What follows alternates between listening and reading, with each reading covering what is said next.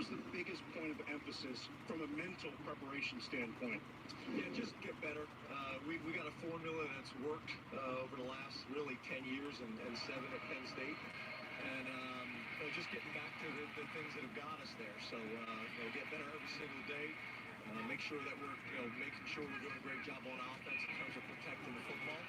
And then defensively finding ways to get off the field and get people off schedule. And Coach, I know that they haven't all been called runs, but Sean Clifford leads the team in rush attempts for the season.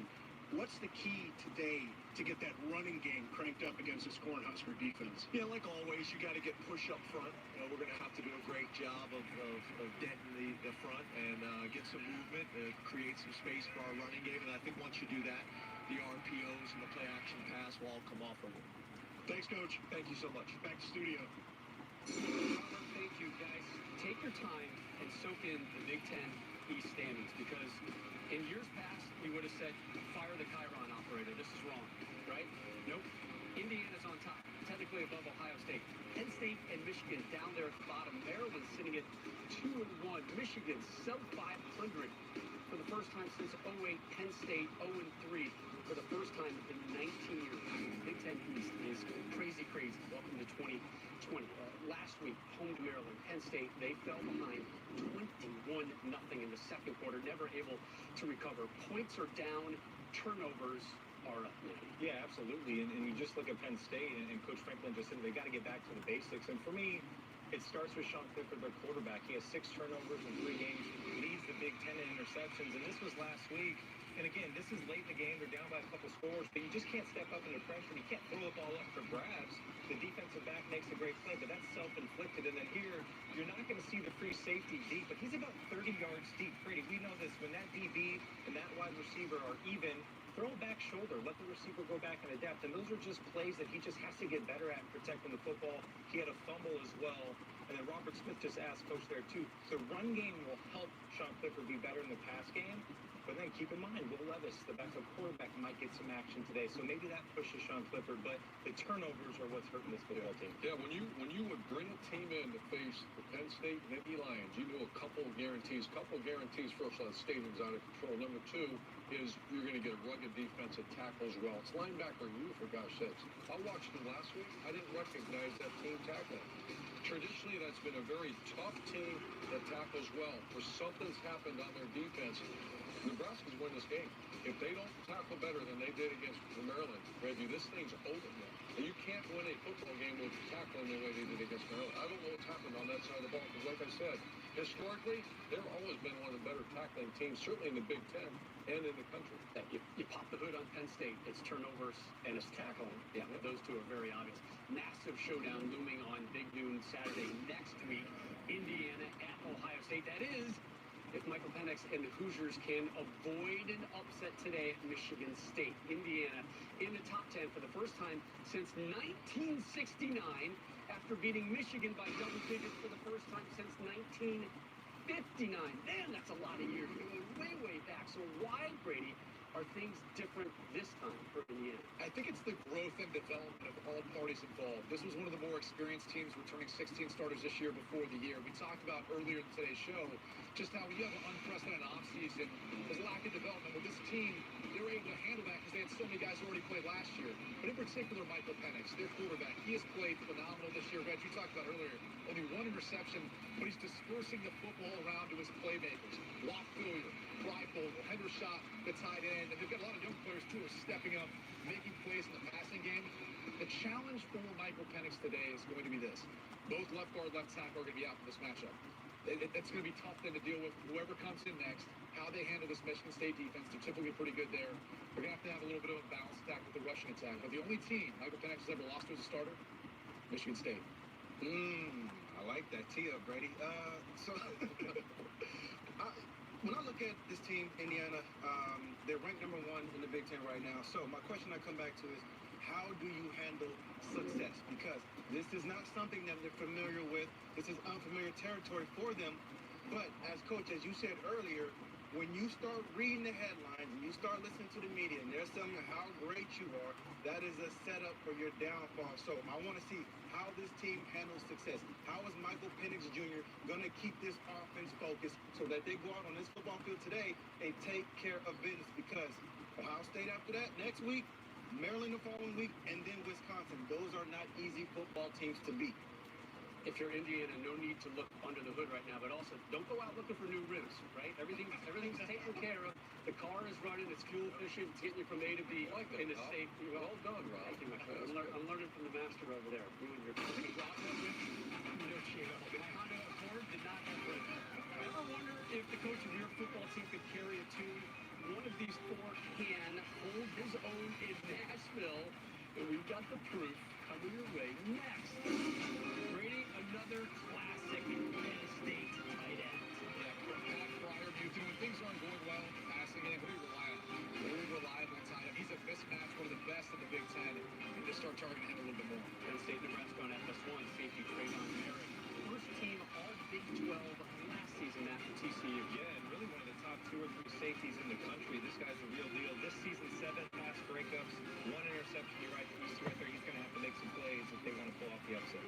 Michigan State needs a running game going today, Brady. Yeah, they've got to have a balanced attack versus Indiana. They can't put too much pressure on Rocket Lombardi's shoulders. So Jordan Simmons has been one of the delightful surprises, one of the younger players on this team stepping up. I'm told to stand by for a fun take. Happy?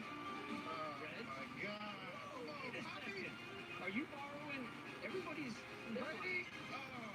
Both you guys, meanwhile, you're big copy right there. I mean, he said something about that when we're twins. They only said not exactly sure what he said. He has the diamond-studded. Yes,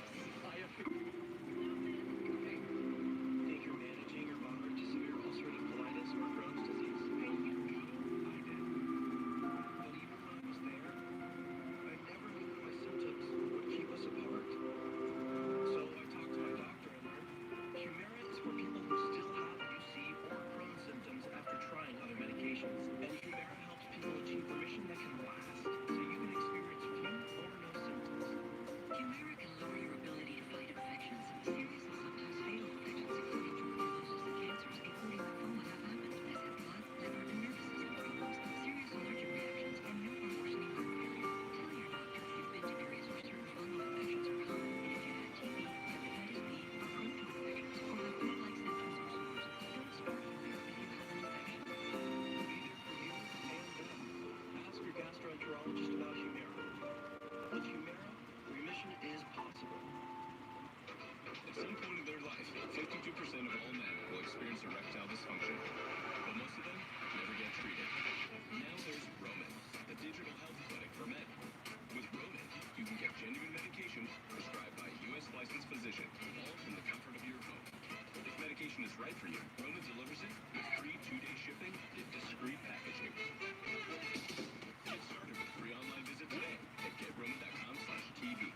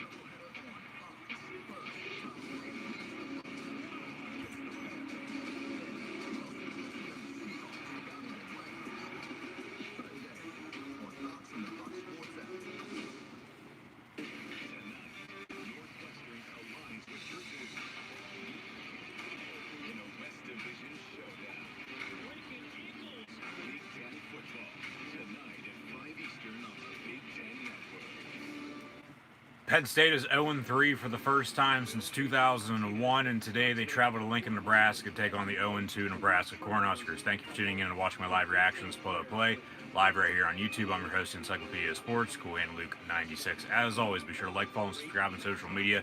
Links in the description below. Hit that thumbs up button. Share hashtag college football, hashtag Penn State, hashtag Nebraska as well. Along with, if you have a chat question or comment, super chats, super stickers, always greatly appreciated as well. Drop those in the comment section below.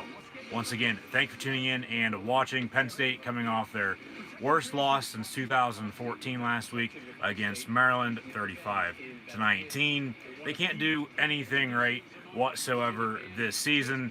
Starts up front, they can't block, they can't run the football. Passing game a little bit better than the running game. Yes, you got to give some credit where credit is due, but they can't do anything right, in my opinion, whatsoever. All starts up front, you got to be able to block, to run the football, and then open up the play action. Sean Clifford cannot do it all by himself. They will stick with him at quarterback. We could potentially see Will Levis or potentially even Taquan Roberson today as Penn State visits Nebraska for the first time since 2012. And they haven't won at Nebraska. Penn State hasn't since 1981. Let me repeat that. Penn State, the Nittany Lions, have not won in Lincoln, Nebraska against the Nebraska Cornhuskers since 1981. It's the first meeting since 2017 here this afternoon. Big Ten East versus the Big Ten West. Penn State's two crossover matchups today and next week, as Iowa will come to town next Saturday. Kick time still to be determined. Iowa last night victorious on the road against the Minnesota Golden Gophers. But today with Penn State, Nebraska, this November Saturday, November the 14th, coming off Friday the 13th last night. That's probably why I'm still thinking it's October and Halloween. But it's been a very, very scary season for Penn State. Nothing's looked right whatsoever. They're 0-3, as mentioned, first time in almost 2 decades.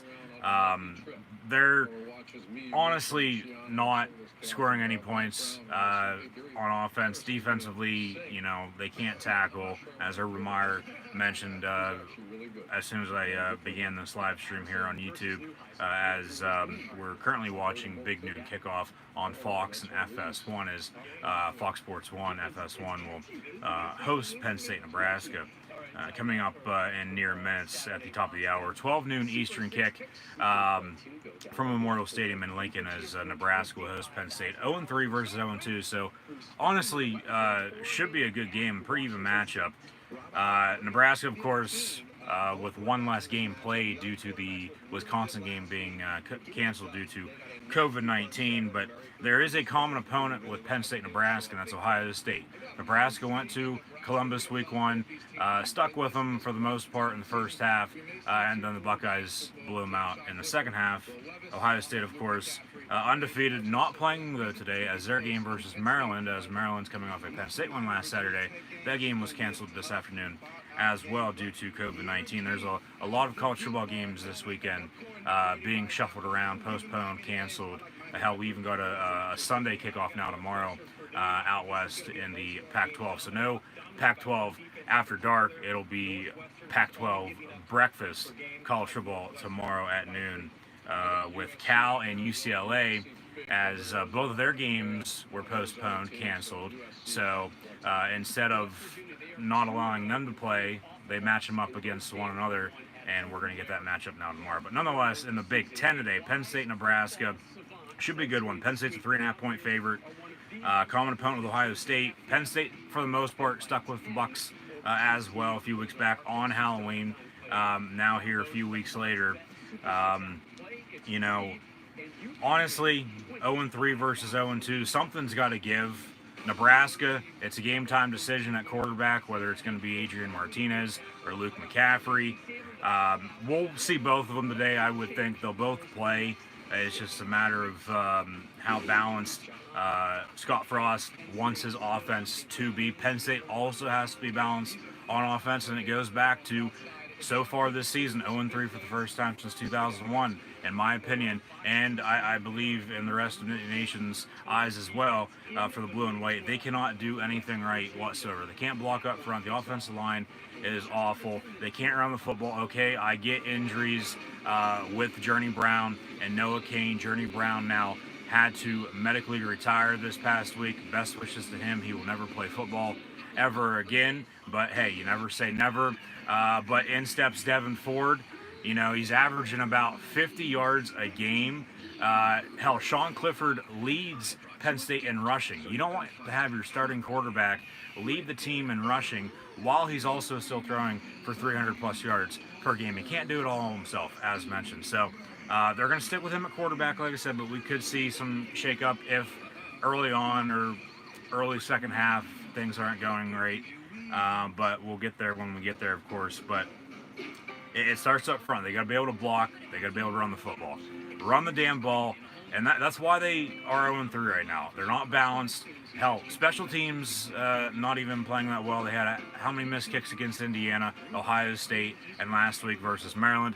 And another thing, too, in those 3 games, they did not start out fast whatsoever. So today on the road, their first road game since week 1, that was a 3:30 kick. We've had 2 3:30 games and a 7:30 night game. Now today, Nebraska's home opener, as well as that Wisconsin game 2 weeks back, was canceled, of course. So Nebraska opening the season mid-November. Who would have thought that? But it is 2020, so here we are. And thank you once again for tuning in and watching. But nonetheless, it doesn't really worry me by any means, but it's just, a noon kick, noon Eastern, 11 local Central Time out in the Midwest at Memorial Stadium in Lincoln, Nebraska. And they haven't started fast whatsoever this season. So they have to start fast today in order to have a shot to win. But we'll see what happens. If they continue to dig themselves holes and not, get out of them, how do you expect to win, honestly? So they can't be digging themselves holes and, expect to win when it's all said and done. So we'll see what happens, but should be a good one, like I said, with Penn State, Nebraska. First trip for Penn State to Lincoln since 2012. That was Bill O'Brien's first season. Penn State fans might recall that game correctly, as the Nittany Lions once again got screwed. But hey, payback's a bitch sometimes as you go back in this rivalry with the Nittany Lions and Cornhuskers. And we'll have kickoff coming up very, very shortly. Memorial Stadium in Lincoln, Nebraska, the Cornhuskers about to host the Penn State Nittany Lions. Scott Frost, former Nebraska quarterback, Oregon offensive coordinator, of course, led Central Florida to an undefeated season a few years back. Has come back to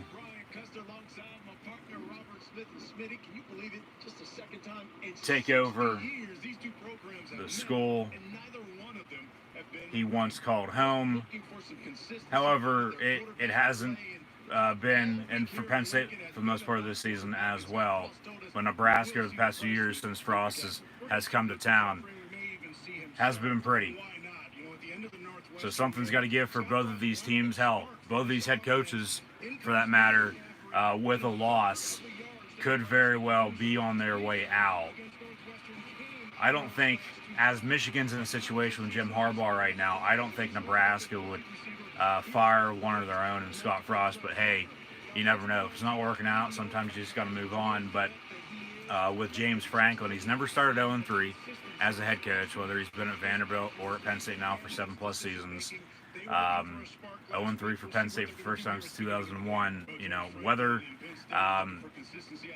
James Franklin bolts for the NFL, leaves on his own, or, of course, gets fired by Penn State if, in fact, they lose today. I'd expect if Penn State does lose today, Franklin's going to be on his way out one way or another. But they need to run the ball. It all starts up front. I'll go back to the offensive line because it starts in the trenches with the offensive and defensive line. Talk about the defense. They got to bring more pressure on whoever the hell is going to be playing quarterback today. It's going to be both Martinez and McCaffrey. We know that, but both are different types of quarterbacks, even though they're both your typical college football RPO dual threat quarterback nowadays. But nonetheless, bring more pressure. They got to cover better. I don't care whether it's man or zone. They need to cover better downfield. And then, as Urban Meyer mentioned, as I started this live stream, and I have it in my notes to talk about, and he hit the nail right on the head.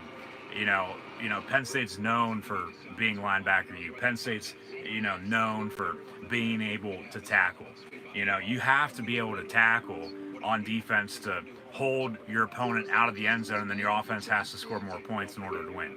Because the name of the game is winning. Whoever scores the most points, of course, is going to end up winning the football game. So they have to tackle better on defense, long story short. And if they can't run the ball today, if they can't tackle on defense, and they continue to dig themselves a hole that they're not going to be able to get out of, it's going to be a long afternoon for Penn State on the road against Nebraska. But Nebraska is also winless as well. They're 0-2, lost to Ohio State week 1, week 2 game versus Wisconsin was canceled. Lost last Saturday. Cup tail end of that before Penn State hosted Maryland. They were at Northwestern as the Wildcats are ranked in the top 25 once again, undefeated this year under Pat Fitzgerald. And kudos to him, potentially a candidate once again for major college football programs or potential jump to the NFL if he wishes, but I don't think he would ever want to leave his alma mater as well. You know, that's just a tricky situation, you know, when it comes down to it with some of these coaches and players. But nonetheless, couple tail end of that Nebraska game with Northwestern last week. Northwestern victorious. Nebraska coming home opener, like I said today, for them. So I'm sure they're juiced up. But Penn State, in the meantime, as well, is playing for Journey Brown as the Nittany Lions will don't stop believing this afternoon for bad Journey Brown and playing for him. It's the 4th game of the season. 0-3, potentially in game 4, they can get their first win for number 4, as he had to medically retire this past week, as mentioned, due to a heart condition. That's why he hasn't played all season. And then, of course, Noah Cain went down week 1 against Indiana. Devin Ford really can't run the football. Kevon Lee only had a carry or 2 last week against Maryland. Keziah Holmes, another true freshman back from Florida.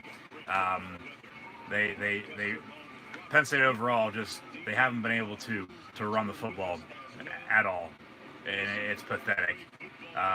It seems like Penn State's on to kick off, so Nebraska's going to get the football. Penn State, of course, in their road whites. It'll be James Franklin and Scott Frost, Penn State and Nebraska on FS1. So once again, thank you for tuning in and watching my live reactions play live right here on YouTube. Be sure to like, follow, and subscribe. Hit that thumbs up button. Share hashtag college football. Chat questions and comments. Super chats, super stickers, always greatly appreciated as well. So Jordan Stout on to kickoff for Penn State.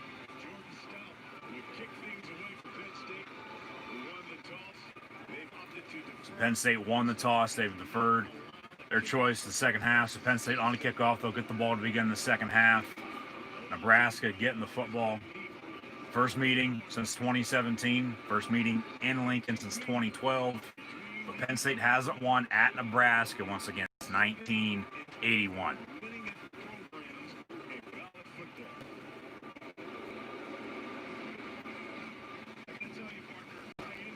It is the 100th anniversary as well here in 2020 with Penn State and Nebraska. Penn State won 100 years ago during that pandemic. I'd expect another Penn State win today during this pandemic if, in fact, they can dig themselves out of the 0-3 hole that they are currently in. And now from right to left, we're underway. Penn State on to kickoff. It'll be a touchback. 1st and 10, Nebraska. And who's it going to be at quarterback? It's either going to be Adrian Martinez or Luke McCaffrey. It'll be Luke McCaffrey, the younger brother of Christian McCaffrey.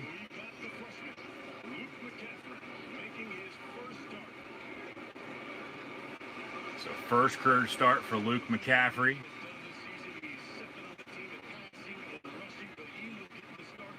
We know how his brother plays football, what type of player he is at the running back position. Luke McCaffrey, a quarterback. He's going to hand off up the gut. And Ellis Brooks, 13, on the stop for Penn State. Will bring up a second down and medium. 2nd and 5 officially after a 5-yard pickup. Empty set out of the gun. Trips now near side, left to right for Nebraska. Penn State with the pressure, rolling out. McCaffrey airing it out past midfield to the 45-yard line. Big first down reception for the Cornhuskers. First and 10.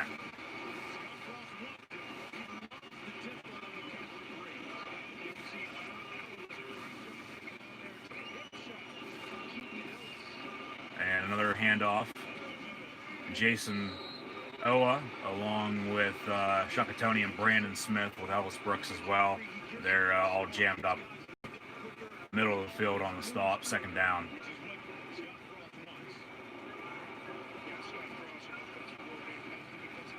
Trips top of your screen, motion man out that way as well.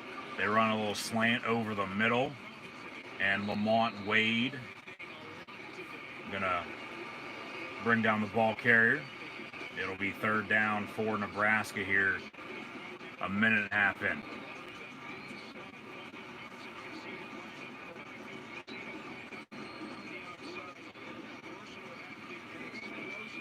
Third and 5 officially.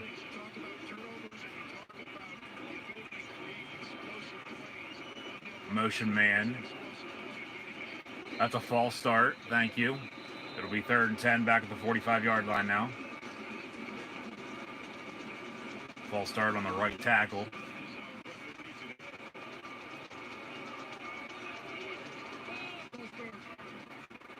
That'll be 5 yards. They'll replay it down. It'll be third and 10.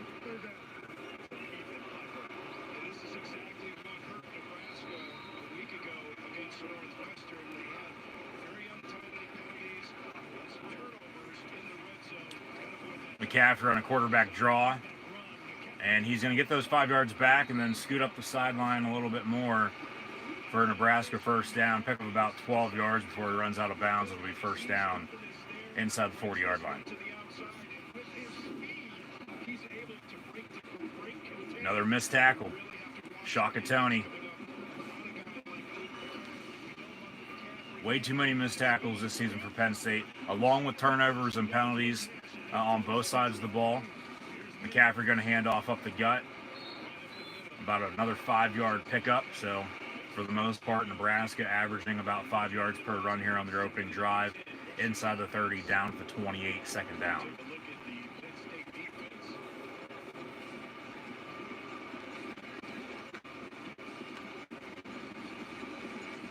Second and 6 officially. McCaffrey, another quarterback draw. 2 missed tackles and a spin move inside the 20. Down goes Luke McCaffrey, first down. So Nebraska marching on downfield. Way too many missed tackles. They can't stop the run now either. Jesse Luketa, Brandon Smith stepping up here on this drive, but still way too many missed tackles. Big hit there from Jesse Luketa from the Great White North as Nebraska goes down. It'll be second and 6 from the 14. Trips down near side. McCaffrey over the middle. It's going to be dropped incomplete at the 2-yard line. Good coverage there by the blue and white back deep in the secondary, but incomplete, third down and 6. For the most part, they're going to get a field goal out of this drive now, as it is anyway. So, I mean, if they can hold them to 3, I'll take it, but they need to step up a little bit more on defense. They can't be allowing, and I get it's just the opening drive, but still, they can't be allowing Nebraska to be able to march downfield like this all day long, unless it's going to be a very, very long afternoon. And that's a touchdown. Ball comes out. That's very similar to what we had saw in 2012 with Penn State. Matt McGloin to Matt Lehman for a touchdown. And the question is, as the pass was complete, and then the receiver made a move, reached across the goal line, so to speak, ball hit the ground though, and then it popped out for a potential fumble. Was he down by any means before he was in the end zone? He was hit by Brisker and Luketa. Yeah, his knees down at the 2-yard line before the ball is in the end zone. And then the ball, as he hits right at the goal line, pops out. Penn State recovers. Nebraska going to keep possession, but they're going to look at it to be safe, of course. Or actually, no. All right, they roll First down, Penn State. But they're going to take a full timeout. They'll look at it. Previous play is going to be under further review. They'll overturn it because what they rolled on the field now, Penn State football, 1st and 10 after about a 15-yard return out to around the 15, 20-yard line, as it was all over the place there. So we'll see where the ball's going to be spotted if, in fact, Penn State keeps the football. But it doesn't look like they will. It'll be 1st and goal Nebraska at the 2-yard line because his knee was down before he got in the end zone, and the ball, of course, then came out for that fumble that they rolled, fumble on the field. So they have to find undisputable video evidence to overturn the previous play, which they'll have because his knee's clearly down the 2-yard line. So Nebraska's going to keep it.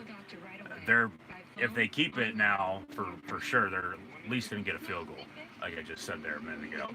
I mean, for them, if they can get a touchdown out of this, so be it. Good for them. But Penn State on defense, they got to keep bringing pressure, bring it all day. Don't bring too much, but and I get, okay, they probably didn't know. I mean, they had an idea on who was going to be playing quarterback. It was either going to be Adrian Martinez or Luke McCaffrey. They just didn't know who was going to start. And then on this opening drive, and like I said, I get it's the opening drive, but you still can't allow them to be able to drive downfield all day unless it's going to be a long afternoon. And if they're not making stops on defense and they can't do anything on offense like it was last week, it's just going to be worse than it was. And don't be shocked if it's a blowout on either end, for that matter, if it comes down to it. But I would hope, I want a close game. It's Penn State, Nebraska, for God's sakes. 18th overall meeting today, first in a few years, first out there in 8. And, Penn State searching for their first win out in Nebraska, at Nebraska, against the Cornhuskers in 40-plus years. So, I tell you what, if it's going to be like this, it's just honestly very, very tough to watch. I'll never personally myself, once I sit down and start watching the game, turn it off by any means because I'll get mad. I'll just sit and, whether I say anything or not, that's still, of course, yet to be seen. But when it comes down to it, if they can't run the football, if Clifford has to do it all himself and they can't make plays on defense, they're playing level against their opponent, and I mean, how do you expect to be in it if you're shooting yourselves in the foot how many times? So they overturn it. Nebraska going to keep it. It'll be 1st and goal from the 1, and McCaffrey quarterback sneak one play later. He's in the end zone. That's a touchdown. We're just waiting on the signal. That's a touchdown, Nebraska. Cornhuskers lead 6-0, pending an extra point. After their opening drive here this afternoon, 11:25 to play in the opening quarter.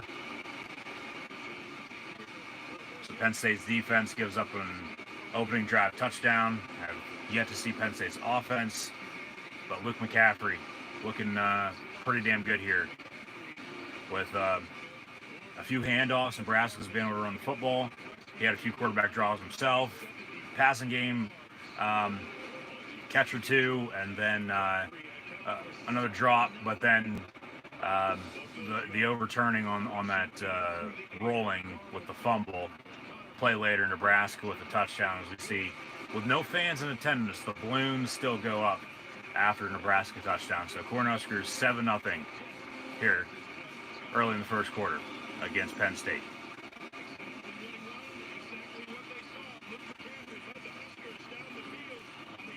So now Penn State on offense when we return.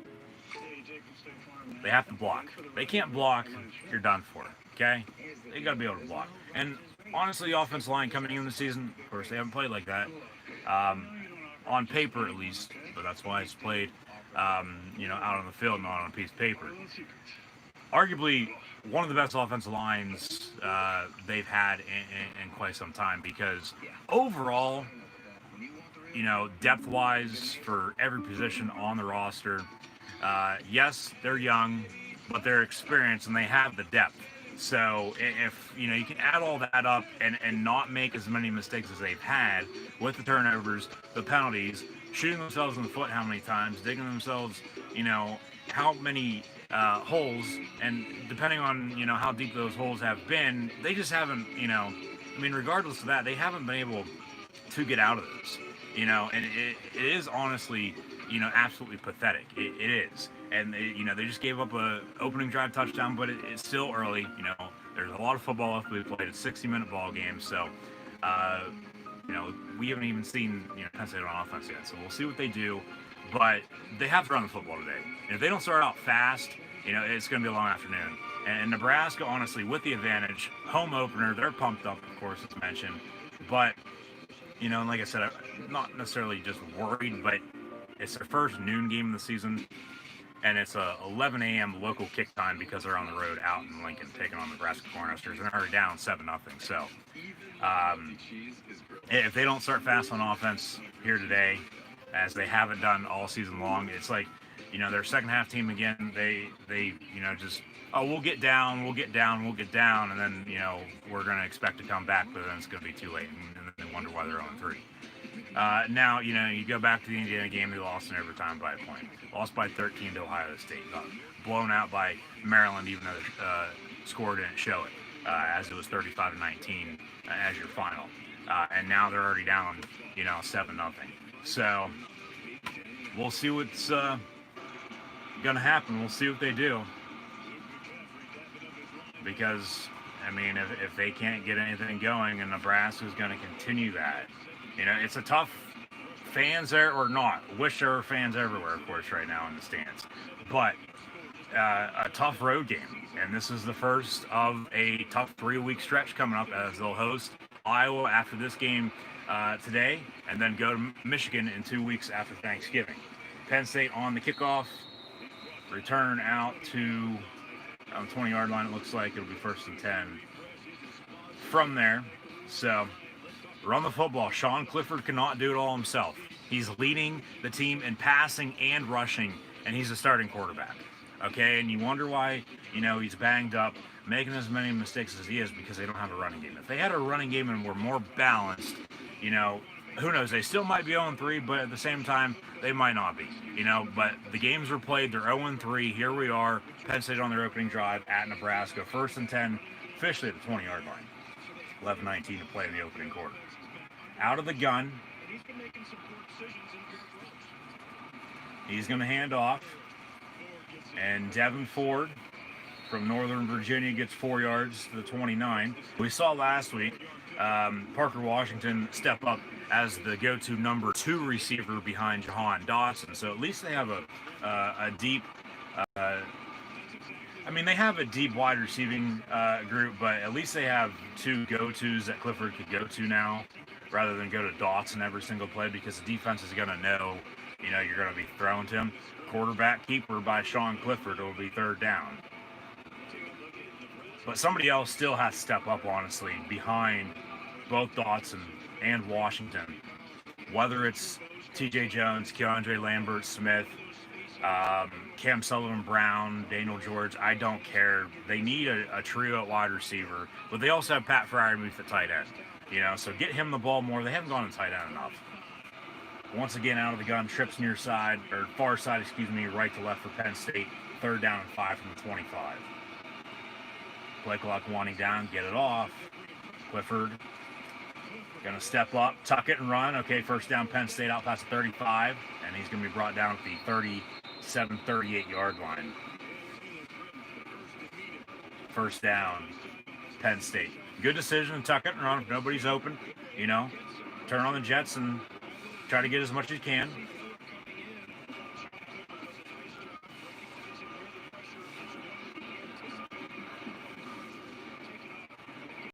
First down, Penn State, of course, they're wearing those Penn State United emblems on their jerseys once again.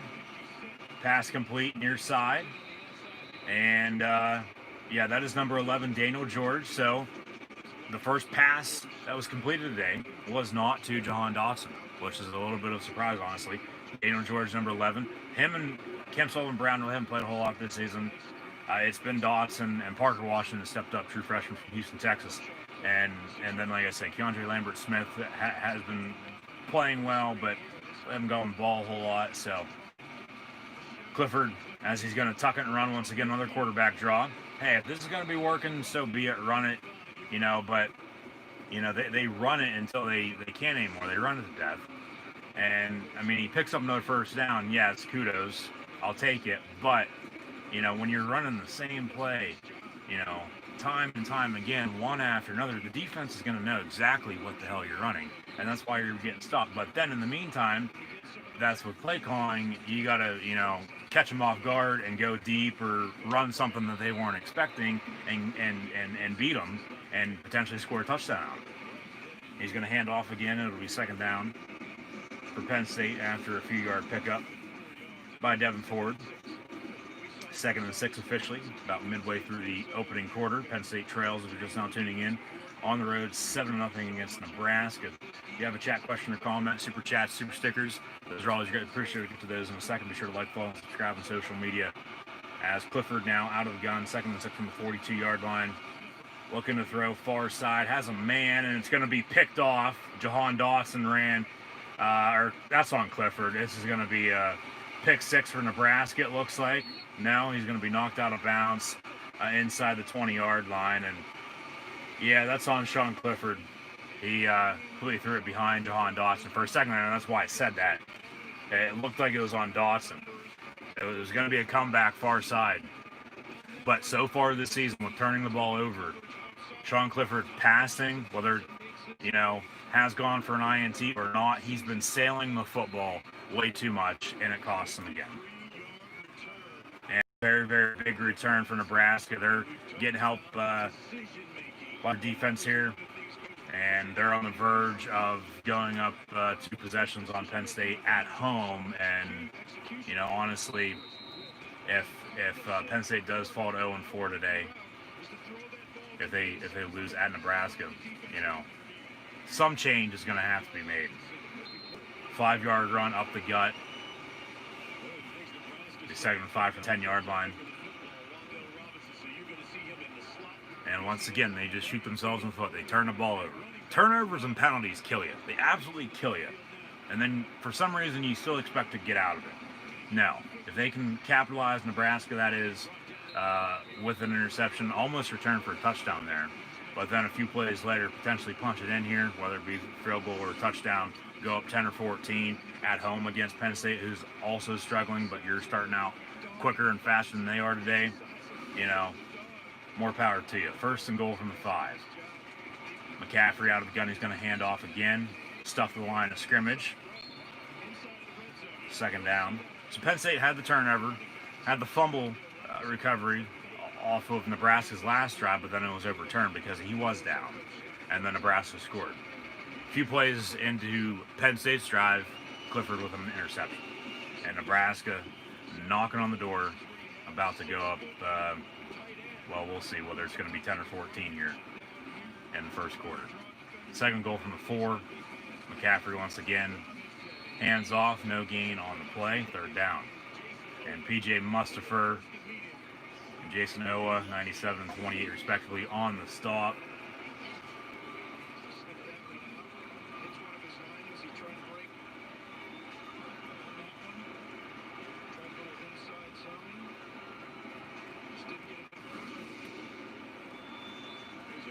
Third down. If they can hold them to a field goal, okay, but still turning the ball over and then having them capitalize, and that should have been a touchdown. Slant over the middle, dropped in the end zone. That's Kurt Warner's son, not Penn State Kurt Warner. Ram Cardinal Kurt Warner, his son, a wide receiver at Nebraska, a drop in the end zone for a potential touchdown. Incomplete. 4th and goal, Cornhuskers. They'll kick a field goal.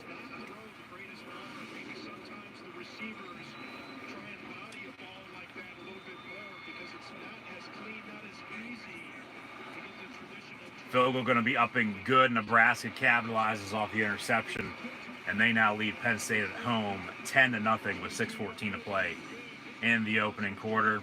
And yeah, a little miscommunication seeing the replay. So on both of them, and, you know, going back to it at first, yeah, it looked like it was on Dawson, but Clifford, once again, for some reason, he's just completely missing his targets, sailing the football, and, you know, no wonder they're getting picked off. But just brought Kurt Warner's son. We have Joey Porter's son on Penn State. Luke McCaffrey, Ed McCaffrey's kid, younger brother of Christian, who's also playing in the NFL. So, as it is 2020, a lot of these older NFL players that, whether they're still playing or not, their children are at that age now where they're in college. They're making big time plays for big time programs and big time games, and on the verge, of potentially following in their footsteps to the National Football League at some point in the near future. But that should have been a touchdown. It was dropped, and they settled for a field goal, but they still got 3 points off of the Penn State turnover. So they capitalized, and Penn State down 10-0, and they still got to just be able to run the football. You basically still start from scratch. It's still early, but if they can't run the football and Clifford has to do it all himself, zone reads that are going to be stopped, and then he's going to be throwing picks. It's like, come on.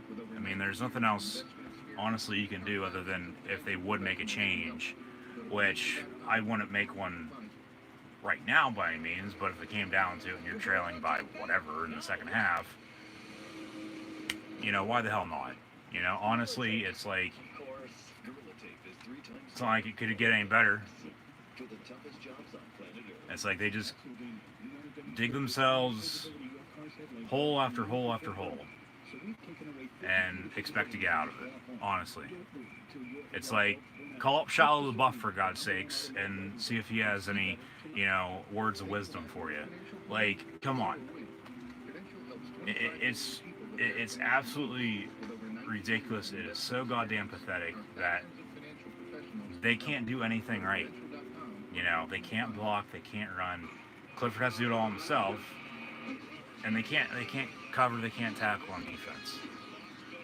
Special teams ain't going to do much, if you're going to be going for it on fourth down all the time, or, punting and shanking it, or whatever the case may be, or giving up a big, kick return or punt return, or hell, you can't even cover an interception return, for God's sakes. And then a few plays later, they get a field goal out of it. So, Nebraska on to kick off once again as they are leading by 10.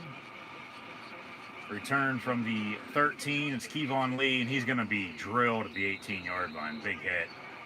First and 10, Penn State from there. 6:10 to play in the opening quarter as the Lions trail by 10. 10-0 on the road against Nebraska. So, it's either go Big Red or we are Penn State, but so far it is that red color beating the blue color, as the red and white are beating the blue and white here in the first. First and 10. Out of the gun. Fryermuth in motion. He's going to roll out and throw it incomplete out of bounds. A little contact there on Parker Washington as it was intended for him, but incomplete out of bounds. Second down and 10.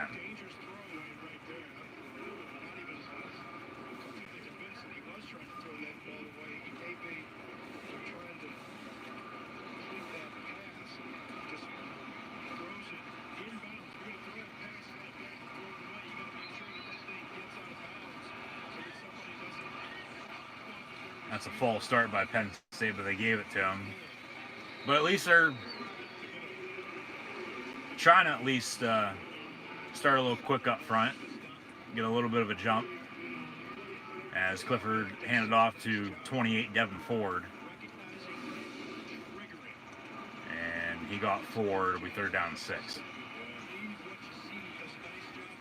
From the 22, trips top of your screen. Penn State right to left. Crush television screen ready and auto dial. Clifford stepping up, gets rid of it over the middle. It's caught, but then Fryermuth is drilled at the 30-yard line. However, he catches it, holds on to it. It's a first down for Penn State.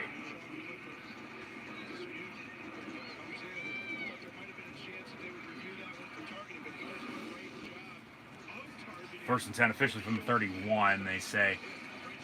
And another run up the gut, Devin Ford. Another 3-4 yards for him, it looks like. Second down. I'll take it. Just keep running the damn ball. Eventually you're going to break one. Hopefully, at least, you would think.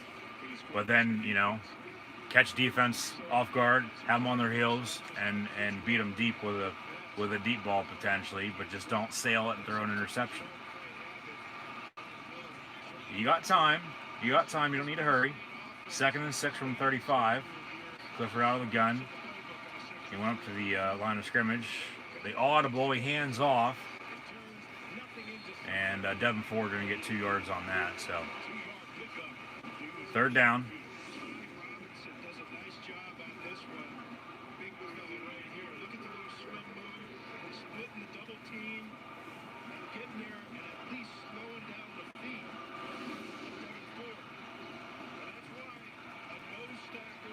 Need a first down here, because if you don't pick up a first, you're going to be punting. Nebraska's getting the ball back up 10, not even at the end of the first quarter. Potentially, who knows, in good field position. Okay, they pick up the first down. We'll go back to that a little bit later on, but Devin Ford out to around midfield, 1st and 10 from the 49-yard line. He's going to come out for a play here, it looks like. And good block there by Brenton Strange. Backup tight end to Pat Fryermuth.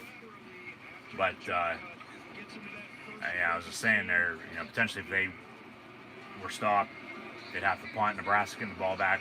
Score again, 13-17, nothing. I mean, there's really no way of getting out of that, especially on the road. But, you know, it's a 60-minute game, so you play the way to the end until the final whistles heard, and there's 0-0 on the clock. Flag on the play. It was a slant over the middle, incomplete to Jahan Dotson. What's the flag, though? Holding on the Nebraska defense. 10 yards, automatic first down for Penn State.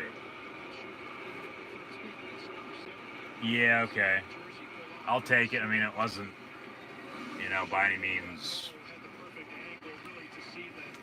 a clear-cut hold, but they called it, and they didn't pick it up. I mean, there was, you know, some contact. So 10 yards, automatic first down, 1st and 10, Penn State from the 42-yard line. Clifford gonna pump fake, tuck it and run. Good block.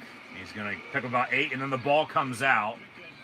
But Penn State recovers. However, yeah, he was down. They say he's down. So yeah, ground can cause a fumble. You know, so we've seen a few turnovers here early on, but still, if he's down, they roll him down, then the ball comes out, that's not a fumble. Regardless, they recovered. They're going to hurry up and snap it just to be safe. 2nd and 2. And then Devin Ford, or Kevon Lee, 24, 28, stumbles, picks up the first down, though. First down, Penn State. Keep it going. Keep it going.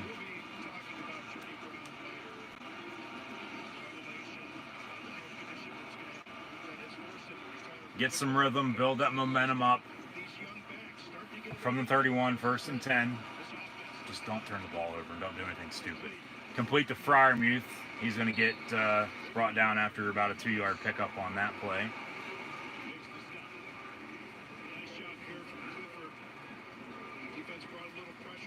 At least get something out of this drive. I get Pinniger if it came down to it. He's had issues at kicking this year, but you also have Jordan Stout, who's got a very strong leg. But we've seen this year in the world of football, too many injuries, too many missed calls by the officials once again, but then also way too many missed kicks. 2nd and 8, complete over the middle, Parker Washington. Inside of the 20, it'll be first down, Penn State. Yeah, just keep moving the chains, move those sticks.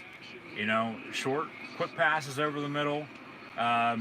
You know, don't do too much, but now you're in a situation where 1st and 10 from the 15-yard line, where, okay, minute and a half here to play in the first quarter. Both teams have all 3 timeouts remaining in the first half. They trail by 10. Run the damn ball.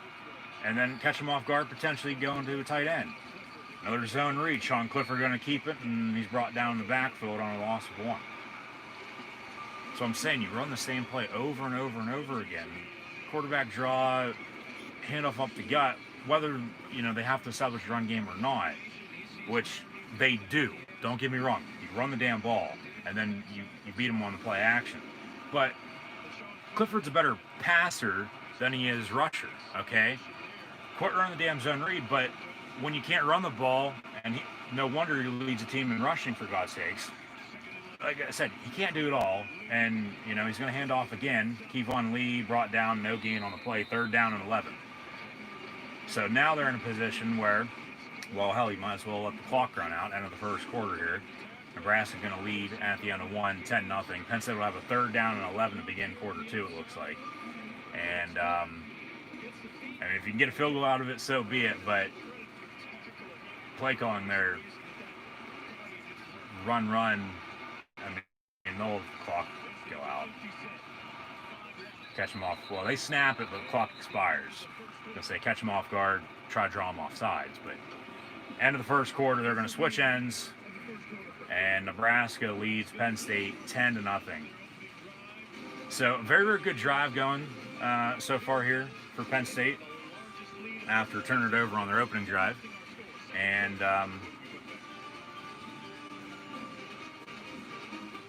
go to tight end a little bit more, but when Clifford has to do it all himself, no wonder, they're in the situation they're in overall. So,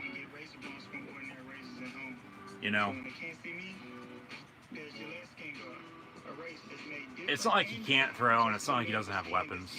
It's just, it comes down to play calling then sometimes. Kirk Soroka in his first year with Penn State came over from Minnesota last year, so he knows Nebraska.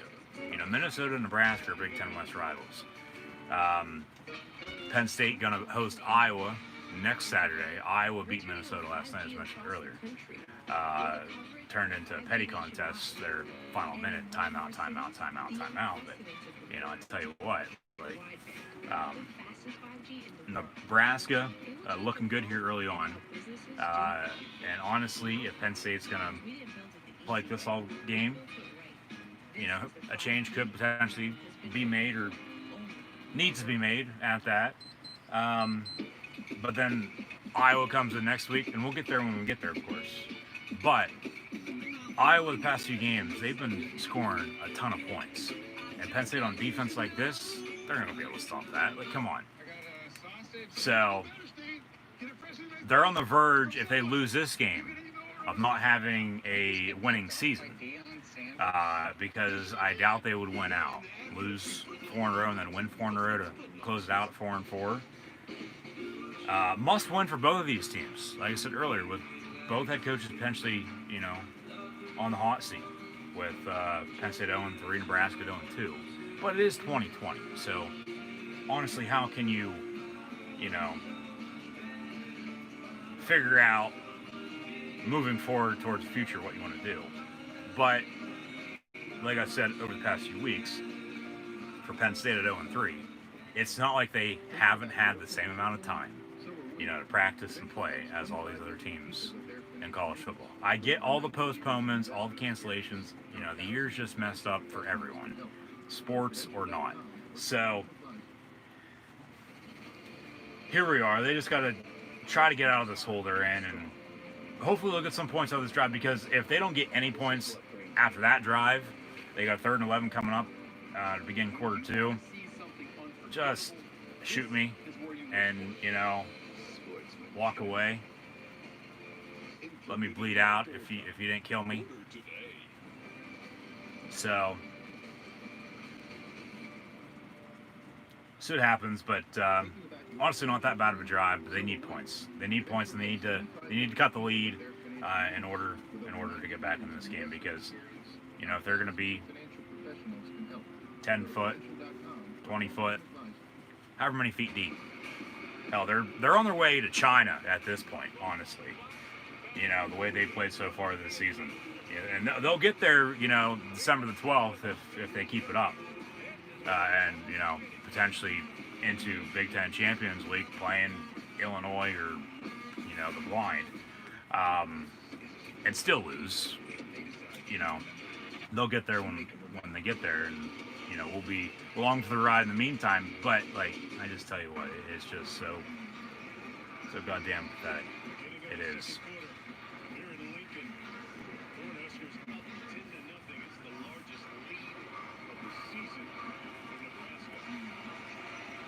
So 3rd down and 11 for Penn State.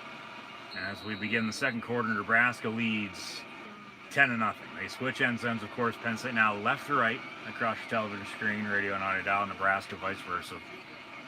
Empty set out of the gun. Clifford looking to throw. He's stepping up, and he's going deep, and he throws that ball 20 yards into the stands, 20 rows deep. Incomplete, 4th down, and here comes either Pinniger or Stout for a field goal. And we've seen all the kicking woes that they've had so far this season. If they miss this, like I said, shoot me and walk away.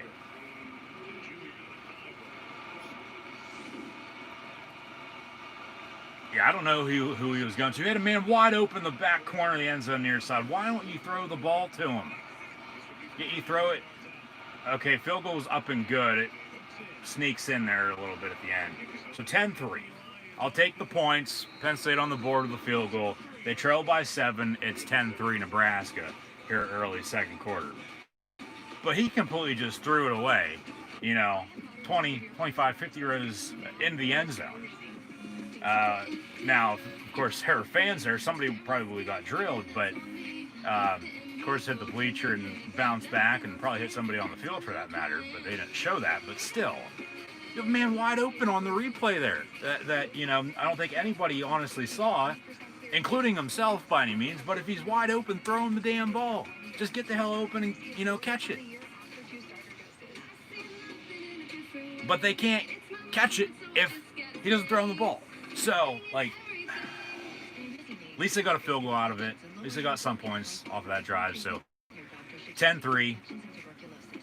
I'll try to simmer down and not have a heart attack again here for the 4th consecutive Saturday. As the season, of course, was postponed. We didn't start until October 24th. 0-3 for the first time for Penn State since 2001. Here now mid-November before Thanksgiving. Hopefully everyone's going to have a happy Thanksgiving and Merry Christmas over the next month and a half. But Penn State, they still got to start from scratch, basically. They got to continue on the football. Just build momentum up, you know, and it's going to pay off eventually, you would think, hopefully. And then go from there. But they got to make plays on defense now again.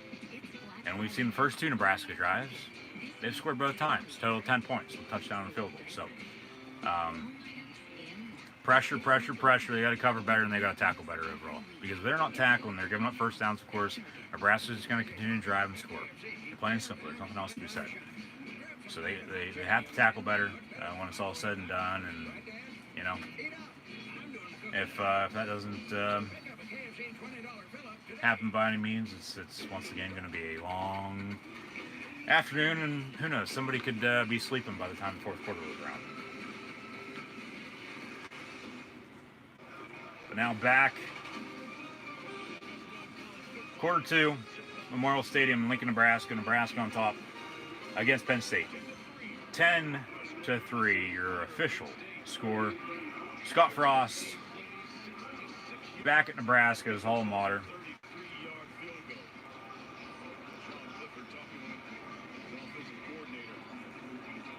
Nebraska's been on the verge, honestly. As for myself, you know, a Penn State fan, Iowa and Nebraska are the 2 Big Ten West teams that, you know, I mean, Nebraska, of course, only in the conference now for about a decade, you know, former Big 12 member. And who knows, they very well, you know, could have played in the Big 12 this year, you know, it came down to it, but of course the Big Ten said no. Ball comes off the tee. So Jordan Stout on to kick off once again. But Nebraska tried to schedule University of Tennessee at Chattanooga during the week of the Wisconsin game that, of course, got canceled. Big Ten said no. And then Ohio State tried to do the same thing. They're practicing right now because their game got canceled against Maryland. Kick goes out of bounds, and then the penalty flag hits a Penn State player. So very, very good starting field position now for Nebraska. It'll be 1st and 10. 35-yard line, first down, as they'll take a TV timeout. But just a stupid mistake there. Kick the ball out of bounds and give them a free extra 15 yards. Like, come on.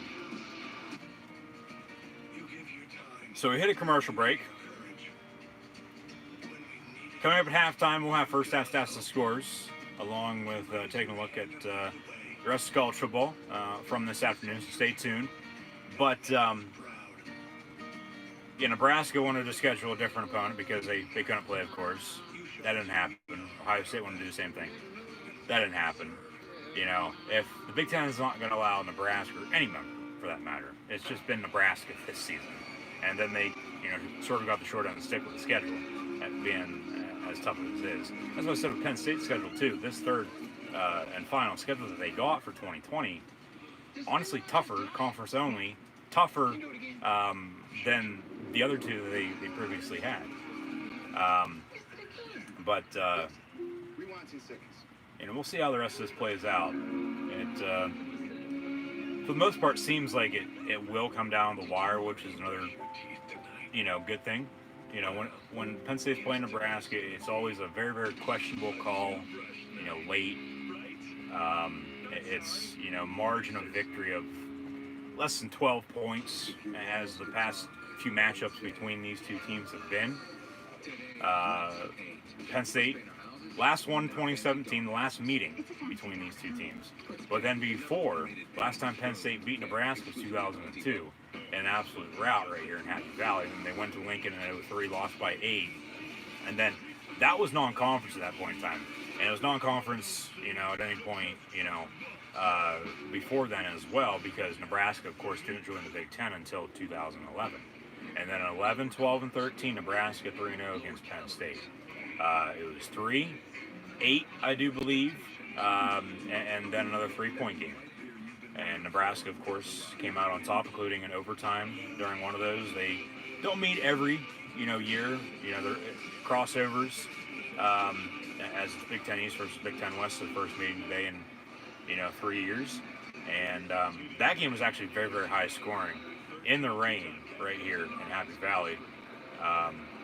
As Nebraska honestly almost came back and won that game with Mike Riley still at the helm. But that was the nail in the coffin, so to speak, on his tenure, as I believe that weekend, that's when Nebraska first met up with Scott Frost about the head coaching job, as Central Florida was in Philly that day taking on Temple.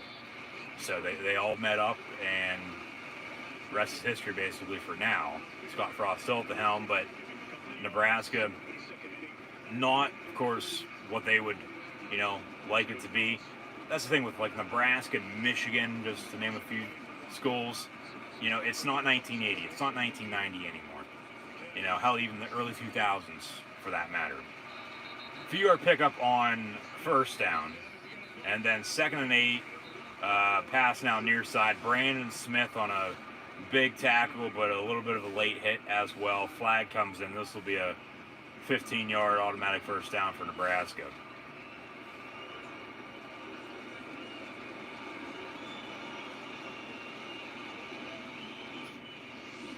But honestly, they've been in situations, they've had, I don't know how many close games, and they just haven't been able to find a way to win. Personal foul, unnecessary roughness, 15 yards, automatic first down for Nebraska. That was on number 12, Brandon Smith. First down, Cornhuskers.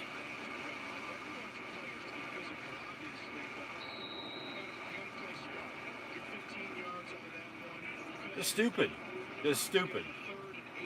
That's free yardage for them. There's no need for that. And Nebraska with a touchdown run on a jet sweep. Touchdown Nebraska. They now lead 16-3. Good blocking up front, but then poor tackling by Penn State in the secondary. See a replay of it. McCaffrey out of the gun. A simple toss over the middle. And Penn State playing catch up.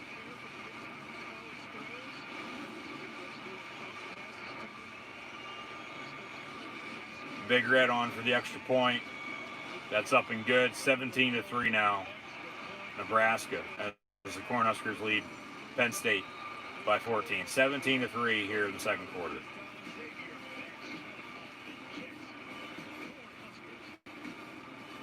Just, I don't even know what to say anymore. This is just absolutely pathetic. Something needs to be done. Whether that's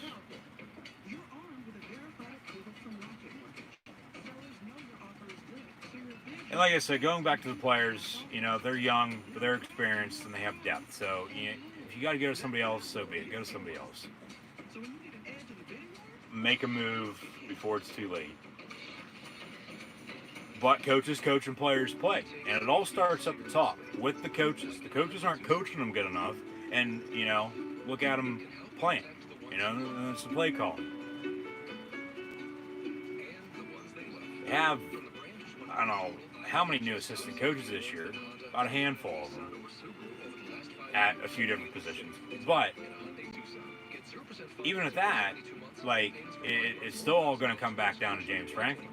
You know, he's the head football coach, and he's even stated if he's not doing a good enough job, you know, get rid of him. You know, coaches have said that for generations. So if it's time to move on, it's time to move on. And if it comes down to it by the end of today, hell, who knows? I might even throw in at the end of this live stream, so stick around. Potentially, if Penn State does lose, falling to 0-4 for the first time since 2001 as well. 8-game conference-only season, I get it, it's 2020, but still, you know, it's not acceptable. You know, it's Penn State, okay? If you're not doing a good enough job, there's other people out there taking it from you. So, potentially could throw in who I think potentially, if it came down to it, if they fired James Franklin, who could replace him. And then potentially keep an eye out for a audio video right here on YouTube of who I, in length, would think could take over for Penn State if it came down to it. So keep an eye out. Be sure to subscribe if you haven't done so already. Thank you for tuning in and watching my Penn State Nebraska live reactions play-by-play live right here on YouTube. I'm your host, Encyclopedia Sports Cool and Luke 96. Links in the description for social media, so be sure to like, follow, and subscribe. Thumbs up button, share hashtag college football, hashtag Penn State, hashtag Nebraska. Chat questions and comments, super chats, super stickers, always get appreciated as well. So we'll come out of this commercial break. Penn State just gave up a long touchdown run to a wide receiver on an end around. 17-3 Cornhuskers on top of the Nittany Lions. Two winless teams meeting here this afternoon, but Nebraska looking like they've never lost a game ever. Penn State on the return. Now past the 20-yard line. 3 drives, 3 scores. Total of 17 points for Big Red here. Penn State with a turnover and then a field goal. Third time's a charm, maybe. Penn State offense now out for the third time this afternoon. So Nebraska at home, you know, when it comes down to it, you look at it that way, honestly controlling the clock, controlling the ball as, you know, much as they can, and then they're capitalizing, they're scoring, and they even scored off of a Penn State turnover as well. So handoff near side, 3 yards for Devin Ford. It'll be second down and 7. 17-3 is the score.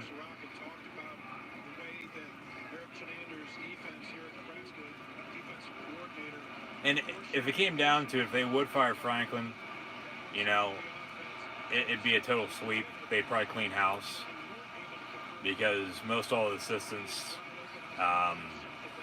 came with him from Vanderbilt back in 2014, or he has hired, of course, personally, as he's had to make a few switches at offensive coordinator, but, you know, with them playing as well as they were at that point in time on offense, and those offensive coordinators moving on for bigger and better jobs. Okay, I get it. Will Levis now in the ball game at quarterback, wearing his Wrangler jeans. It'll be 3rd and 1. Nebraska, you can hear him, new quarterback, new quarterback. Quarterback keeper for Levis. He's going to pick up a first down.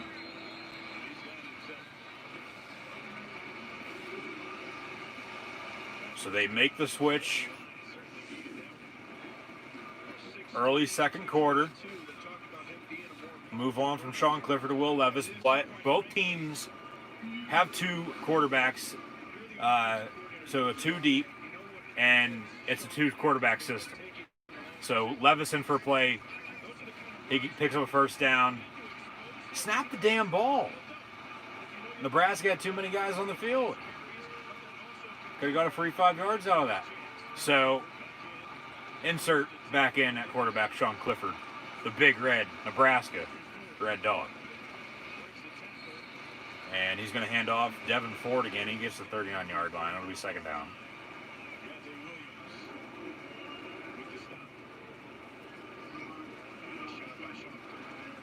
Second and 3 officially.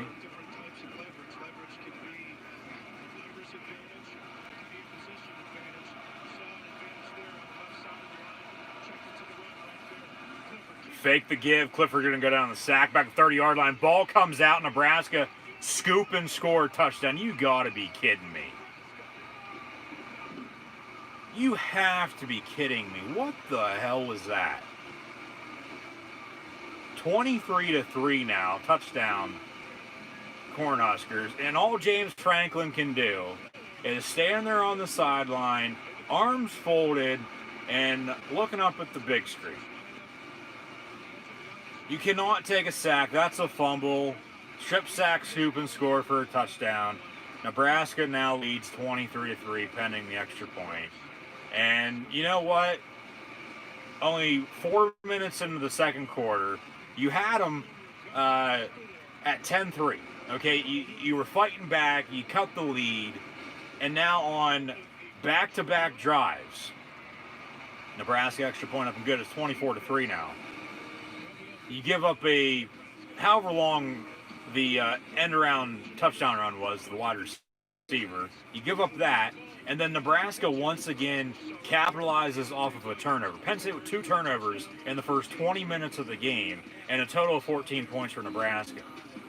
So 2 touchdowns. They don't give up any turnovers. It's still 10-3. They continue to shoot themselves in the goddamn foot. They're, hell, in China at this point by now. Hell, they'll probably come back with COVID and, like, just start over.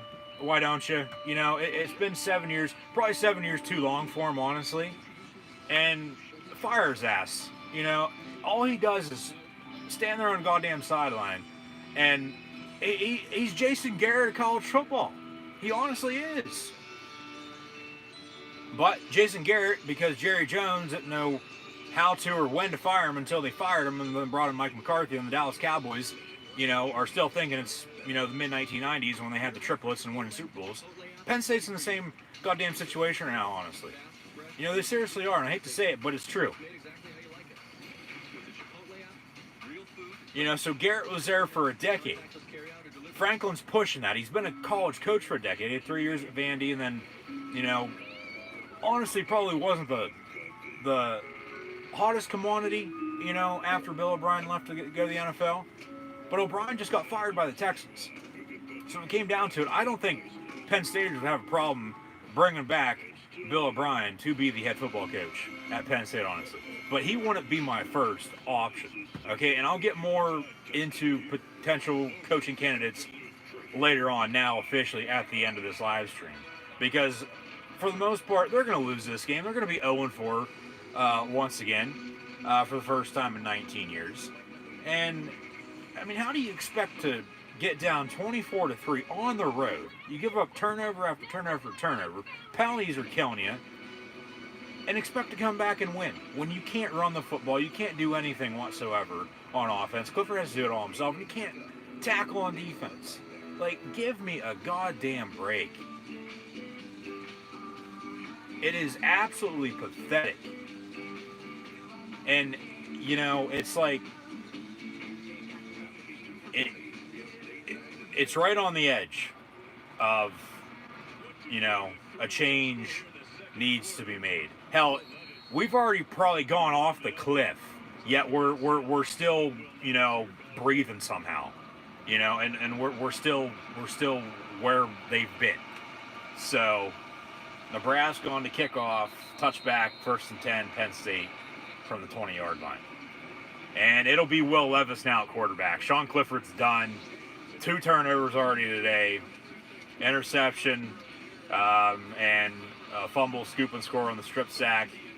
Will Levis is going to be the new starting quarterback now for Penn State, so maybe his lucky number 7 can bring Penn State some luck down 21 on the road against Nebraska. And then they also got Taquan Roberson and true freshman from Sin City, Las Vegas, Nevada, number 2, Micah Bowens. If it came down to it, if it gets that bad, throw them in and, you know, wish them the best of luck, because the Wolves are going to be being fed here the rest of this game. Will Levis on the quarterback keeper.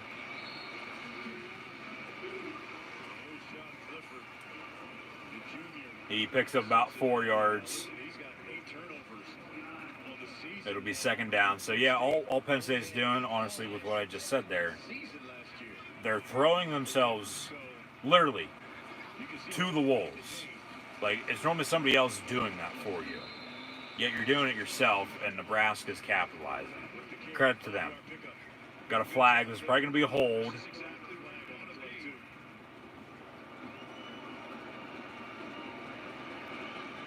So now you see all the youngsters out there. You got Will Levis at quarterback, Keziah Holmes in at running back, Parker Washington, T.J. Jones at wide receiver. We've got a personal foul in Nebraska. That's 15 yards. Targeting, they're going to review it.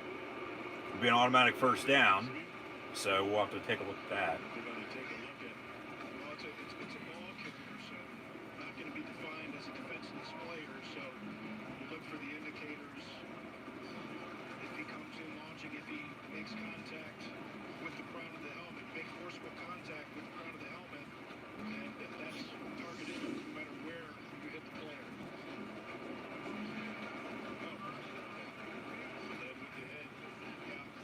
Yeah. Nebraska had a few targetings against Ohio State. One was for sure, yeah. The other one, no. That's the thing with the officiating. Just, you know, whether it's good or not, just too many penalties overall as a whole. But still, if it's clear, call it. If it's not, don't. But yet they still call it.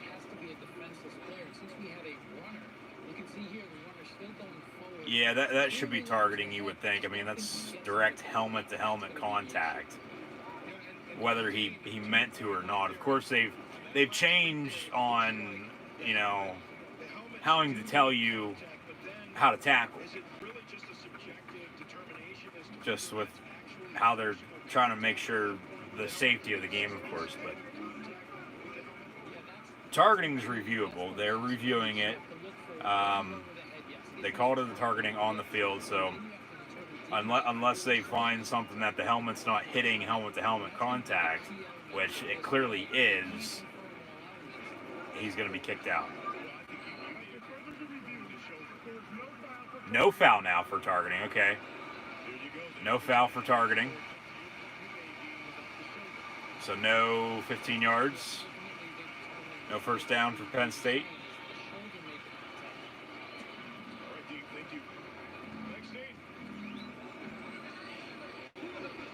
And like I said last week too, with no fans and Franklin, you know, on the verge of being gone potentially. I said last week as it'll be 3rd and 1 for Penn State, Levis standing at quarterback. You know, there's no fans there to boo him. You know, and Penn State right now, they'd be letting them hear it, honestly, home or away. So it's like, oh, we can just do what we want. You know, nobody can give us any slack, and if I get fired, I get fired. I'll go somewhere else. Levis, quarterback keeper, they're going to mark him just shy, it looks like. Be 4th and inches. He's been stumbling here. Yeah, rolling on the field. He's short of the line to gain. Yeah, he's down. Just get up there and sneak it. You're down. Well, you probably should punt, honestly. You're down 24-3, but if you go for it and you don't get it, they're going to go for it. Why the hell not? I get it. But then you give Nebraska the ball back 1st and 10 from the 30-yard line. You know, marching in already. So, 4th and a yard. Levis going to hand off, 1st down run. And Keziah Holmes breaks one down the far sideline. Big 1st down run for him. Looking like Saquon Barkley out there running the football for the blue and white. And what I said earlier, just keep running the football. Eventually they'll break one. Here we go on 4th and 1. A true freshman from the Sunshine State of Florida, Keziah Holmes, picks up a big 1st down for Penn State.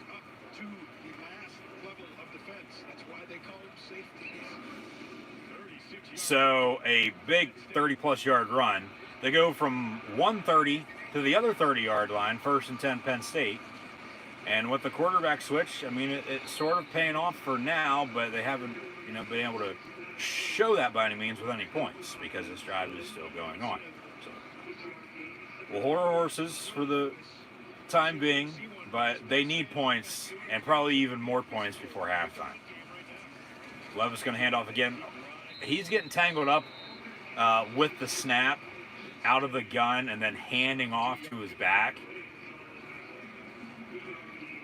So he's being a little too quick about it. Slow it down. Pace yourself. You know, it'll be all right.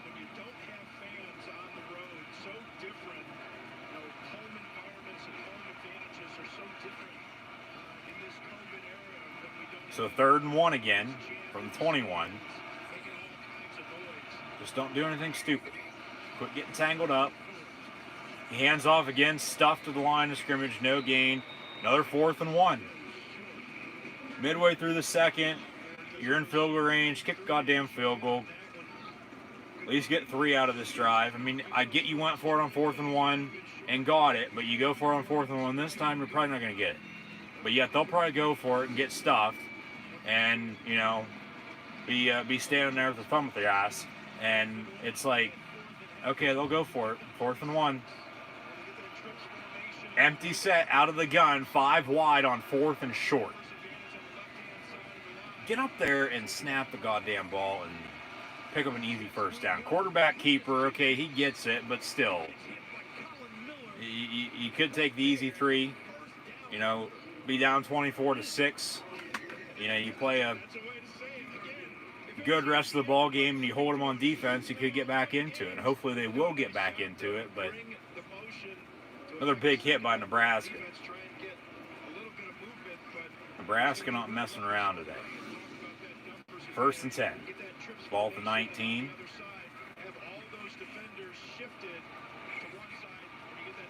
Maybe a little bit of a jump, but a quick pass complete to Pat Fryermuth, and he's going to pick up a 1st down. 1st and goal now, Penn State.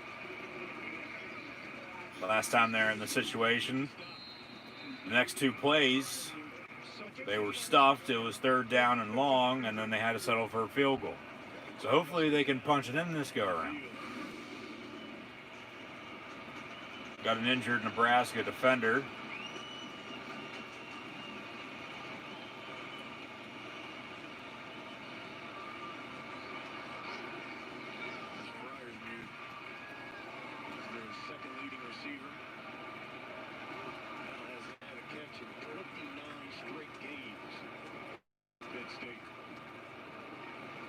So they'll stay with it for the time being during this injury. But they're going to go or go to a commercial break, I should say, there. For maybe 30 seconds, split screen, or, you know, a full-blown full alarm holiday emergency commercial as the holidays are upon us. CJ Thorpe just comes in there, and I don't like that. I don't like it at all. It's a dirty play. Guy's on his stomach, and you go in to jump on top of him, and So it'll be first and goal, Penn State.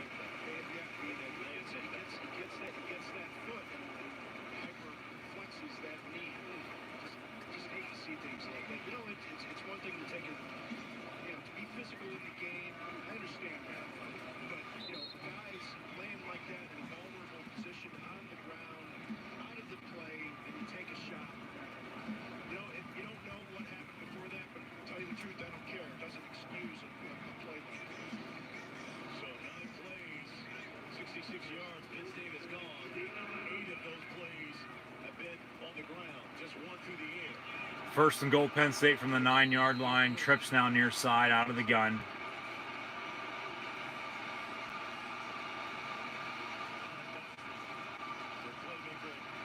Motion man.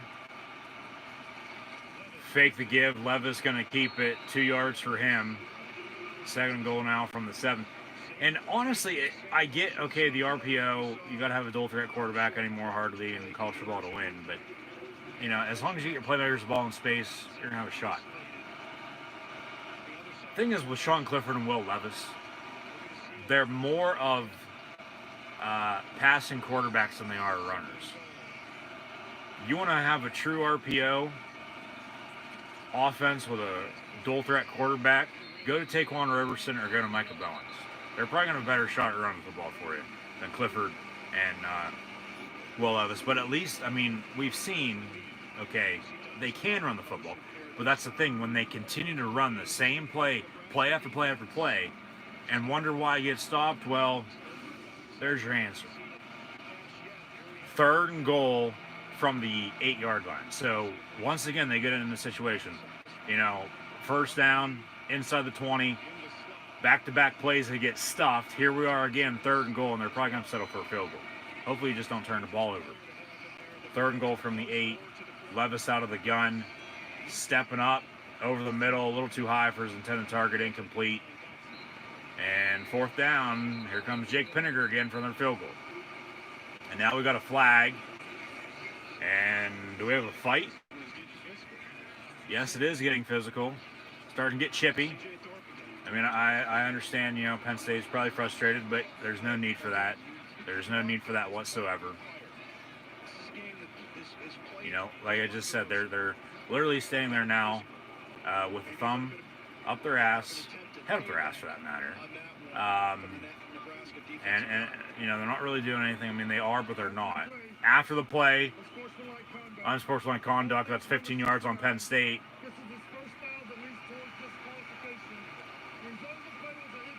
So incomplete, 15 yards, it'll be fourth down. So Penn State's still going to kick a field goal. It'll be fourth and goal, but it's going to be a little bit longer for Jake Pinniger because of the 15 yards.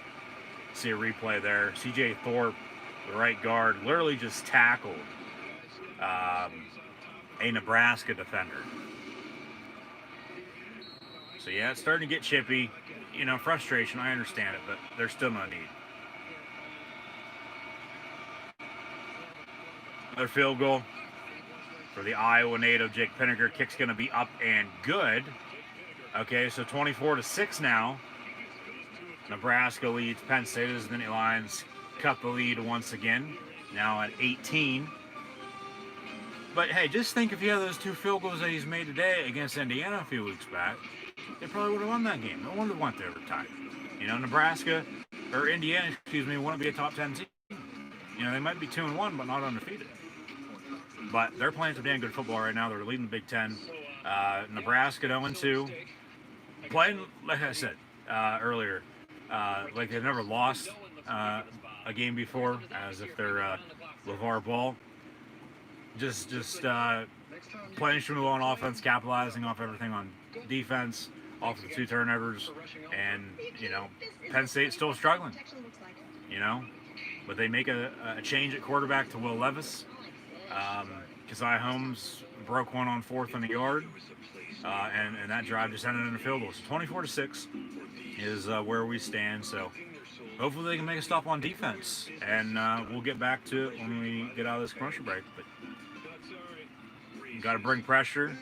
I mean, Nebraska on offense honestly hasn't been on the field in quite a while, because the last 2 touchdowns, last time they were in offense, honestly, was that end-around touchdown, because they then scored on the fumble, scoop and score on the strip sack, and then Penn State's been on offense ever since, and they just ended with a field goal. So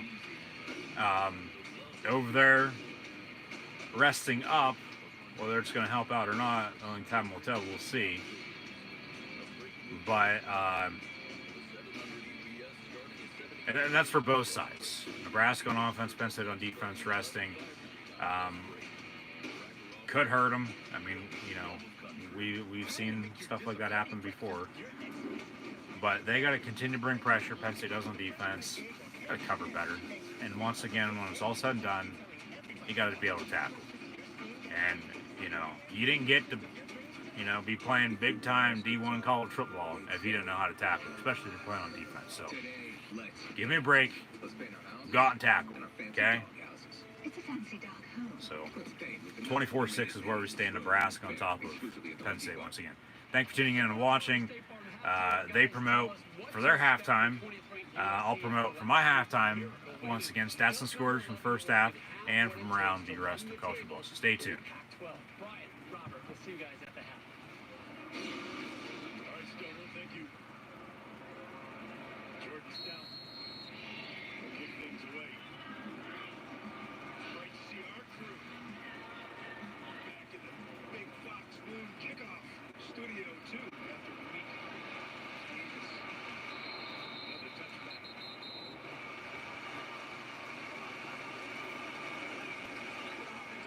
So here comes Luke McCaffrey in Nebraska. Man, and you want to talk about production. The freshman has done it. I mean, every time they've touched the football, they put points on the board. Yeah, they've done a nice job. And offensive coordinator Matt Rubin has talked about the way that Luke McCaffrey is able to get up to the line of scrimmage, makes quick decisions. Yeah, honestly, the way Nebraska's playing offense, you would have never thought they'd have a, you know, quarterback competition right now. Yet Penn State does. McCaffrey looking to throw. It's deflected, almost picked off by Penn State, incomplete. So as soon as I say that, he almost throws an interception. But we haven't seen Adrian Martinez yet. Yeah, Jesse Lucader was in a situation, he was in a position, I should say, more so than not, of where he could have made a play probably to the far side, and potentially return that for a touchdown, but he dropped it incomplete. Second down from the 25. McCaffrey looking to throw. It's caught. Another missed tackle. There we go again. First down run on the catch and run from the completed pass out to around midfield, it looks like. 1st and 10 Cornhuskers.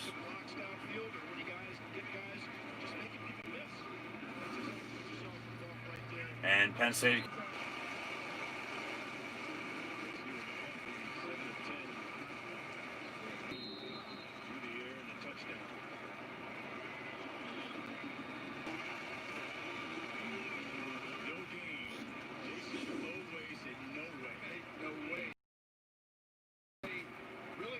A little surprised they didn't throw a penalty on that for a horse collar tackle. But we play on 2nd and 5 after no gain on the previous play. From the 49-yard line.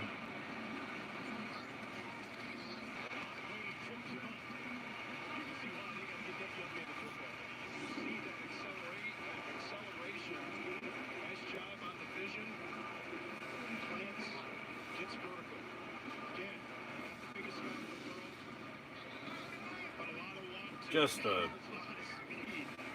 piss poor performance so far by Penn State. 1st and 10 from the 41. Out of the pistol. Luke McCaffrey rolling out far side. You're going to air it out. And it's going to be a little too high, incomplete. Marquise Wilson on the coverage for Penn State. Second down.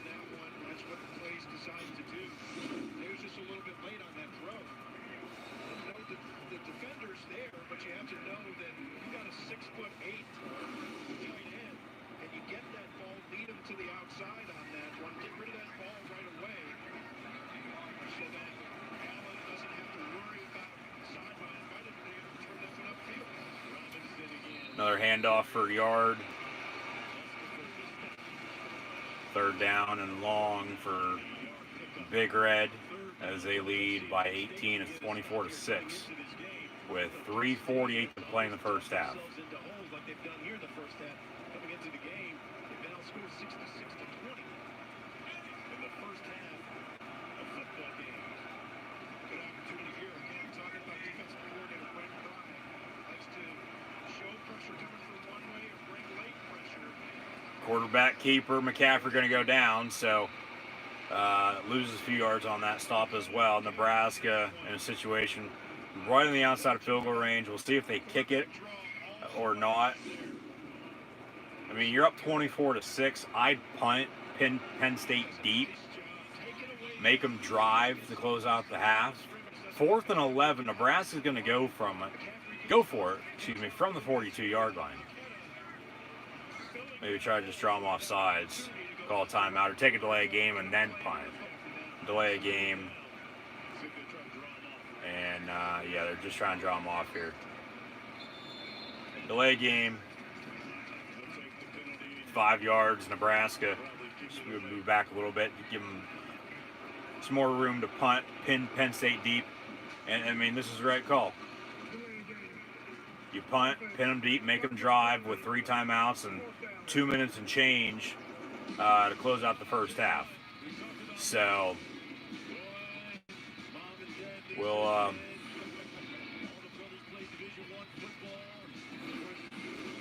see what happens here. The McCaffrey family. Oldest brother played at Duke as a wide receiver. Punt back inside the 10-yard line. There's Ed McCaffrey.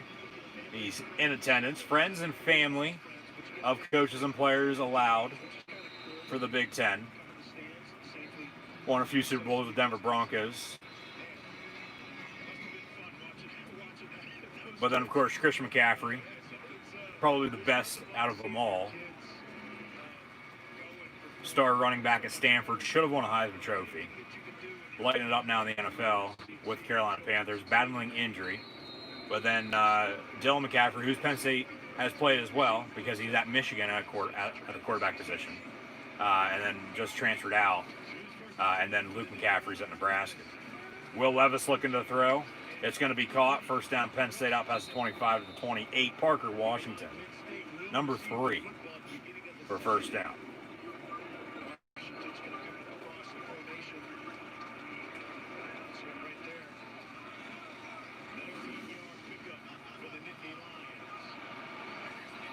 Trips top your screen out of the gun. Levis looking that way. He's going to step up, tuck in and run though. Dives head first for a pick of about 5 yards or so. Second down. So they're going to hurry up here. You need points before halftime. I mean, if they can honestly get a touchdown, cut it to 24-13 at the half. All right, you know, sitting not as pretty as you'd like to be Nebraska, but not that bad for Penn State trying to come back and, you know, cut it. Incomplete to Freiermuth, third down. From the 34, third down and 5. Third and 4, though, officially. Look at the marker from where the ball's at. Third and 4. And who the hell are you throwing to? There's no halfback screen or a wheel route on that. Incomplete, fourth down, and Penn State quick drive doesn't equal to anything, and they're going to have to punt, so Nebraska's getting the ball back now. That's one thing Penn State hasn't done today. No halfback screens, and they have not taken a deep shot whatsoever at all in this first half. But when you can't block up front, you can't run the football, how do you expect a quarterback to stand there and air it out? You know? So fourth down, George Stout on to punt. Actually, believe Penn State's first time punting, if I'm not mistaken, which is a surprise. Good return out past midfield to the 40-yard line, and Stout the punter on the stop. So they can't even cover a punt return, for God's sakes. When you're not doing anything right on offense, defense, and even on special teams, there's something seriously wrong. And something needs to happen. Something needs to change. Wasn't that good of a punt. Take that back with what I said. I know that's not his first punt this afternoon, but still, like, come on. First and 10 from the 40. Nebraska with all 3 timeouts. Minute 40 here to play in the first half. They lead by 18. And it'd probably be a disappointment to them now as well if they don't score before halftime. Now, Penn State going to get the ball begin the second half, but Nebraska with a good possession on defense last time, forcing that 3 and out by Penn State. And now they're in good position to score more points before halftime, getting my words mixed up there a little bit. But second down and about 5 now from the 37. McCaffrey out of the gun, going to hand off 2 yards to the 35. Third down. I mean, if I'm Penn State, potentially call a timeout here maybe. Minute 20. They do, surprisingly. I didn't think they actually would. That's not a bad timeout. We got an injured line on defense. That's probably why. Because you're in a situation where Nebraska's in position to score points. You stop the clock, give them more time, with a timeout of your own, scoring again before halftime, it won't work out in your favor. Antonio Shelton, the injured Penn Stater, but you call a timeout, forcing a field goal, maybe they miss, maybe they go for it, don't get it, you get the ball back again. And then both these teams are just trading possessions over the past minute or so. Minute and a half, maybe 2 at that. So third down and 3. But Penn State still just...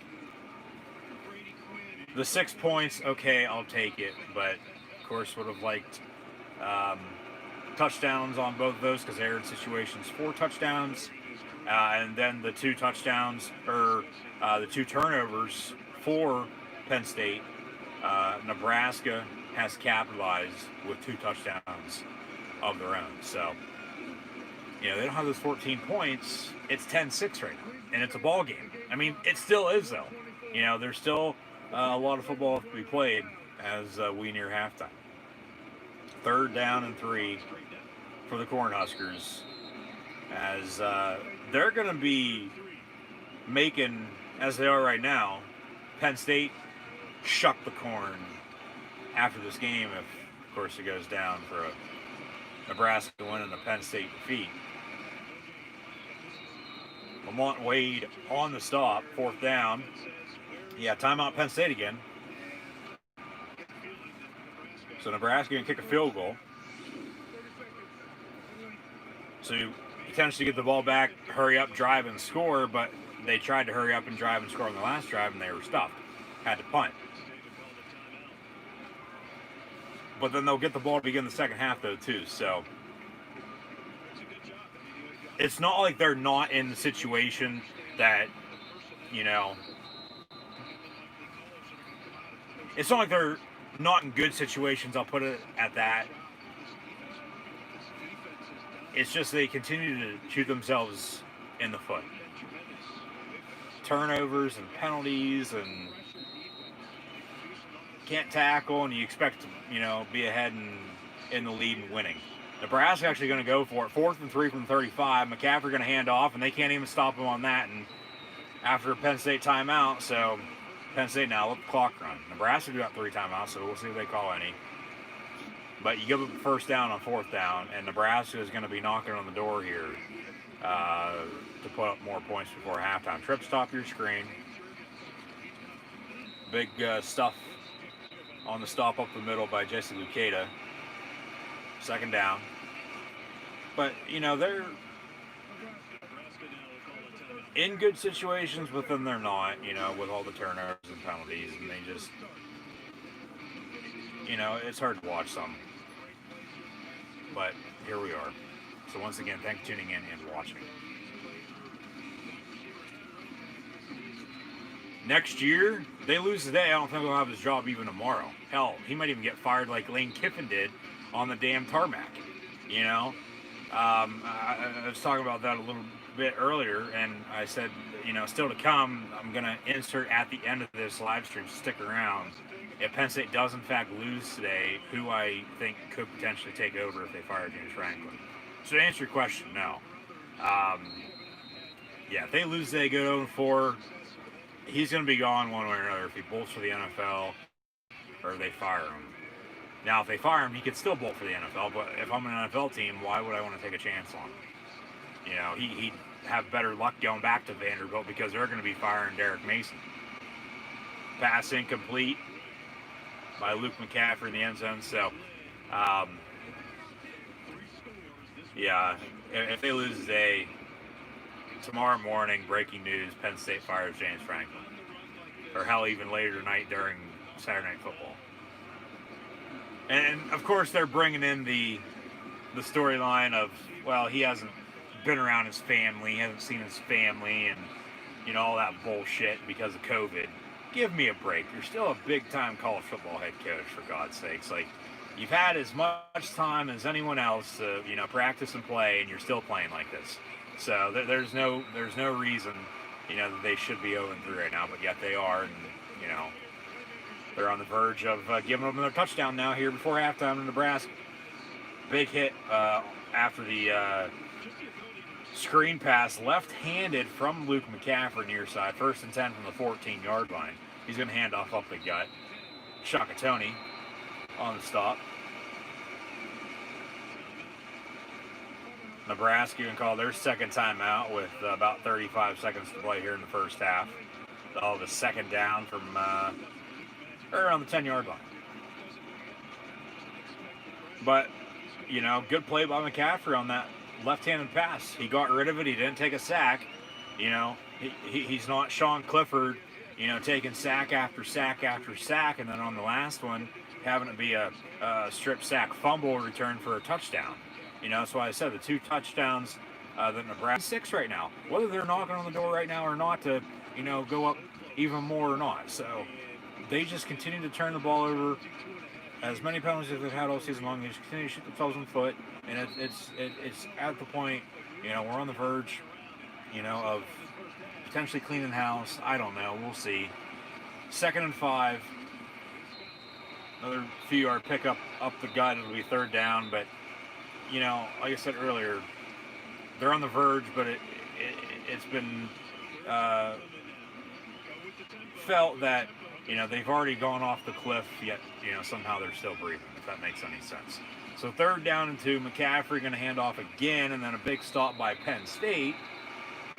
Under 10 seconds, Nebraska just going to call their 3rd and final timeout here with 3 seconds. They'll kick a field goal to close out the first half, and if they make it, Nebraska is going to have a 27-6 lead at halftime at home against Penn State this afternoon. I mean, the only good thing that could come out of this, Penn State playing the way they are, and I mean, this is how it was 2014, 2015, Franklin's first 2 years before they, came on hot in 2016 after that Minnesota overtime win, and then the Ohio State victory a few weeks later that really has set the course over the past few years, and now they're unranked, for the first time since then because they're 0-3. But, and, his job could be on the line. It is. And I mean, they don't want to say that by any means, but we all know it is. But the only good thing that can come out of this is all the young players that they have, they're all going to be getting playing time, and they'll all be more experienced later on, over the next few seasons, and then they can build off of that.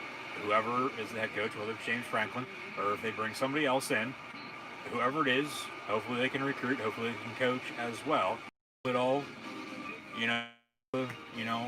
I's are dotted and T's and crossed, or so to speak. So, and then maybe they're better off in the long run.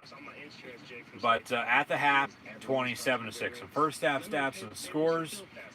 Those here for you in a second. We'll also take a look around the rest of college football, see with these other noon games that are currently going on. A lot of games postponed or canceled this week, so arguably, potentially, you know, when it's all said and done, the worst weekend of college football so far this season, with a lot of matchups postponed or canceled. Ohio State, Maryland, Alabama as well, along with the rest of college football, as mentioned.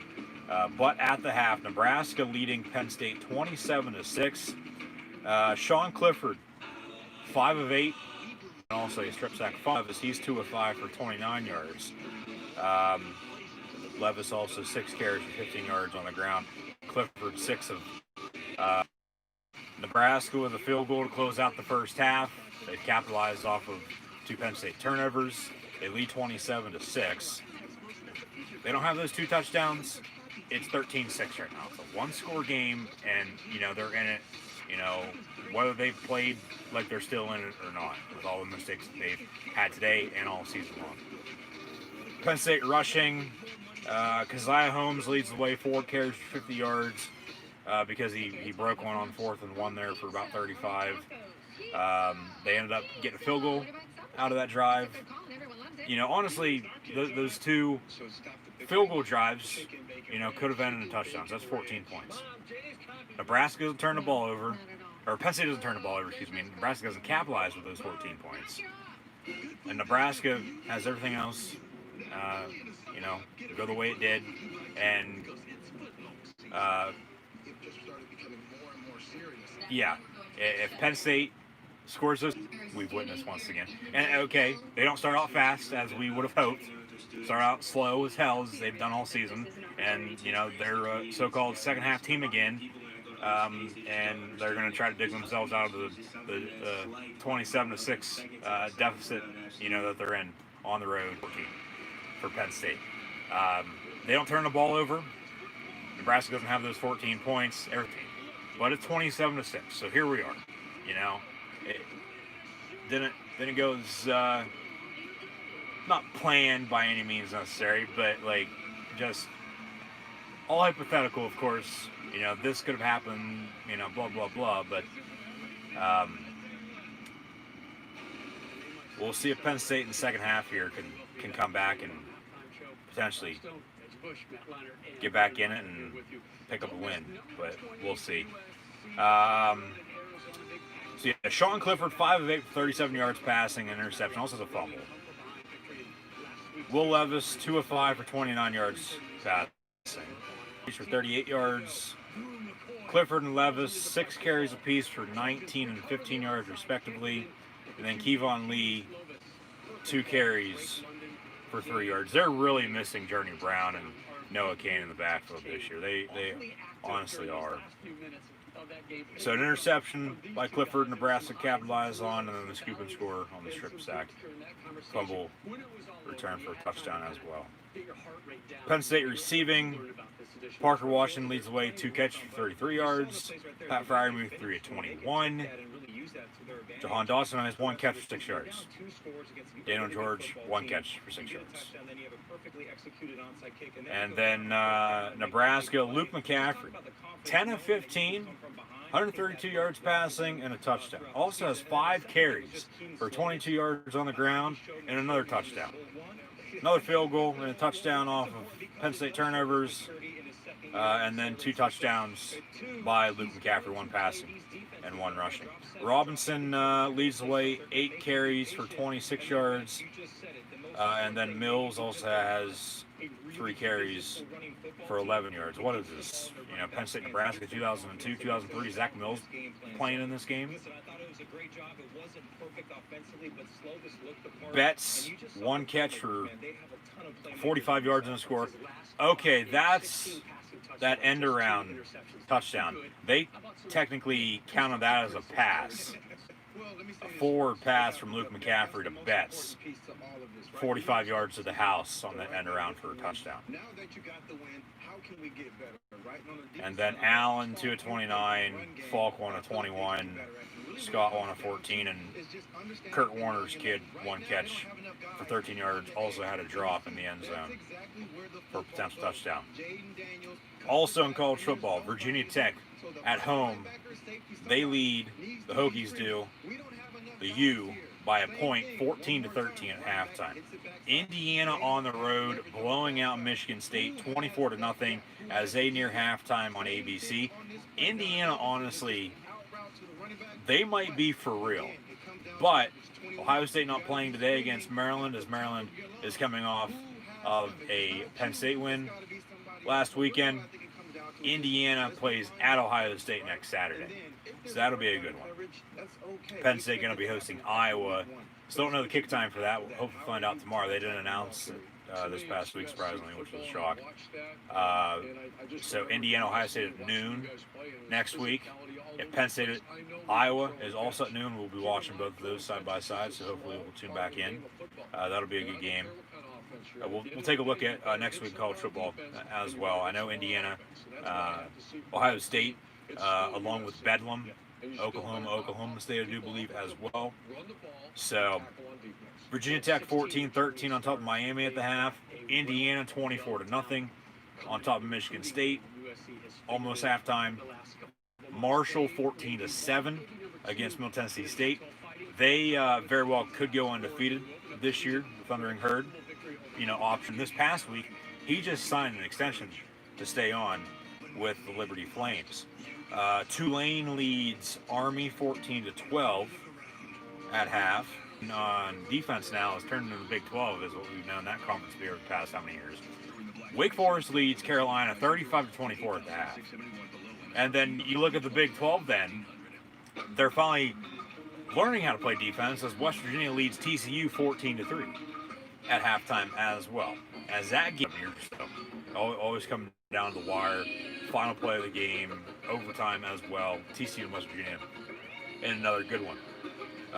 Kentucky leads after a 1 o'clock kick with Illinois and Rutgers.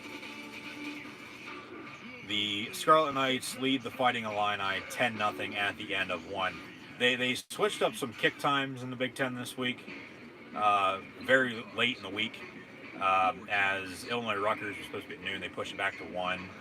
And then they bumped up Northwestern Purdue from 7:30 to 5 o'clock this afternoon, which should be a good one. But those are the only games on right now in all of college football, because Georgia, Mizzou got postponed, Coastal Carolina and Troy got postponed. We got Georgia State and App State still to come. South Alabama and Louisiana Lafayette also in the Sun Belt. UTEP and University of Texas San Antonio. North Texas UAB got canceled. Louisiana Monroe, Arkansas State got postponed. Good one up in Chestnut Hill. Boston College looking for their 6th win as they take on number 2 Notre Dame, as the Fighting Irish are undefeated, coming off a upset at home last week against number 1 Clemson. Clemson off this week. USC, Arizona. So Notre Dame, Boston College. You want to see a good Saturday afternoon game, watch Notre Dame, Boston College, along with USC, Arizona. Arizona playing the first game after their game last week was canceled. And then, like I said, with Cal and UCLA, both their contests got canceled as well. Cal was supposed to play Arizona State, and then UCLA is supposed to play Utah. Utah hasn't played at all yet. So now the Pac-12 is having Cal and UCLA play tomorrow on an NFL Sunday at noon on FS1. So it'll be a 9 a.m. local kick out in the state of California, as they had last week on Fox a 12 noon Eastern kick, 9 local, with USC and Arizona State before the Trojans came back and won. Also today in college football, as mentioned, Notre Dame, Boston College should be a good one. That will be a good game to watch. Interesting to see if Notre Dame is going to play the way they did last week, if they'll be able to continue to move forward with their season and come out 8-0. But nonetheless, even after Notre Dame, you don't want to have a hangover type of game after defeating number 1 Clemson home in double overtime last Saturday night. So we'll have to see how Notre Dame plays, but you know, they could be a playoff team. They could be in the national championship for all we know. All the games play out. I'll leave it at that. Southern Miss, Western Kentucky, South Florida and Houston, Louisville and Virginia from Charlottesville. Colorado and Tennessee was postponed along with Rice and Louisiana Tech. Memphis Navy was also postponed. Shout out to Jason Aldean, as I do believe his kids' names are in fact Memphis and Navy, if I'm not mistaken. Could be wrong, but I'm pretty sure I'm 100% accurate on that. Hawaii, San Diego State, Baylor, Texas Tech, Auburn, Mississippi State was postponed. Northwestern, Purdue was bumped up from 7:30 to 5 on the Big Ten Network. Alabama, LSU postponed. The SEC could be shuffling around, you know, their schedule just to get this game in for the hell of it, even though it's not going to matter. So they could be screwing a few teams over, you know, when it's all said and done. Hey, we're going for, because neither of them were going to be playing this week because of the postponements and cancellations, but they matched them up and they're going to play. So yeah, Northwestern, Purdue, Alabama, LSU postponed, which I'm sure everyone was excited to see, but LSU not LSU, and beat them, but they're not going to play now until potentially later on in the season. Nevada and New Mexico, Arkansas going to Gainesville to take on the Gators. So the Hogs and Florida should be a good one later on tonight in the SEC. Oregon, Washington State, along with SMU and Tulsa. Pitt, Georgia Tech was postponed for about a month. They'll play December the 12th, I do believe. And then Wisconsin, Michigan, Temple, Central Florida, Florida State, NC State, South Carolina canceled. So if these games are canceled, they will not be made up. Postponed, potentially.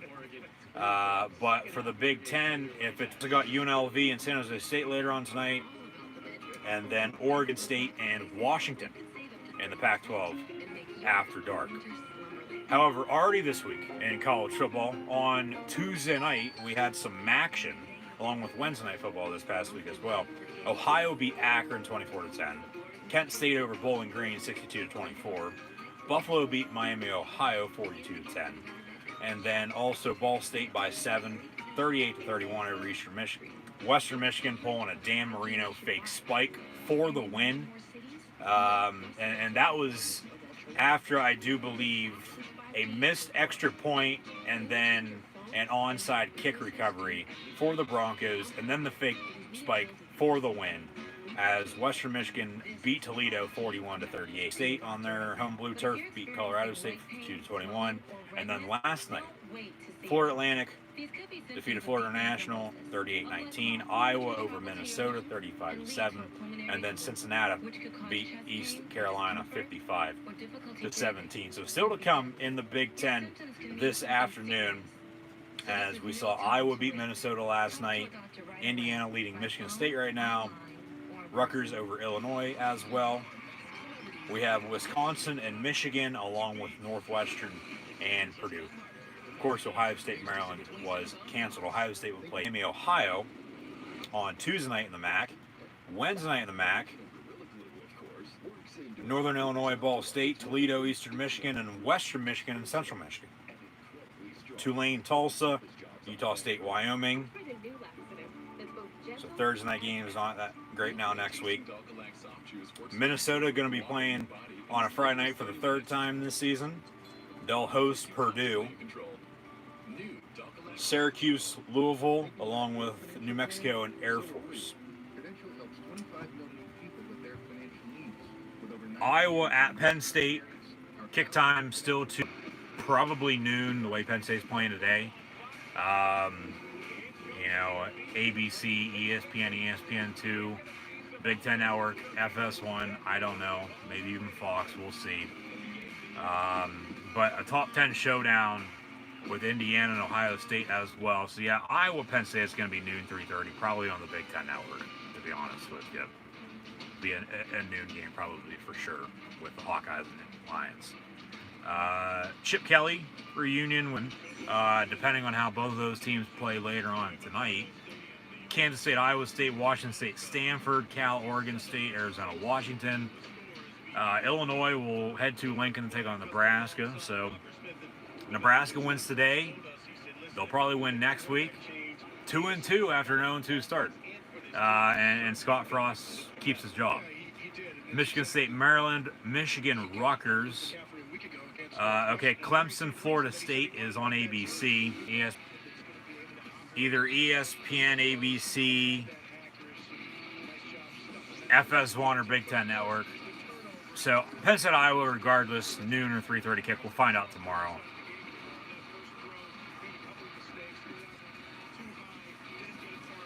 Clemson, Florida State next week.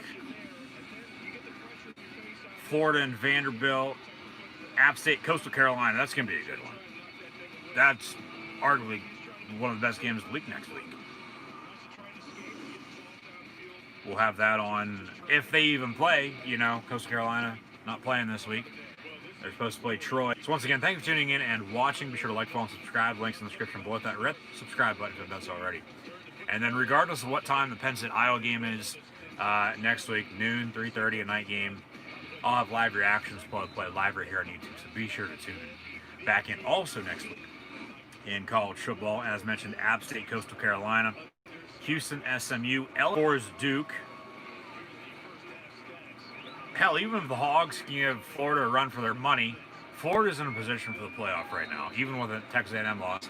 But A&M's, I think, in a better position, even though they're not playing today now, than Florida because of that head-to-head win. And then also in the SEC West compared to the SEC East, Florida beat Georgia last week. Georgia's done for. They have 2 losses. Alabama beats Florida in the SEC title game. A&M wins out. They're going to be sitting there sitting pretty. But if Arkansas can give Florida a run for their money, okay, lose 3-4 on the year, and then beat LSU, who's not playing this week, 4-4 for the Hogs at the end of November. We're all going to be getting on down to Arkansas. Wake Forest, Duke, East Carolina, Temple, Charlotte, and Marshall. Central Arkansas at the FCS level, taking on Louisiana Lafayette. We'll go back to some more games for next week momentarily. Penn State on the kickoff return to begin the second half now. Nittany Lions on the road, trail by 21 of the Penn State Nittany Lions. Will Levis staying in the game at quarterback for Penn State, as Sean Clifford has in fact been benched. Thank you once again for tuning in and watching. Be sure to like, follow, and subscribe. From the 29, need 3 touchdowns to tie it up, but the defense has to make stops in the meantime too to get back in it. Probably a false start there once again by Penn State on the offensive line. They let it slide. Keandre Lambert-Smith from Kip Sabian 757 country on the completion over the middle. Nice slant from Will Levis to Keandre Lambert-Smith, another freshman receiver, out to around midfield. First down, Penn State.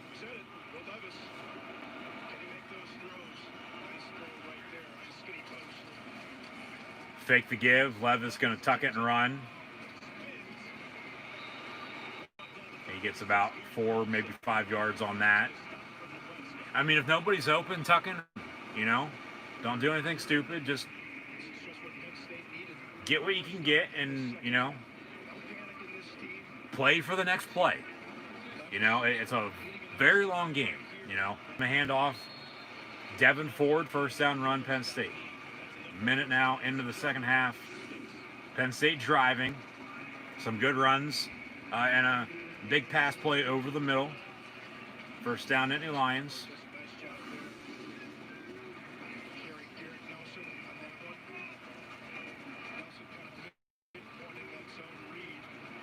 From the 41. Out of the gun. Ford to his left. And he should have handed it off. Levis keeps it for himself, though. He gets 2 yards up the middle. Second down.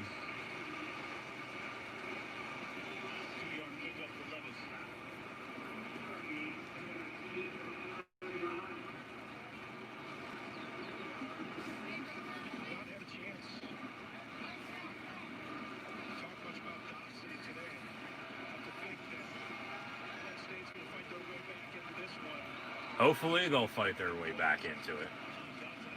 Levis looking to throw. It's going to be a little short hop to Parker Washington, incomplete. 3rd down and 8 for the blue and white.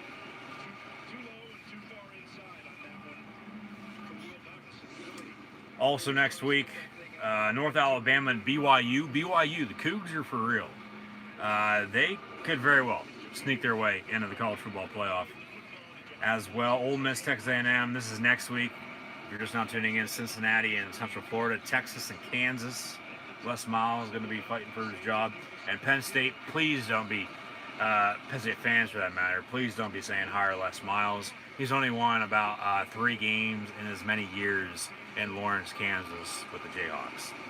So, and he's getting up there in age. He's too old at this point. He wouldn't be a good fit for Penn State. If, in fact, they would fire James Franklin, is what I'm getting at. Over the middle, it's incomplete. 10 for Parker Washington again. So somebody has to step up at wide receiver. Okay, get them the ball. That doesn't mean, go away, don't throw it to Jahan Dotson. Like, he's going to kick it, and it's going to be wide right.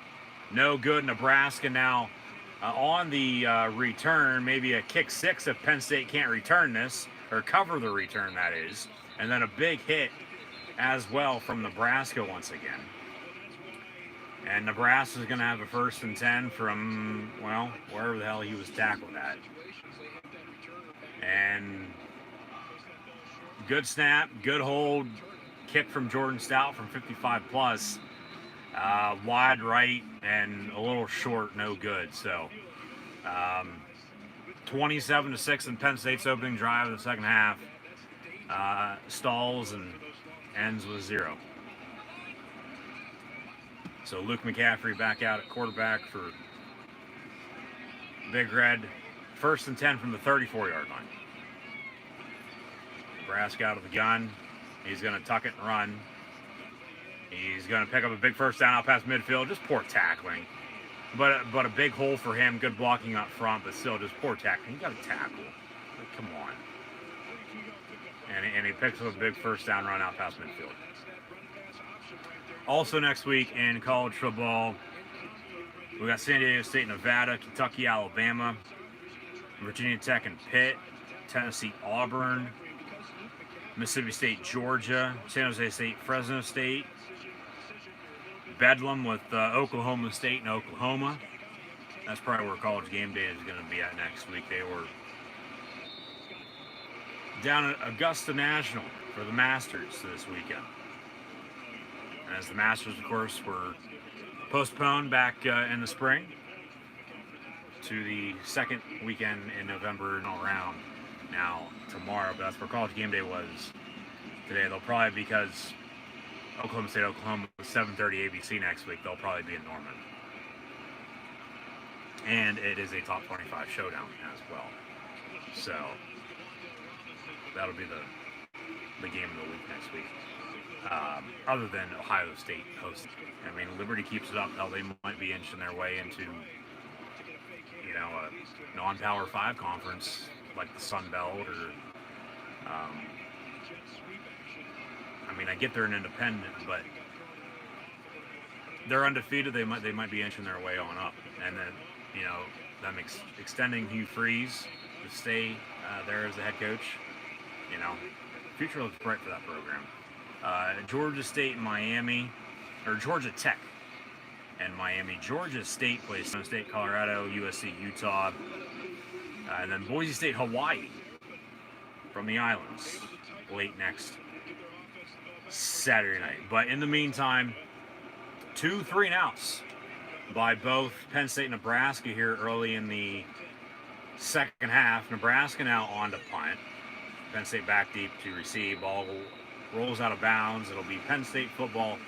1st and 10, 17. We'll get number 7, Will Levison at quarterback once again for Penn State. 1st and 10 Lions from the 17 when we return. Once again, thank you for tuning in and watching. Nebraska leads 27-6 over Penn State here early 3rd quarter. Be sure to like, follow, and subscribe on social media. The links in the description below. the thumbs up button, share hashtag college football, hashtag Penn State, hashtag Nebraska. Chat questions and comments, super chats, super stickers. Always greatly appreciated as well. And hopefully we'll tune back in tomorrow for more live reactions, play-by-play. This go around this time, it'll be NFL football, Bengals, Steelers. And then next weekend, we'll have a very busy weekend with the NFL, college football, and 2020 as we'll farewell to the dead man. We'll honor the Undertaker. Penn State will host Iowa. We'll have Seahawks Cardinals on Thursday Night Football this time around from Seattle, the Emerald City. Who knows? It could be raining next Thursday night. It'll probably be cold and damp. I can guarantee you that. Normally when the Seahawks play at home, November, December, Monday night, Sunday night, Monday night, Thursday night, whenever, the weather's always like that because it rains every single goddamn day in the state of Florida, and it seems like in the city of Seattle. But nonetheless, next Thursday night, we'll have live reactions, play. Cardinals, Seahawks coming off that Sunday night game a few weeks back. That was a barn burner. Next Saturday, Penn State hosting Iowa. Take on the Jaguars from Duval County. And then also WWE Survivor Series next Sunday night. So be sure to subscribe if you haven't done so already. Like, follow, and subscribe. Links in the description below. Nebraska leads Penn State 27-6, and the Lions get the ball back when we return.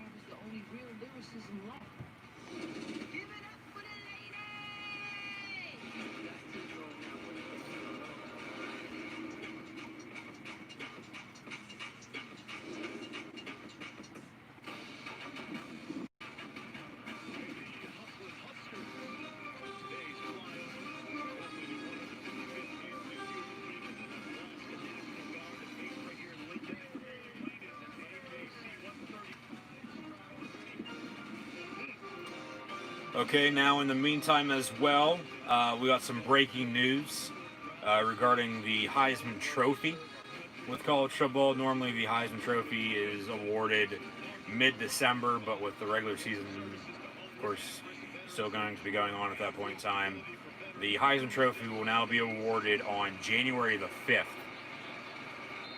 rather than mid-December.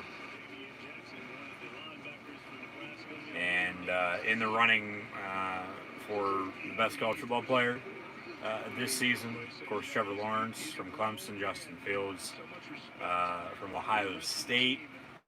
So if anybody else steps up over the course next few weeks, but those are going to be your two, because it's been normally a quarterback or running back that's won it year in and year out over the past 10, 15 years. Very rarely, does a defensive player win it. Charles Woodson the last, but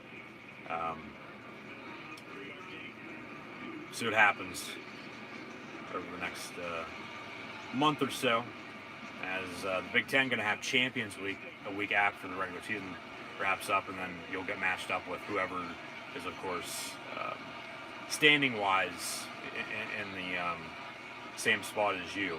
Penn State right now would be playing Illinois December the 19th. 3rd and 2, Levis going to hand off, and down run from the Lions. Recognizing that they've got a numbers advantage to the right side of the line of scrimmage. See Miller coming in there for Nebraska, trying to make that stop late. But it was too late. Nice job moving the chains there. 1st and 10, Penn State from the 29-yard line, down by 21. Pump fake from Levis. He gets drilled as he gets rid of it. It's going to be incomplete near side, and 10 for number 3, Parker Washington. Flag comes in late, potential late hit or a pass interference. We'll see what the call is. The dirty laundry from the Zebras, but they say pass interference. Okay.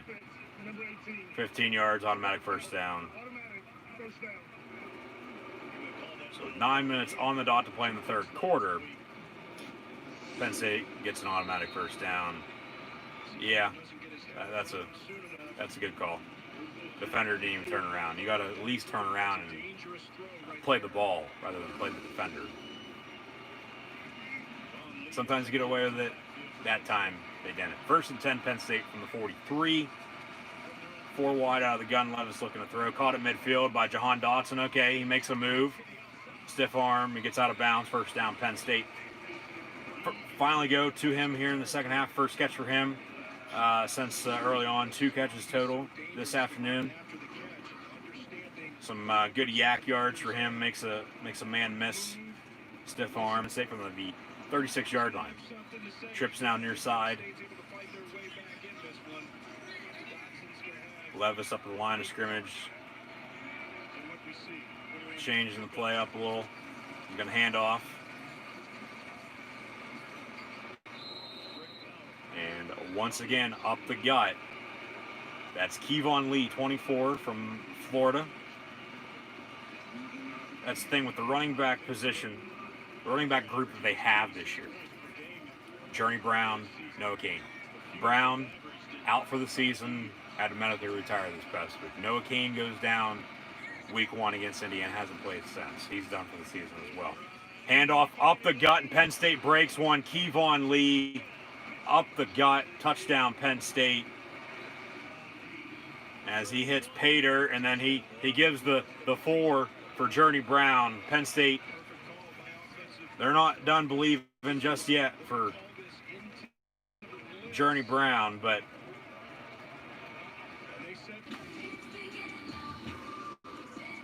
bigger and better at that point. Sorry for any technical difficulties with the buffering, disconnect, and reconnect. First time it's done that quite a while now. But nonetheless, just keep running the football. Eventually you're going to break one, and then Penn State does. So a simple handoff from Will Levis to Kevon Lee. Run the hot hand, you know. He seemed to be the number 2 behind Devin Ford on that drive here early second half. So 3 and outs by both teams on their opening drives in the third quarter. Penn State with a touchdown, cutting it to 14. It's 27-13, and still ball game. You know, honestly, still is. If they can get out of this, if they can continue to run the football just the way they did there, Levis at quarterback, you know, maybe he is the guy, you know, moving forward better than Sean Clifford. I mean, he's played better than Sean Clifford, so, you know, something's got to, you know, speak on that behalf.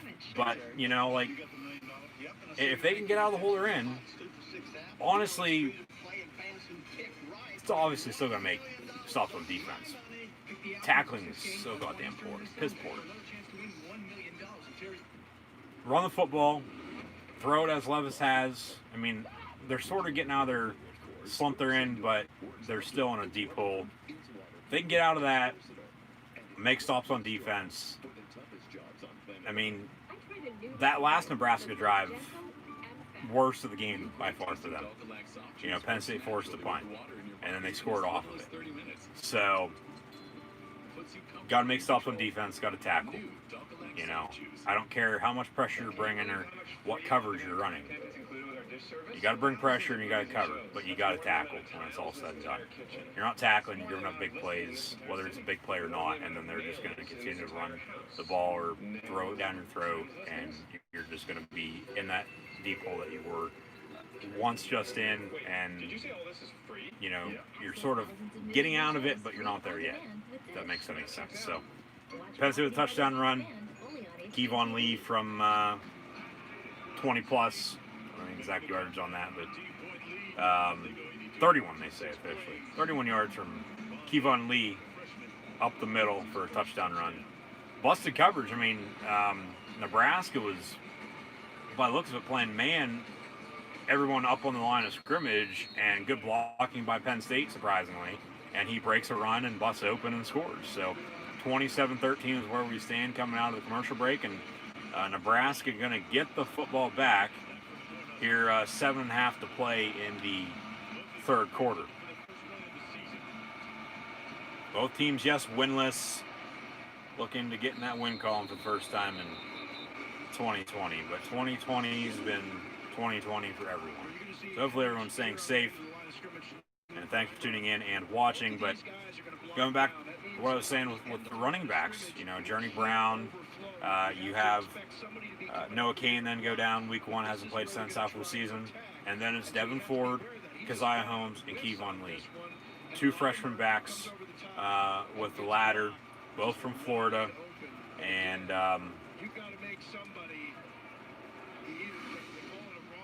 I mean, they've both looked honestly good. Nebraska with a little mistake there. High snap. McCaffrey pulls it down, holds on to it. He's going to lose about 5 yards, though. 2nd and 15. So now Penn State on defense. I mean, if they can force Nebraska to make, some mistakes here, potentially get a turnover, just stop them. Get the ball back. Pass complete now near side. Ball going to be at the 28-yard line. 3rd down. So quick couple plays there by the Cornhuskers. And honestly, with that too, if they can get back in it, build some rhythm, all that momentum, and gain the time possession battle back to an extent, try to cut that at least best they possibly can, and take over in that category moving forward. Of course, down by 2 scores, you don't want to, run it up, as far as possible, but if you're doing stuff, forcing another 3 and out on the sack, and Hakeem the Dream Beeman taking down Luke McCaffrey, it'll be 4th down for Nebraska and Penn State getting the ball back. Exactly. It's what they need. Pressure, pressure, pressure. Cover downfield. Can't do anything, and then you get after them, you take them down. They're going to have to punt. Rhythm now on offense. Hopefully they can build off of it after that last touchdown run. And cut it to potentially 7. Good punt, though, by Nebraska. Jahan Dotson on the return. Potentially a block in the back. No flag as of yet. Very good punt return for Penn State out to around midfield for Jahan Dotson. Ball, 1st and 10, 48-yard line for the blue and white.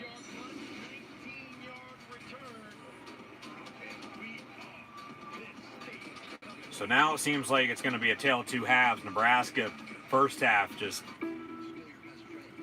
honestly, they don't have those turnovers. It's way closer. Penn State's leading, but they're not, because they did turn the ball over. It happened. Okay, so be it. We move on, and you keep playing.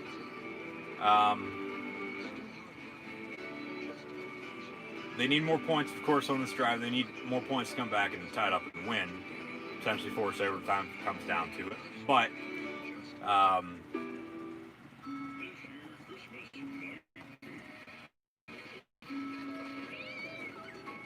exactly what they needed, honestly. They needed to stop. They got it again. 2 3 and outs by Nebraska here in the second half. And if only they can capitalize as they did on their last drive. But of course, with the time possession, you don't want to take too much time off, because it might be a little too late when it comes down to it, and then you're up shit creek without powder, you're screwed. So it'll be interesting to see how this all plays out.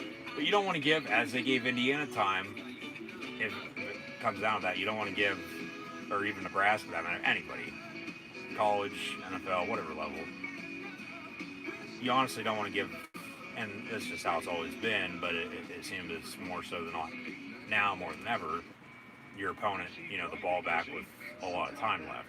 But that's just common sense. But Penn State 0-3, try not to go 0-4, also for the first time since 2001. And as I said over the past few weeks, they have not been this bad since 2003 and 2004. And in 03, they played at Nebraska. It was non-conference. They lost. And then that was the last meeting before Nebraska joined the Big Ten. Nebraska's owned the matchups, except for 2017, the last meeting before today. Penn State won, of course, in the rain right here in Happy Valley in the shootout. But Nebraska in control. It's honestly now, Penn State coming back, but can Nebraska hold on? Can the Cornhuskers hold on and pick up their first win and defeat Penn State 7-0-4? Because other than them capitalizing off of those 2 turnovers that Penn State has for 10, 14 points, whatever it is, It's even. It is all balanced by both of these teams for the most part. And, we're tied up, point differential here or there, if you do the math. And, that's what you get with a few winless teams in mid-November during a shortened season in 2020. Parker Washington on the reception now near side, first down, Penn State. Will Levis passing the ball better. Okay. Clifford's a better passer, but he's, been thrown how much? I think he threw for 50 times last week, if I'm not mistaken. No wonder he's thrown for 300 yards. But then he also has how many interceptions,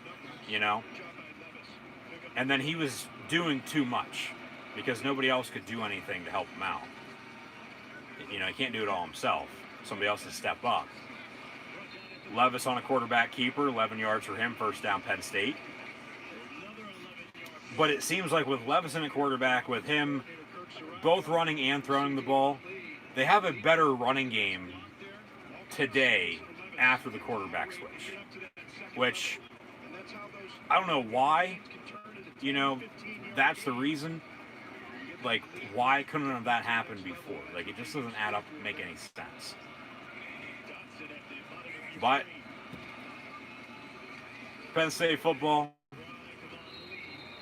South Bend. Kevon Lee up the gut.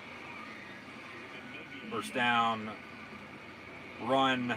Gets stuffed. No gain. Second down.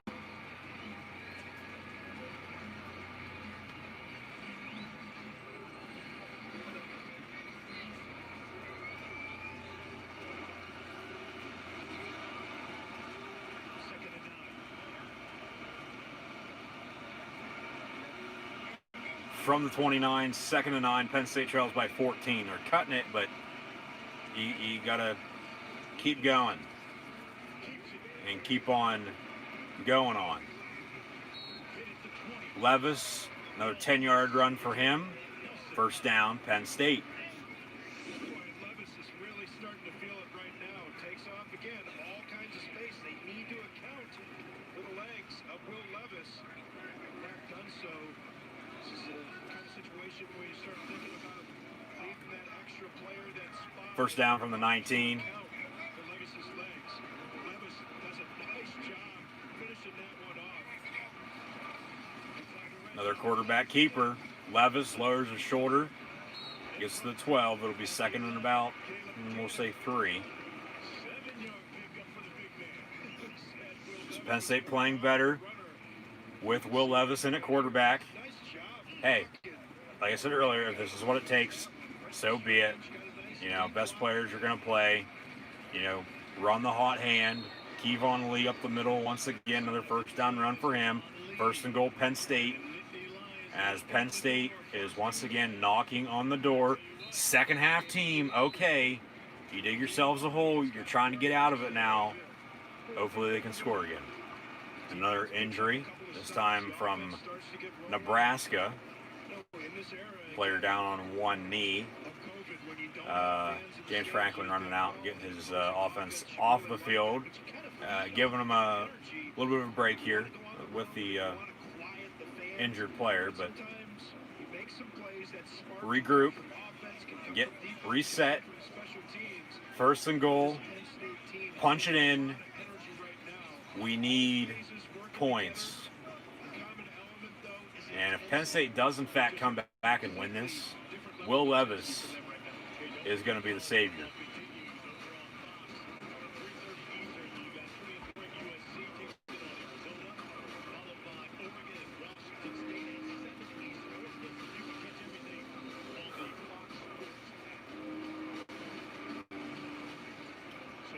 First and goal. First and goal, Penn State. Ball at the 7-yard line, out of the gun, trips down near side. Right to left here, 3:03 to play in the third. Levis going to keep it. Lowers his shoulder. No gain on the play. Second and goal.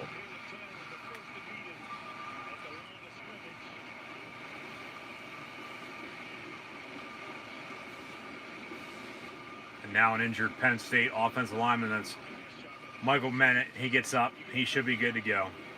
Starting center number 62 from down east in eastern Pennsylvania.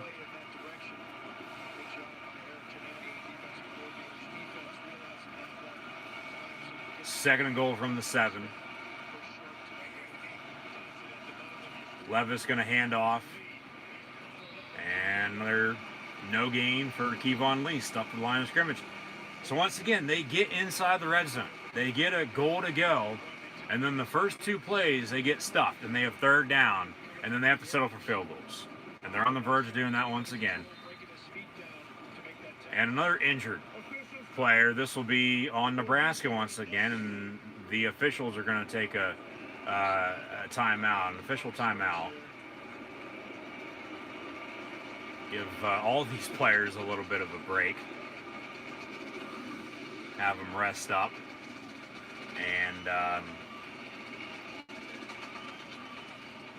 you know. Okay, he's going to get up. He's good. Scott Frost out to see what the hell's going on. But, you know, when the game's been, you know, the way it's been, smash mouth up front, and some hard hits today, honestly. You know, I'm sure players are just cramping up. I mean, it's been a quick but long third quarter, if that makes any sense. Just how it seems. Third and goal, Penn State from the 7. Trips top of your screen, Levis out of the gun. Gonna tuck it and run again, and another zone read, and no wonder you're getting stuffed because you've ran the same play how many goddamn times? I don't care if it's in a row or not. You've ran it way too much, and no wonder you're being stuffed because the defense knows exactly what you're about to run. Run something else. They're gonna have to settle for another field goal. That's 3 field goals that could have been 3 touchdowns. If they even make this field goal. Don't want to jinx them by any means, but come on. Plus, as this is Jake Pinniger this time around, he's 2 for 2 on the day. The last field goal, it was Jordan Stout missing from 50 plus because they couldn't move the ball any further on downfield. His kick's up and good. 3 for 3 on the afternoon. It's now 27-16 Nebraska on top of Penn State as we near the end of the third quarter. But I go back to with Pinniger having those 2 field goals earlier, now 3 today. Just think if he'd have what he has today a few weeks back against Indiana, you know, they win that game. It doesn't go to overtime. They don't lose to the Hoosiers. Even if they give Ohio State a run for their money, okay, and they still lose, they're 1-1. Then it comes down to the Maryland game last week. Whether they played like that or not, you know, flip a coin. They played the way they did, and they lost. So 1-2, but it could be 2-1. You know, and then in it with Nebraska, yeah, they're down, they're trailing, they're trying to come back. Say they do come back and win, and everything, as I just said, has gone the way it did, but it hasn't. 3-1 rather than 0-3 or 0-4. Because, like I said, they're on the verge. If they lose today, they'll be 0-4 for the first time to the 0-1, and they'll also be on the verge of not having a winning season for the first time since 2005. 2003, 2004, last time they had losing seasons. Every year from 05 on, they've had at least a winning season. They've been above 500, regardless if they went to a bowl game or not. Of course, 2012 and 13 they didn't because of the sanctions, but still. You know, Penn State's still Penn State. So, because if they lose today, they're not going to win out. They won't go 4-0 and finish 4-4. The way Iowa's playing right now, and you know they can't really stop Nebraska with.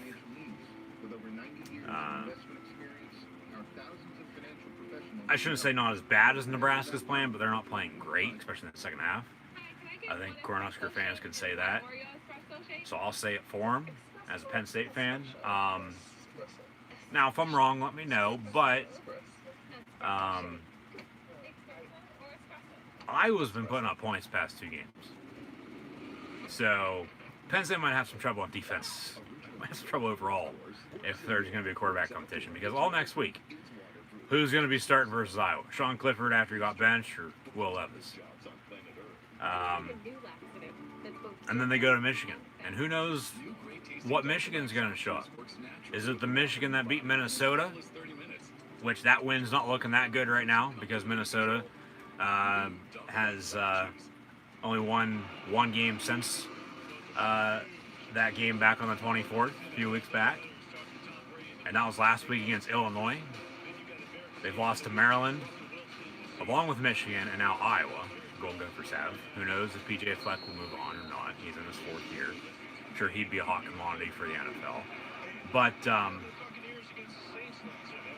Michigan then, the way they played against Michigan State and Indiana, and now they're hosting Wisconsin, who hasn't played since week 1 because of COVID. Past 2 games have been canceled against Nebraska and Purdue. Northwestern, Purdue later on. You can connect all the dots. Here we are. So,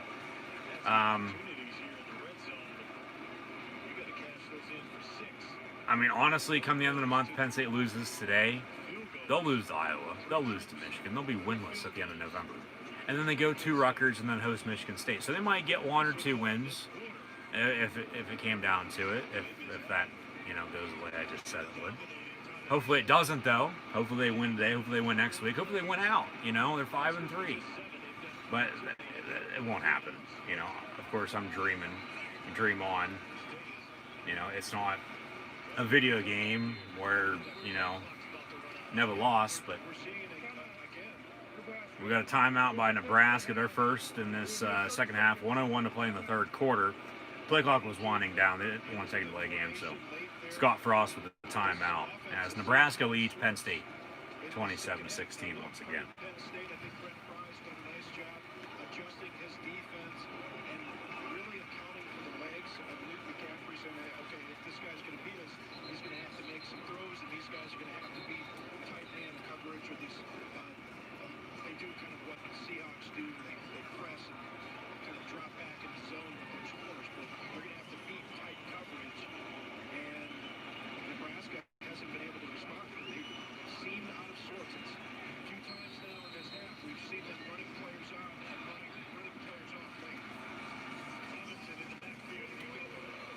First down Nebraska, first down run down the far sideline. First down once again for the Cornhuskers. Under a minute to play here in the 3rd quarter. Simple handoff from Luke McCaffrey. Good blocking up front. Not any missed tackles by any means on that. Hardly ran out of bounds, but 1st and 10, Big Red.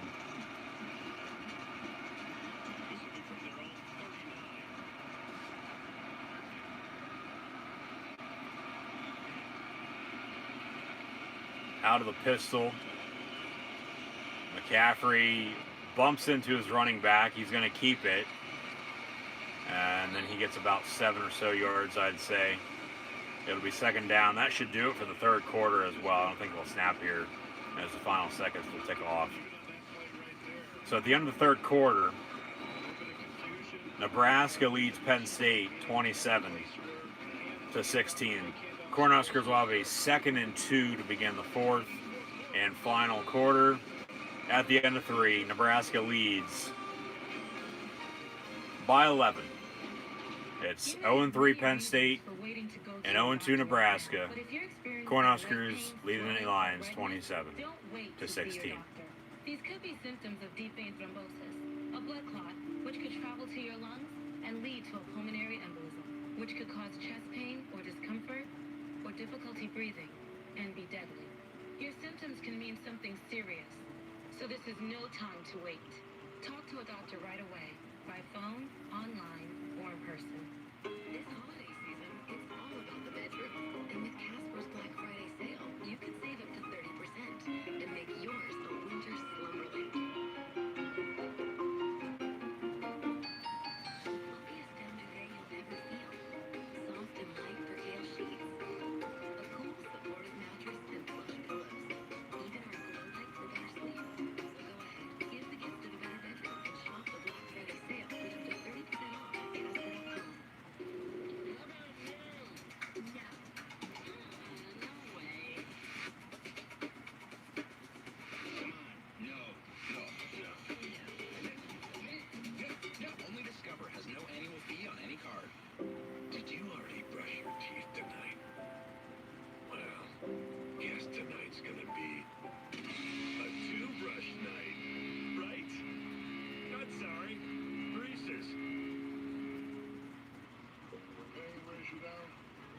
fast relief.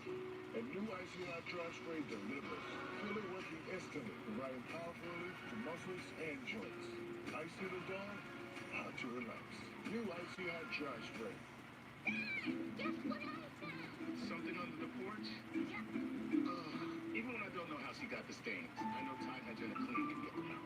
It gets between fibers to remove visible and invisible dirt. If it's gotta be clean, it's gotta be Tide.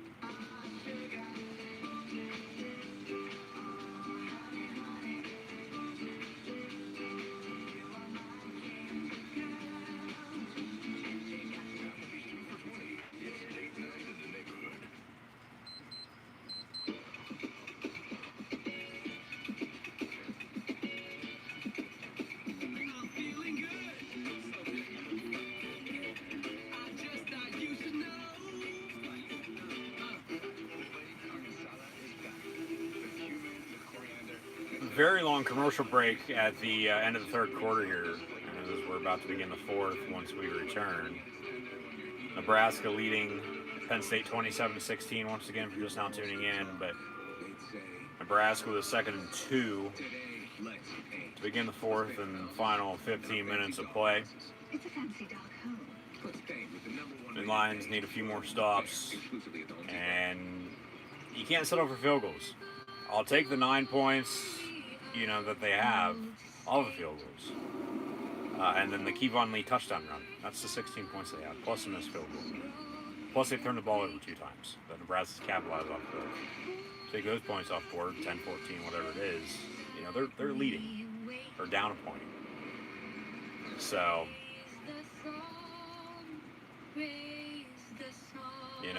it's just very tough to watch. Sometimes frustrating. But here we are. 15 more minutes of Penn State, Nebraska here in 2020. The Lions searching for their first win on the road at Nebraska for the first time since 1981. 100th anniversary between these two teams as well, from the first meeting until the 18th meeting today. Non-conference until Nebraska joined the Big Ten in 2011, and then still they haven't played every year because they're crossover opponents. Big Ten East versus the Big Ten West. First down run on the first play of the fourth quarter. First down Nebraska at the 47-yard line. Luke McCaffrey out of the gun, going to hand off once again. And yeah, if I'm Nebraska, why the hell not? Why the hell not run the football? Run the clock. You have a lead. You're at home. Fans there or not. Run the ball. Run the clock. Get out of Dodge with a win.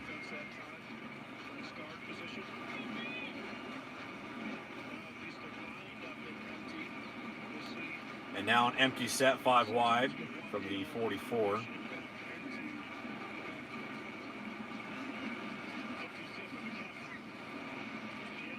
Complete near side. First down. Big Red once again. Keaton Ellis on the stop, number 2 from State College High. Finally playing this afternoon. Hasn't played at all so far this season. Got beat out by Joey Porter. Really, Lamont Wade's had a few tackles. Secondary hasn't done anything, though. And, the linebackers, Brandon Smith had a penalty. Lucado's played well, honestly, today. But it's been the D-line, for the most part. That's a horse collar tackle. Shaka Tony, he's going to get called on that. That's a penalty. Flag comes flying, and it's 15 yards, automatic first down. So, well, you might as well just give them the game now, give them the win, because they're going to get a free 15 yards. That might be the play of the game. They're going to free 15 yards on the right side of the 50 in Penn State territory. They're already up 11, knocking on the door. They score again. They'll go up, double what Penn State has, in its ball game. They say face mask. Automatic first down.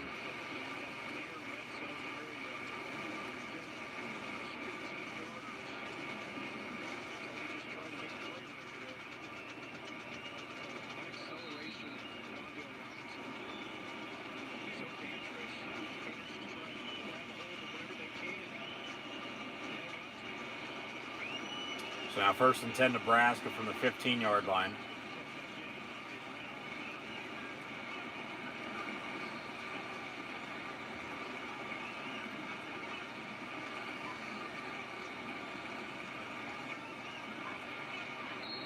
And Nebraska going to call another timeout. Play clock winding down. They don't want to take a delay game after that 15 yards that they just got for free off of the Penn State penalty again. Too many turnovers, too many penalties. I mean, that just sums up the season so far. And they can't run the football. You know, nobody else is stepping up. One player is doing it all, and they can't play defense. You know? So, timeout here, early 4th quarter.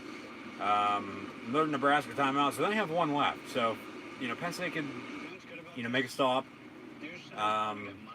Potentially get back in. I mean, they're already down 11. You know, it's a touchdown, 2-point field goal. And they have a missed field goal. So, you know, they have that. 4 field goals. Need a touchdown and a 2-point to tie it. But, of course, they missed the field goal, so here we are. But still,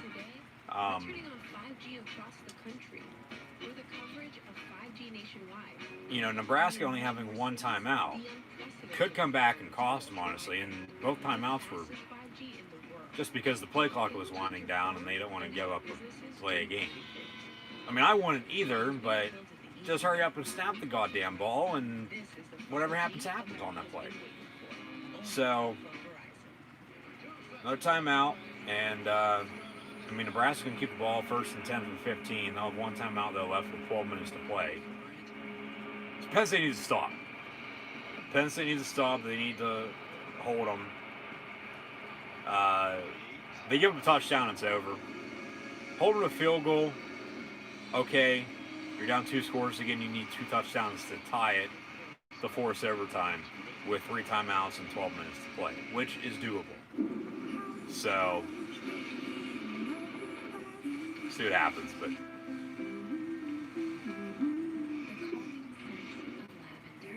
you know, when you shoot yourselves in the foot and turn the ball over, how many penalties? You shouldn't, even though they are expecting to be in the lead and winning, you shouldn't expect to be in the situation. And of course they're not. So it's just tough. It's so frustrating. It's ridiculous, pathetic. You know, I've said I don't know how many different words, and I know I keep repeating myself on a few of them, but it's just how it is. You know, that's just how this season has been. And I get it's 2020, but that's no excuse. They go over the Heisman watch. I mentioned off Trevor Lawrence and Justin Fields. I see somebody mention Mac Jones as well from Alabama. And then Zach Wilson from BYU. Yeah, the Cougs are in the top 10. Yeah, he's playing well. They're saying he's going to be a NFL quarterback. I don't know about that. Luke McCaffrey going to hand off. And he gets about a yard. Trevor Lawrence and Mac Jones for sure. Justin Fields probably too. Never know though. You know, some of those quarterbacks, yeah, they turn out to be good if they were projected to be good or not. You know, with Tom Brady, and then you know you have some that are top picks and they're total busts. But BYU's still quarterback you know. Like, look at Taysom Hill with the Saints. He played quarterback at BYU, and now he's a Swiss Army knife in New Orleans with Drew Brees and the Saints. Luke McCaffrey on the quarterback keeper on 2nd down and 9. He gets to the 10-yard line, so 3rd and 5 now from the 10. Penn State needs a stop. They need a stop. 4th and field goal, okay, but, I mean, if they can have them miss a field goal or block it, even better. But they give them a 1st down here on 3rd down or even a touchdown on this drive, ball game. Game's going to be over. You know, and then at that point, we probably could get into potential candidates to replace James Franklin because he's going to be on his way out one way or another, I think, even after just signing an extension after last year. You start out 0-4, conference only 8-game season. No, there's no reason for it. You know, they've just had way too many mistakes. They're not playing well at all. And, you know, whether he gets fired or bolts for the NFL, I think he's going to be on his way out. And Penn State's going to have a new head coach for next season. And that'd be their third head coach in the past 9 years, compared to having one for almost 50. 4th and 2. Nebraska on for the field goal. Watch for the fake. Watch for the fake. That's a delay of game. Flag's thrown. And he missed it. He missed it. And you had to throw the damn penalty flag, didn't you? Decline it. Can you decline that? No, they're going to replay it. Yeah, I decline that. He missed the kick.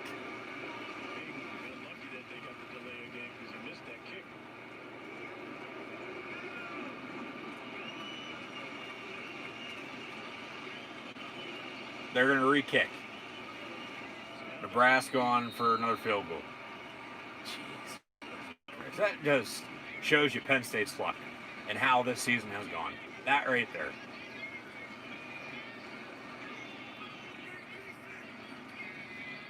This time, kicks up and good. So 30-16, and Nebraska's back on top by 2 scores as they lead by 14, 30-16 against Penn State at home with 10:34 to play. Come on.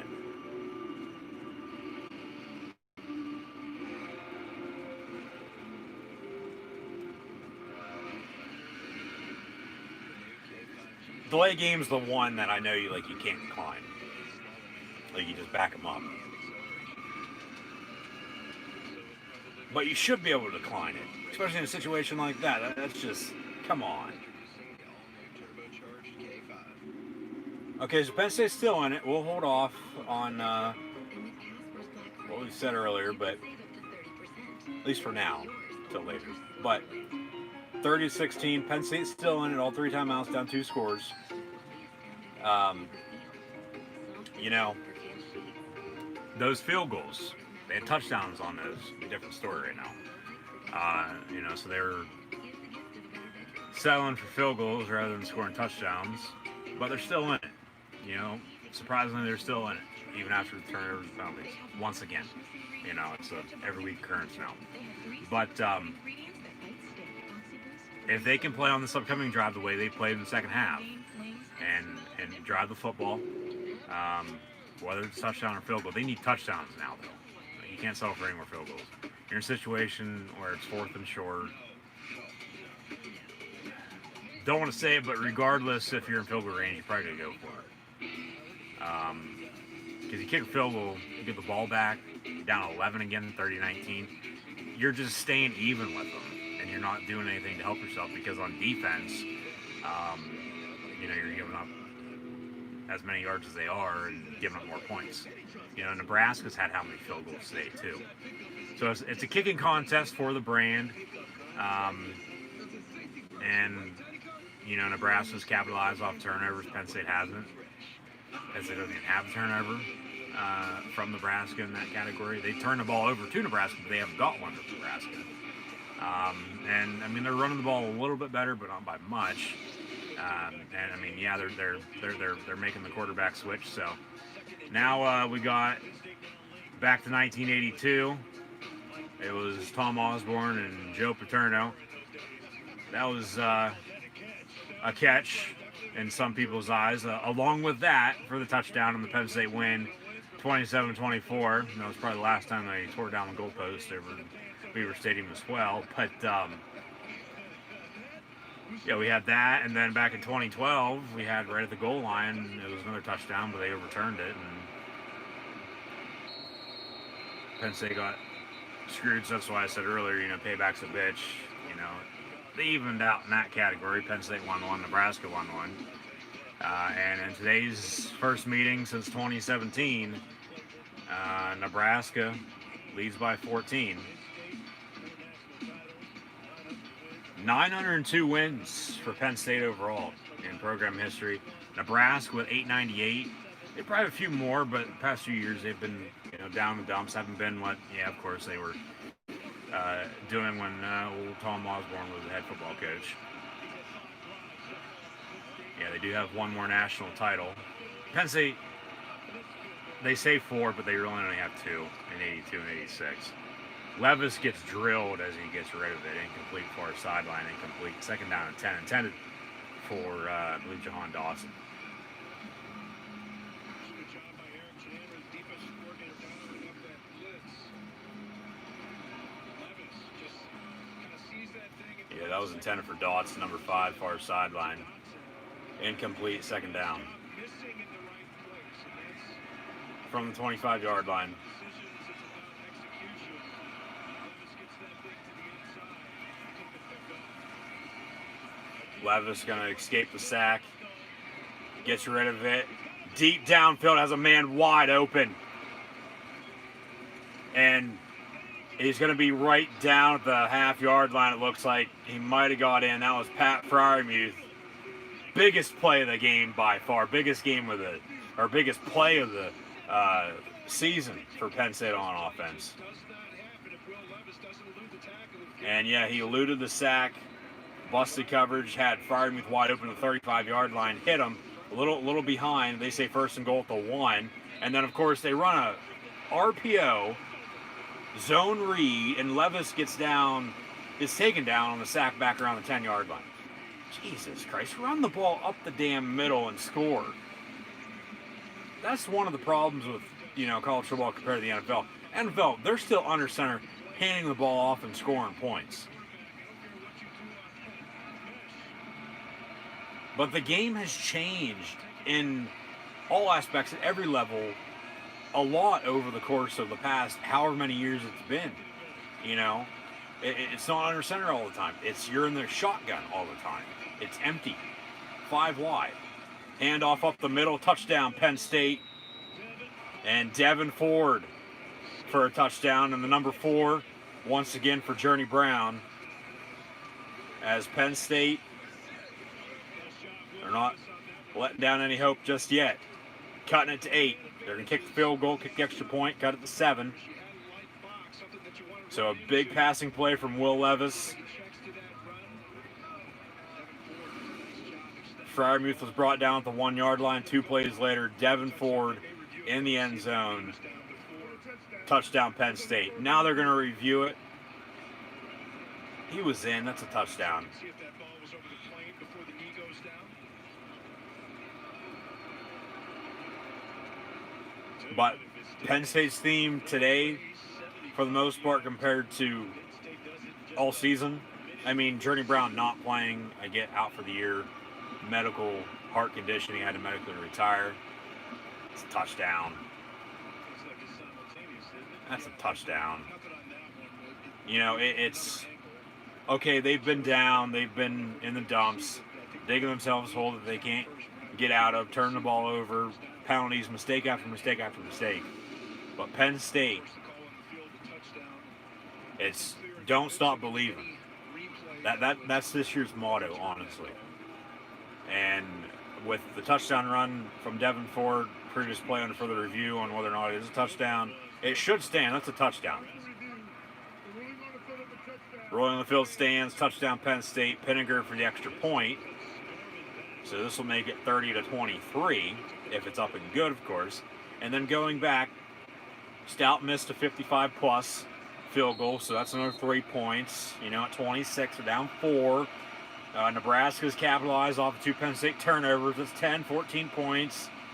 Extra point up and good. It's 30-23. They don't turn the ball over. They're leading by, 10-14 right now, late in the 4th. And Nebraska's the one coming back from behind, trying to win for the first time this season, not Penn State.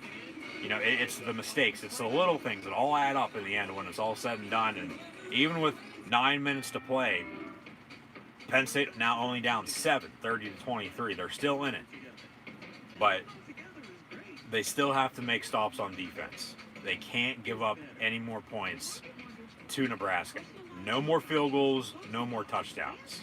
They do, ball game.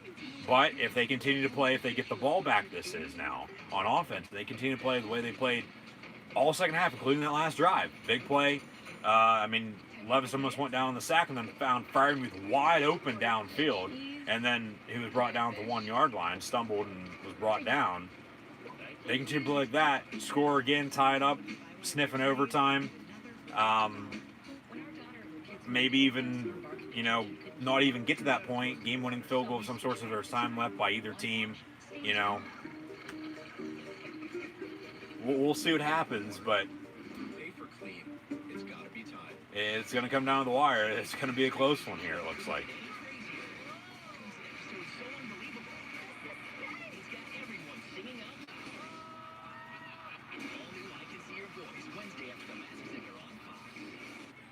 Black Friday sale is now at Men's Warehouse. Shirts start at $3 for $59. Pants start at $29. Suits start at $89. And sweaters start at $30. Early Bird Black Friday sale. Only at Men's Warehouse and menswarehouse.com.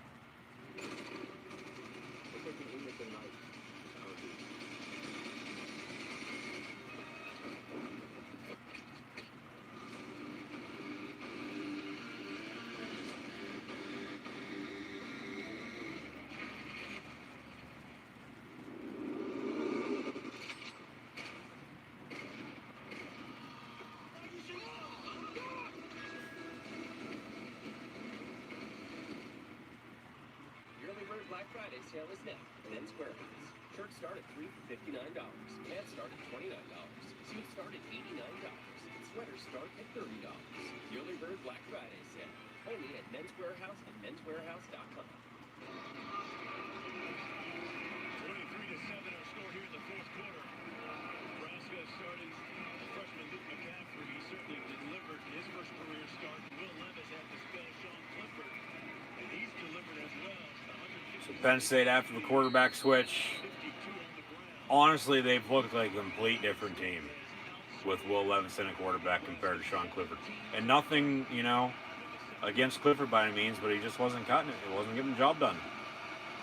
And no wonder they benched him.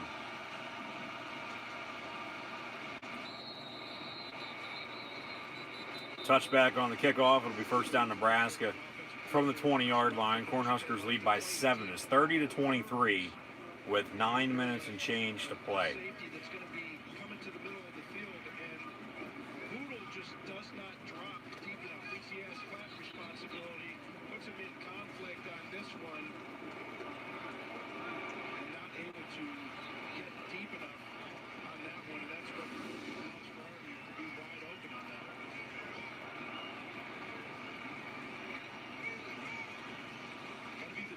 Deeper than the deepest in your zone.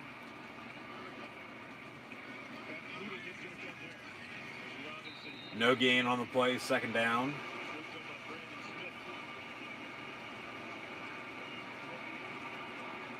Freiermuth with 97 yards receiving, 5 catches.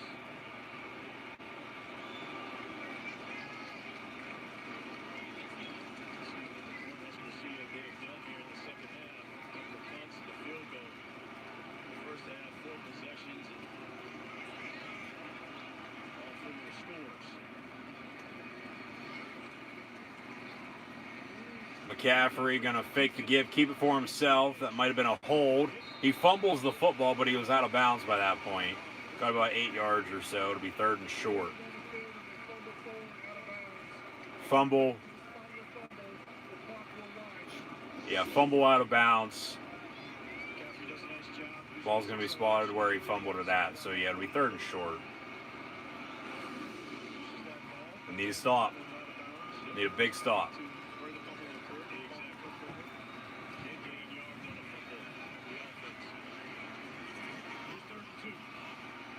3rd and 2 from the 33.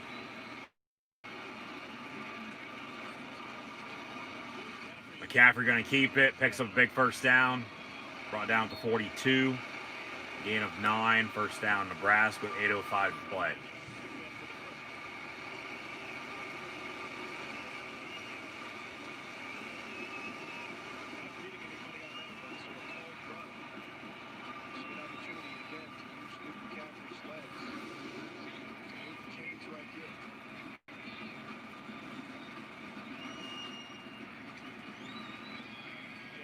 McCaffrey 1st and 10. He gets drilled and it's up in the air and it's picked off by Penn State, the 48-yard line by Brandon Smith.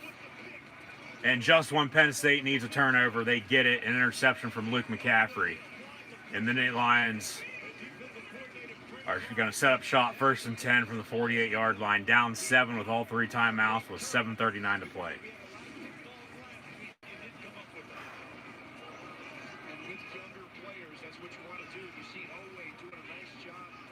And that's a catch. He got drilled by Jason Owe and Ellis Brooks. And Brandon Smith makes up for that 15-yard personal foul he had earlier with an interception here late in the game on the road against Nebraska. Penn State getting the ball back once we come back from commercial. 1st and 10, down 7 with 7.5 to play. It's 30-23 Nebraska on top of Penn State. They needed it. They got it. I mean, couldn't have come at a better time, especially now compared to, say, 3 minutes to play. You know, because then it'd come down to who has the ball last because they score quick, tie it up, Nebraska gets it back, game-winning field goal for them, game's over. I mean, it still could come down to that. Who knows? But now they got time with 3 timeouts, 7.5 to tie it. Give the ball back if they even score, okay? Give the ball back, force another stop, get it back. They'd be the ones with the ball in the final minutes. They'd be the last ones with the football. And, you know, they could be on the verge of game-winning field goal or game-winning touchdown or scoring late and taking the lead. Now, if you score, you go for 2? No. Kick the extra point. You tie it up at 30. You got to be able to block up front, though. Got to run the football as good as they've done in the second half. Just do, on this upcoming drive, on offense, what you've done all second half. Because it honestly has been a tale of 2 halves. Nebraska looked like they never lost in the first half. Now, in the second half, it looks like they've never been able to win a game. Penn State on the flip side, vice versa. You know, both teams winless. 0-3 versus 0-2, so something's got to give.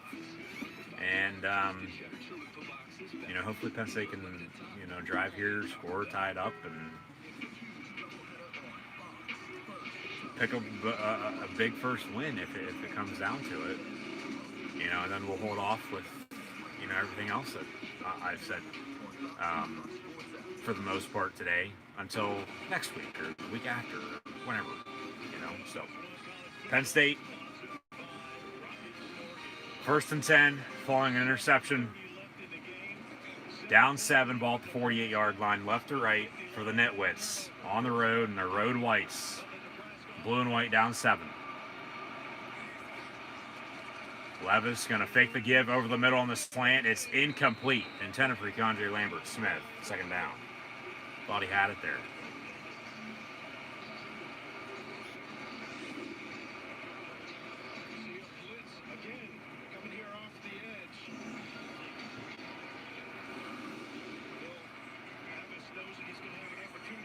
Trips now near side. 2nd and 10. Levis going to hand off.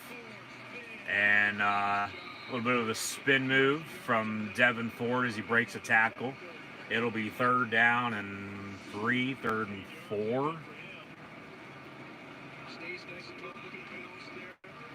Yeah, good play by him, good move there. 3rd and 3 officially. And Levis once again going to hand off, 1st down Penn State. Okay, they're going to move the chains. That's all you need, just simple play after play after play. Run it a little bit, get a short, quick pass. Have the defense on their heels. And just continue to move the ball, move the sticks, and tie the sucker up. And honestly, after the way this game's gone, they should not be by any means in reach of this game right now, but they are. They're only down 7. Levis is going to be deflected, almost picked off by Nebraska. Intended for Dawson. Incomplete, 2nd down and 10.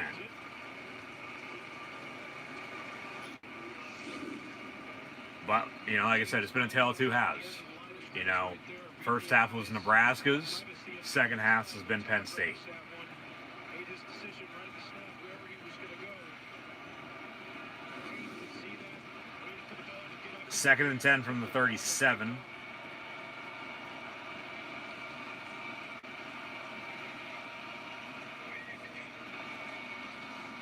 Fake the give. Levis on the slant over the middle. It's going to be deflected, incomplete, intended for number 11, Daniel George. Third down and 10.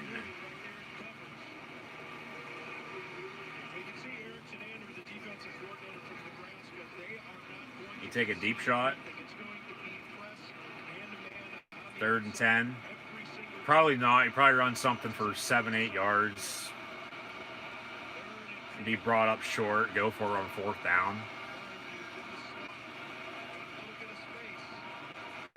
Field goal in this situation, if they, came close, want to be back, but a touchdown would be better. Levis on a halfback screen. They run the screen for the first time on 3rd and 10. He's going to get about 5 yards, maybe a little bit more, but it brought down out of bounds.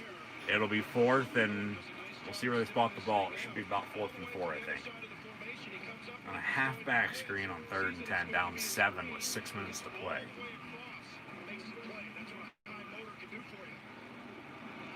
Nebraska was ready for it. Yeah, Penn State's going to go for it. I mean, like I said, a field goal wouldn't be bad, but yeah, it's not 4th and 10. It's 4th and about 4.5, 5 from the 32.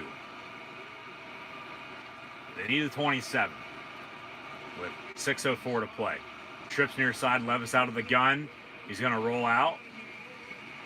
And he's going to have a man caught, first down. Keandre Lambert-Smith, 21-yard line. Knee was right there on the white, though, the out-of-bounds line. Was he in? Was he out? See a replay. He was the receiver out wide, near side in that trips formation. Simple comeback route for him on the curl. And that should be a catch. That should stand. That's a first down, Penn State.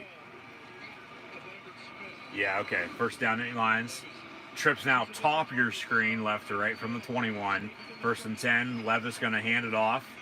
And Devin Ford from the 3, or from the 21, 4-3 to the 18, 2nd and 7. 5:22 and counting to play. And, when it's coming down to it, it seems like they're, as it, for some reason, just got darker.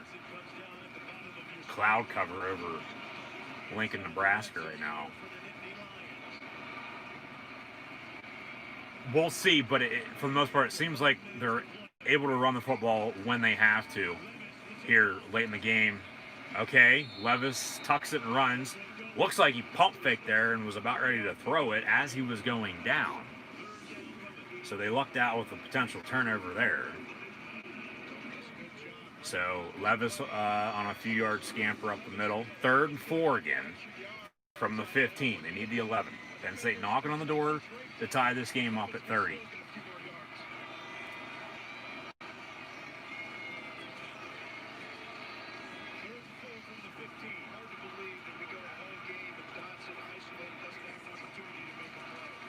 And Penn State's going to run it again up the middle. A big push from the offensive line. It looks like he got a first down. That's Kevon Lee, 24. Yeah, big push from Little French Fries and Mennett. And they give Penn State a first down. You got 8 shots to punch it in now. You need a touchdown. Let's get it. From the 11, 1st and 10. Just don't do anything stupid. A fade back corner near side. Incomplete, intended for Parker Washington, who's had a quiet last few minutes or so here in the second half. Keep an eye out for Fryermuth, though. They haven't gone to him at all on this drive. And he had that big reception that set up the touchdown on the last drive. Perfect situation for Fryermuth. 2nd and 10 from the 11. Go for a simple post or a curl route to him at the goal line, or a fade again. I'd probably run it here on 2nd and 10 after the incompletion. Under 4 minutes to play, play clock winding down. Levis looking to throw another fade. Far side has a man. It's incomplete. Intended for number 5, Jahan Dotson. 3rd and 10. That's probably... Yeah, that's why you run it on 2nd and 10 there. So you have a 3rd and short rather than 3rd and 10. Because a field goal is not going to cut it now. You need a touchdown. I mean, you could kick it, go down 4, call your timeouts. Defense has played well. Force them to, a 3-and-out and punt and get the ball back, and then you need a touchdown to win it. That's if you, don't kick an onside kick. If you kick a field goal here, if you don't get it on 3rd and 10. But you got 8 shots. All you need is a 1-yard line. You don't need a touchdown, you need the 1. And Penn State's going to call a timeout. All right, first of the second half here, but of course with 3:48 to play, not a timeout you'd want to be using there, but just to be safe, reset, make sure you're about to do what you want to do, and I mean, what a game! I mean, honestly, seriously, what a game with Penn State, Nebraska.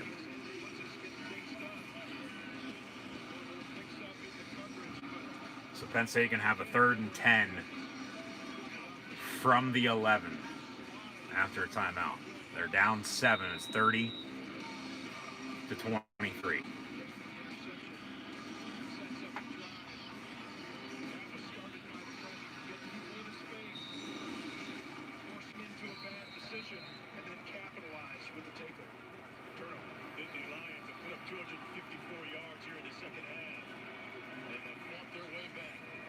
Empty set, 5 wide, 3rd and 10 from the 11. Levis in at quarterback, as he's been since the midway point of the second quarter. Over the middle on the slant, incomplete, almost picked off.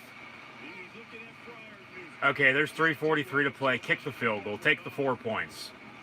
Because then if you score again on a touchdown, it's going to win it for you rather than tie it up. But you're going to have to play defense again. Kick the field goal here. Now, if they had the missed 55 plus from earlier, they're going to go for it, and you have a field goal here. You're down 1. A game-winning field goal is going to win it if you give them the ball back and you stop them and get the ball back. 4th and 10, Penn State's going for it from the 11. Levis going to step up. It's incomplete at the 5-yard line, 10 for Parker Washington. I mean, that could go either way on going for it or kicking it. I probably would have took the points. Because, well, you had 2 timeouts, not 3, because they had to burn one there. But still, they got away from the run game after they, set up shot 1st and 10 from the 11. They had 8 shots to get it in, and they turned it over on 4th down.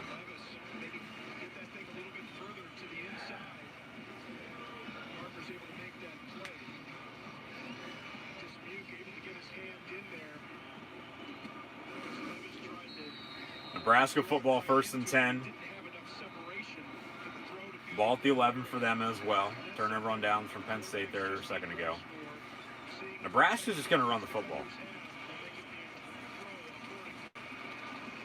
4 yard and 3, maybe 4 yards there on that run. The time's going to come into play now with the differential with the play clock and the game clock. Yeah, why wouldn't you take your time? You run the damn ball. And with a 7-point lead at home, I mean, they pick up a 1st down. This game's probably over, honestly.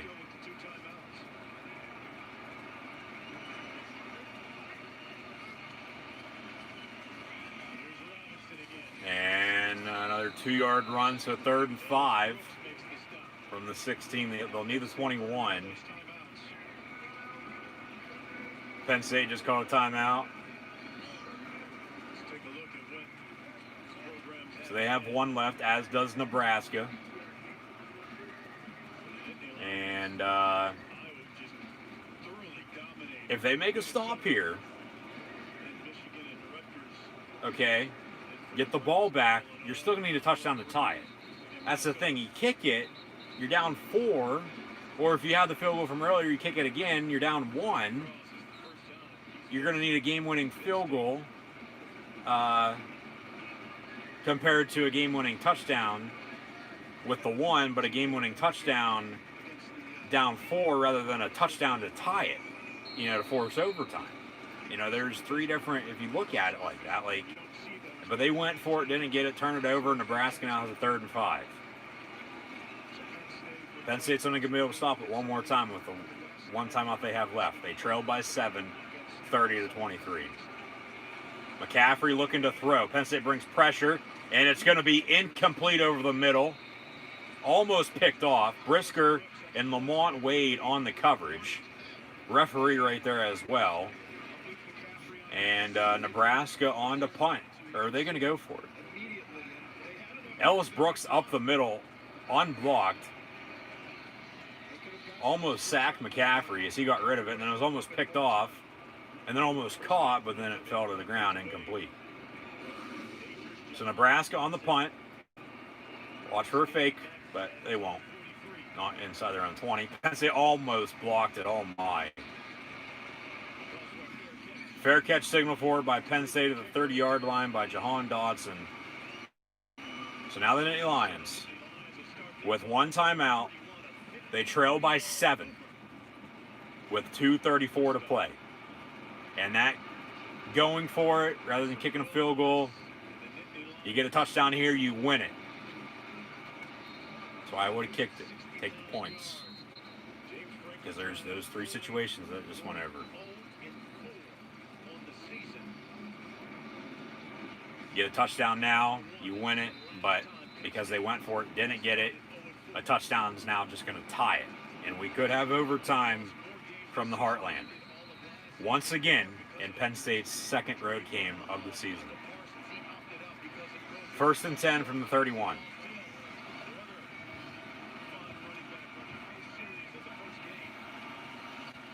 Levis looking to throw, going to step up, tuck it and run, almost optioned it, and then he spun, picks up about 16 yards on that run.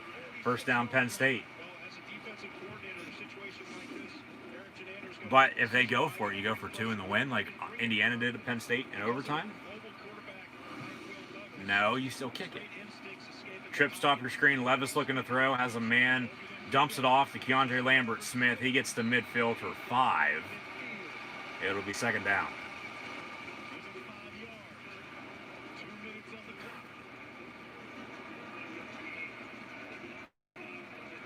Second and 6 officially from the 49. Levis over the middle. It's going to be caught by Freiermuth. 1st down, Penn State, the 45. 1:51 to play.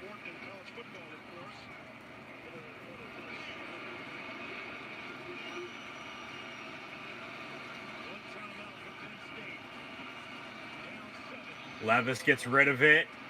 Underthrew it, but it's still caught by Parker Washington inside the 30, down to the 27. 1st and 10 Nittany Lions. 1 timeout, down 7, 1:37 to play. That easily could have been picked off by Nebraska. But Levis put in a position where only Parker Washington could catch it. Levis going to go deep down the near sideline, has a man, and it's deflected, batted down, incomplete at the goal line, intended for Jahan Dodson. 2nd and 10 with 1:20 to play. Penn State, 2nd and 10, 1 timeout, down 7, 30-23 on the road against Nebraska. Good play by the defender there, batting that down. Good coverage. 5 on 5. And Dawson still almost came down with it too. But then you would have given Nebraska the ball back, with a timeout and about a minute, to kick a game-winning field goal or a touchdown on you. 2nd and 10 from the 27. Levis complete once again at the 20. That is Patty Freiermuth. It'll be 3rd and 3.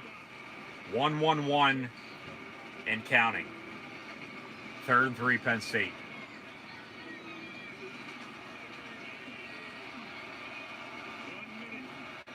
Now under a minute to play from the 20. 3rd down and 3 for Penn State.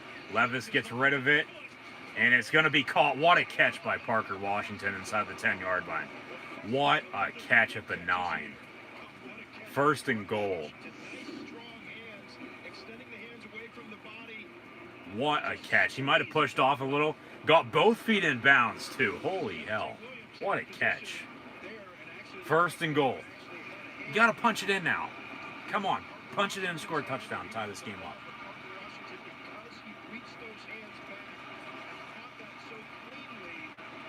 You drive and drive and drive until you stall. First and goal from the 9. Levis. Fade back corner. That's pass interference. He pushed him down. 10 for Parker Washington again. I mean, the ball was about a yard or so off maybe. But the defender still... You can't push a receiver down. That should at least be a legal contact. But there's no flag at all. Jesus Christ, you gotta be kidding me. Second and goal from the 9. But at least they're calling it down the middle. I mean, it's been both ways. Second and goal, incomplete to Pat Fryermuth, brings up third and goal from the 9. So once again, here we are. They're settling for field goals. Field goal's not going to cut it in this situation. There's 44 seconds to play. Nebraska leads by 7. But every time today they've gotten inside the 20-yard line and have a goal to go, they end up with a third down, and then they just don't know what to do with themselves. It's like they forgot how to play after another damn good drive here in the second half. It's like they don't know how to call a play inside the 10-yard line, for God's sakes. Levis gonna tuck it and run. He's brought down in the sack, and Penn State's gonna call a timeout here. It'll be fourth and goal with 37 seconds, and here's your ball game. They need a touchdown to tie it up. If they get stopped, Nebraska's going to win. And it's going to come back to those 2 turnovers that led to points. And honestly, just that today. You know, not a whole lot else, but then the play calling. Play calling could have been 10 times better. Especially inside the red zone. Because they get inside the red zone and then they can't score. They got to settle for field goals. And then they go for it, don't get it on the last one. They have to go for it now. It's fourth and goal, game on the line. They need to score here. Fourth and goal from around the 15-yard line, it looks like. And they don't score, they don't tie it up. Game's over. Nebraska's going to win, and they'll pick up their first one of the season. Penn State will fall at 0-4.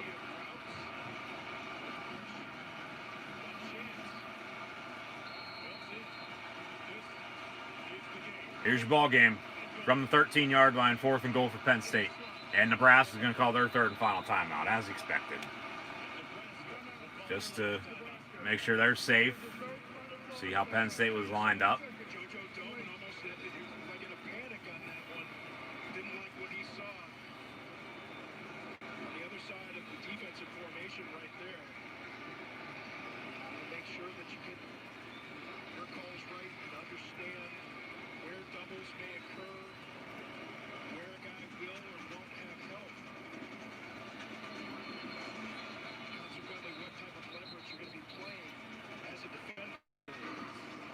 It'll be fourth and goal, Penn State. Ball 13-yard line. The game on the line. They need a touchdown to tie it, force overtime.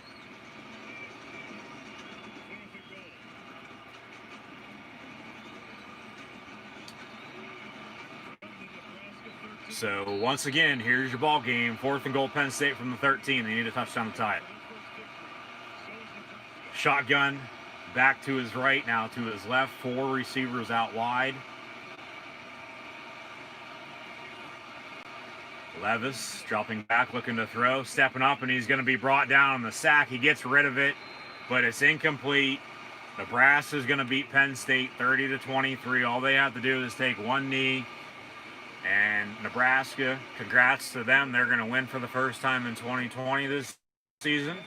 Penn State, even after the quarterback switch, they're going to lose by 7 and fall to 0-4 for the first time since 2001 as well. All James Franklin can do is stand there on the sideline with his arms folded, across his chest once again. And, yeah, if he's not fired tomorrow morning, or knowing Penn State, they'll probably allow him to, because of the extension he signed, play out the rest of the season as the head coach and then make a decision at that point, just knowing how they operate. Nebraska going to win it 30-23 over Penn State. Nebraska now 1-2. Penn State 0-4. What a game! I mean, Nebraska, when it came down to it, they made more stops on defense, and they held Penn State out of the end zone quite a lot this afternoon, forcing a ton of field goals that could have been a ton of touchdowns for the Nittany Lions on the road here this afternoon. And James Franklin, one way or another, I do believe, will in fact, as he shake hands with Scott Frost, James Franklin, Scott Frost, post-game handshake.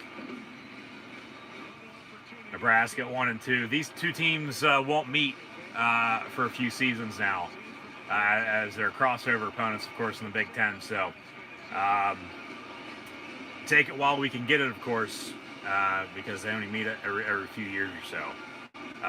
Or if they get in rhythm, they'll meet year in and year out if they're the crossover for the next few years, or however the schedules are working out. This year, of course, all messed up 8-game conference only schedule. But I do believe James Franklin, one way or another, is going to be on his way out of Penn State, whether he's fired by athletic director Sandy Barber tonight, tomorrow, at the end of the season. Knowing them, though, they'll let him play it out. They won't fire him. He won't leave, and then they'll fire him midway through next season, when they're 3-3 or whatever their record is. And then, next season's in the bag already. And then they got to start over for 2022 with whoever the hell is, going to be coming in. But I do believe one way or another, as Nebraska defeats Penn State today, once again, 30-23, if you're now tuning in. Penn State at 0-4. We got some post-game highlights now on FS1, but nonetheless, one way or another, James Franklin's going to be on his way out of Penn State, I think. Whether he's fired or he bolts for the NFL.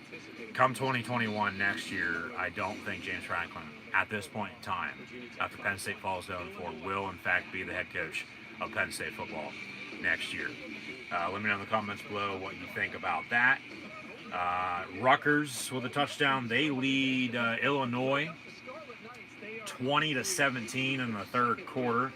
Let's check in for a second here with some of the other games currently going on in college football. We'll get some final stats here as well with Penn State, Nebraska. But in the meantime, we'll flick on another game here coming up at 3:30, or if there's a good game coming down the wire from the noon slot. ACC Network, we got Wake Forest now trailing by 7 in a shootout. They led at halftime over Carolina. Tar Heels now lead 52-45. Vanderbilt only trails by 4 to Kentucky, 38-34. I mean, I'm sure Vandy would welcome James Franklin back with welcome arms. Yeah, I'm sure Vandy, make sure I said that right. What a game with Penn State, Nebraska, but they don't turn the ball over, they don't lose. Plain and simple. They turned it over 2 times, too many times at that. And Nebraska capitalized, and then they won by 7. So they don't turn the ball over. They don't have those points off of Penn State. Penn State wins if everything else goes the way it did. But of course, that's not the way it happened. No, but I'm sure as Vanderbilt trails, 38-35, they scored extra point. 30 seconds to play, though. So I'm expecting an onside kick there, I would think. I'm sure Vanderbilt, the hell was that? We got USC Arizona coming up next on FS1 and Fox as they go back to the big noon kickoff crew. But nonetheless, that has Urban Meyer on the panel, and I don't want to hear Urban Meyer is going to be a candidate for Penn State or Michigan, because you know damn well he's not going to be. So end of story there.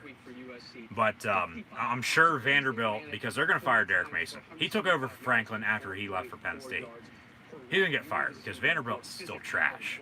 No offense, but they're still trash down in Music City. Even though country music is at a high level right now, and it always has been and always will be. But nonetheless, Derek Mason's going to get fired. I'm sure Vanderbilt would welcome James Franklin back with open arms. So make sure I said that correctly. Yeah, we'll turn on Big Ten Network with Illinois and Rutgers as the Fighting Illini on the road only trail by 3. We saw we know with Penn State's schedule, they host Iowa now next week. That game's probably going to be at noon again. Might be 3:30. We'll see. They'll announce that tomorrow. Iowa's been scoring points, so we know how the matchup now next week should be, how it should go, you would think. And then Michigan a week later, they play later on tonight. So if you're a Penn State fan, you want to see how, Michigan's doing if you haven't seen them yet this year, or if you even have, watch Michigan-Wisconsin from Big House in Ann Arbor, because it's probably going to be a good game. But then a week after that, Penn State plays at Rutgers. So here we are with Rutgers leading by 3, and then if it keeps up, Big Ten Champions Week, Penn State's going to be playing Illinois for the most part. So, Penn State fans, if I'm you, I turn on Big Ten Network right now to catch the final quarter of play with Illinois and Rutgers, because really, honestly, there's nothing else on. Miami came back and won on the road, beat Virginia Tech 25-24. Okay, Kentucky winners over Vanderbilt 38-35, so that game just went final. And then Indiana, nothing happened in the second half of that game, it seems like, because it was 24-0 at halftime, correct? Well, the final score was Indiana 24, Michigan State 0. So the Hoosiers shut out the Spartans 24-0. Indiana at Ohio State next week. That should be a good game. Penn State, Iowa, as mentioned, as well. And then Michigan State will come to Happy Valley on December the 12th after the Rutgers game. Liberty 58-14, Tulane 38-12. West Virginia beat TCU 24-6. They got 5 wins now on the year, 5 more than Penn State has. That's Penn State's 0-4 for the first time since 2001. Coming up at 3:30 though, Notre Dame, Boston College, USC, Arizona, and then come 5 o'clock, Northwestern, Purdue. Went over all these earlier, but here we are again. Arkansas, Florida, and then Wisconsin, Michigan in the nightcap later on tonight. But now some final stats and scores from Penn State, Nebraska, as the Cornhuskers just defeated the Nittany Lions 30-23. Sean Clifford was 5 of 8 for 37 yards passing before he was benched. He had an interception that Nebraska capitalized on, and also had a fumble, scoop and score on the strip sack, return for a touchdown. So those 2 turnovers. Nebraska also had a turnover. Brandon Smith had the interception on Luke McCaffrey, and Penn State capitalized, I do believe, if I'm not mistaken. But those 2 turnovers from Penn State to Nebraska really hurt them today, and that's honestly why they lost.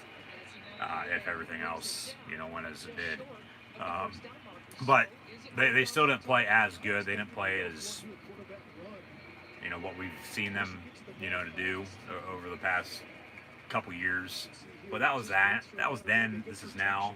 Totally different teams. Different years.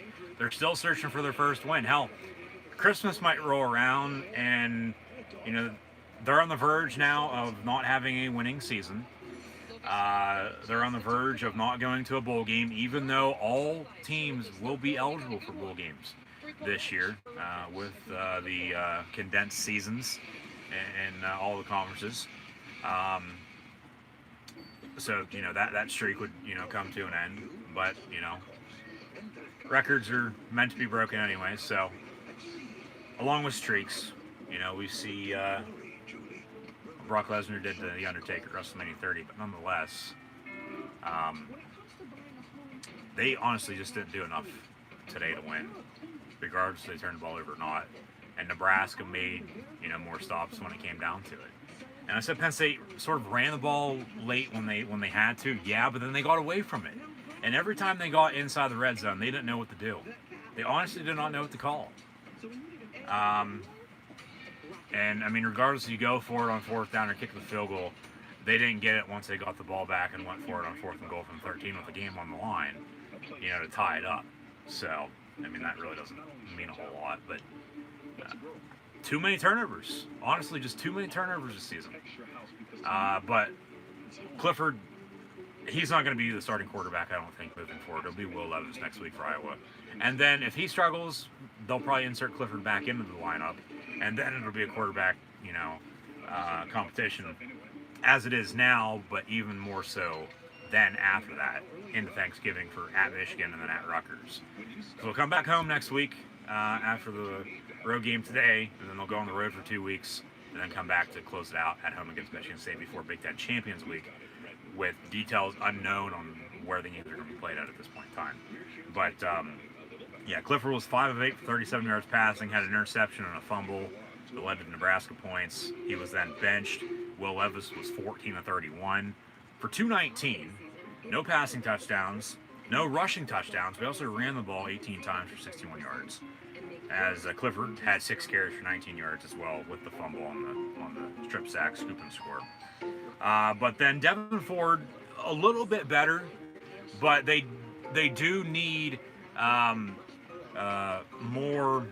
What's the word I'm looking for? They need more execution, I guess you could say, out of the running back position, if that makes sense. I believe execution is the right word I'm looking for right now. Just a little disappointed, of course. 0-4 for the first time in 19 years. Can it get any worse, honestly? Can it seriously get any worse? I mean, there's no way in hell they're going to win 4 in a row. They'll finish below 500. So, winning record on the line, or a winning season on the line, I should say.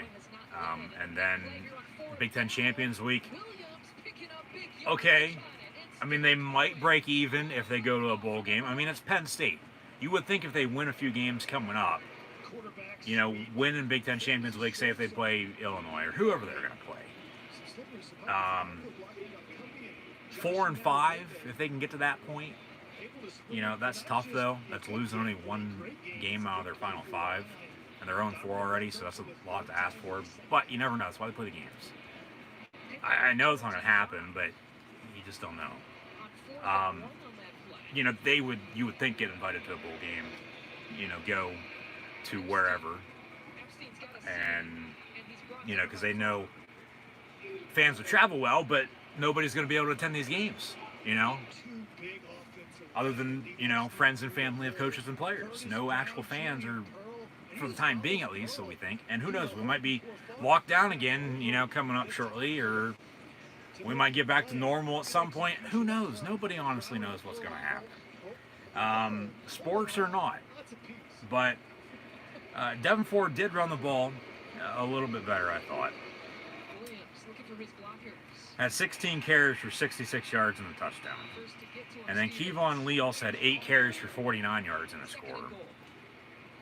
Keziah Holmes, 4 of 50, didn't do a damn thing in the second half after he broke off that 35-yard run in the first half on 4th and 1. Levis had 18 carries for 61 yards. So, still, regardless of who the quarterback is, whether it's Clifford or Levis, they need, execution's probably the right word I'm using now. They need more of that from running backs compared to their quarterback. Because if your quarterback is tied in carries for the game overall and 5 yards short of being the leading rusher again, there's something wrong. And it all starts up front. You got to be able to block and run the football, okay? So they need to, of course, run the ball better, but wasn't as bad today as it's been, but still not as good as what it could be. So Devin Ford, 16 of 66 for a score. Will Levis, 18 of 61. Keziah Holmes, 4 of 50 on the ground. Kevon Lee, 8 of 49 and a touchdown. And then Pat Fryermuth, 7 catches for 113 yards. Parker Washington, 5 catches for 70 yards. Keandre Lambert-Smith, 3 of 35. Jahan Dotson, only 2 catches for 27 yards after great back-to-back performances the past couple games against Maryland and Ohio State. But that's what I said earlier, like, somebody else needs to step up, wide receiver, okay, get them the ball, but It doesn't mean don't throw the ball to Jahan Dotson. Like, keep throwing him the football too. But credit to Nebraska. Coverage, on their end was pretty good. I mean, like I said, they made more stops on defense overall, compared to Penn State. And, even after they scored off the Penn State turnovers, it was pretty split. It was balanced. It was pretty even.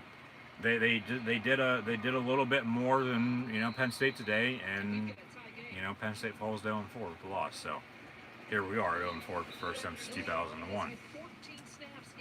So yeah, that's Penn State, Nebraska, 30 to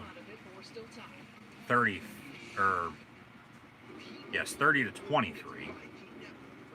As Penn State once again falling to 0-4 with the loss, first time since 2001. What does the future hold? One way or another, I think James Franklin's gone. Whether he leaves or gets fired, I think he's gone. Or they need to change something. Players, coaches coach, players play. Whether that's an assistant coach being, fired, or player being benched in favor of somebody else, whatever it's gonna take, do it. Plain and simple, just do it. Because it all starts up front. They can't run the ball, and that's why they're just not playing well. They're unbalanced. They need to be balanced. So they were able to run the football better, which they did today a little bit, but not by much. And not turn the damn ball over. Too many turnovers. That's why they're 0-4.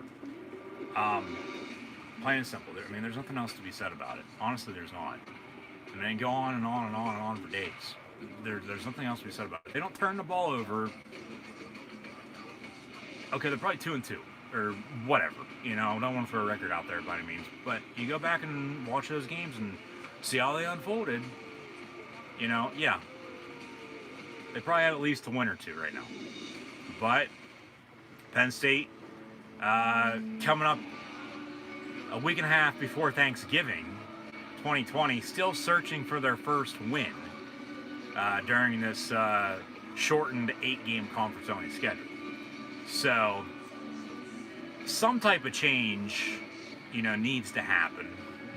Whether that's James Franklin, whether that's an assistant coach, whether that's, a player. If it's an assistant coach, I don't know which one, honestly, off the top of my head. But you look at the play calling, Once they got inside the 20-yard line, drive after drive after drive, episode for I don't know how many field goals. They touchdowns on those, they went automatic, and still turn the ball over a few times, have those touchdowns, you probably still win. But you don't have those touchdowns, turn the ball over, you lose, okay? Like, it's common sense. And if you watch the game as I just did, and thank you for tuning in and watching, you understand and hopefully agree with what I'm saying. But everybody has their own opinion as well, so let me know in the comments below. And thanks once again for tuning in and watching. Be sure to hit that red subscribe button. Tune back in tomorrow as well for Bengals Steelers. And then next weekend for more college football, NFL, and professional wrestling live reactions play. But nonetheless, it seems like once they got inside the 20-yard line, they did not know what play to call. Honestly. I mean, they had 2 fourth downs late in the fourth there that were turnover on downs inside the 20. Settled for how many field goals? Turned the ball over how many times? I mean, Rutgers is playing in Piscataway at Pennsylvania's own SHI field. Okay? At the Scarlet Knights home stadium that Penn State will be playing at in a few weeks on December the 5th. Penn State, as Nebraska, we get an update during Illinois-Rutgers. Illinois winless. We're tied at 20 now with the Fighting Illini and Scarlet Knights. Hell, Rutgers has a win. And their field, SHI. Penn State, you can add a T to the end of that, and that's how they're playing. They're absolutely playing like shit. Honestly, they are. So, And it's just all the mistakes, all the little stupid mistakes. If they didn't have those, they'd be in a better position than they're in right now. But they're 0-4, and you know that's that. But, and I know this is probably what everyone's been waiting for. But as mentioned earlier, okay, if in fact Penn State did in fact make a change, okay, at the head coaching position with James Franklin, because like I said, I do believe he's going to be gone, okay? I've had a list. It's in my phone here, so this is what I'm going to be looking at. I'm not looking at any article by any means online, because there's not really any articles online right now if you've looked on who could replace James Franklin. But the coaching carousel gonna, you know,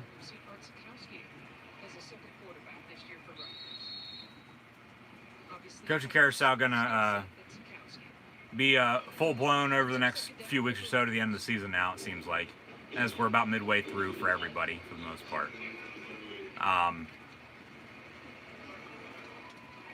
Too many mistakes.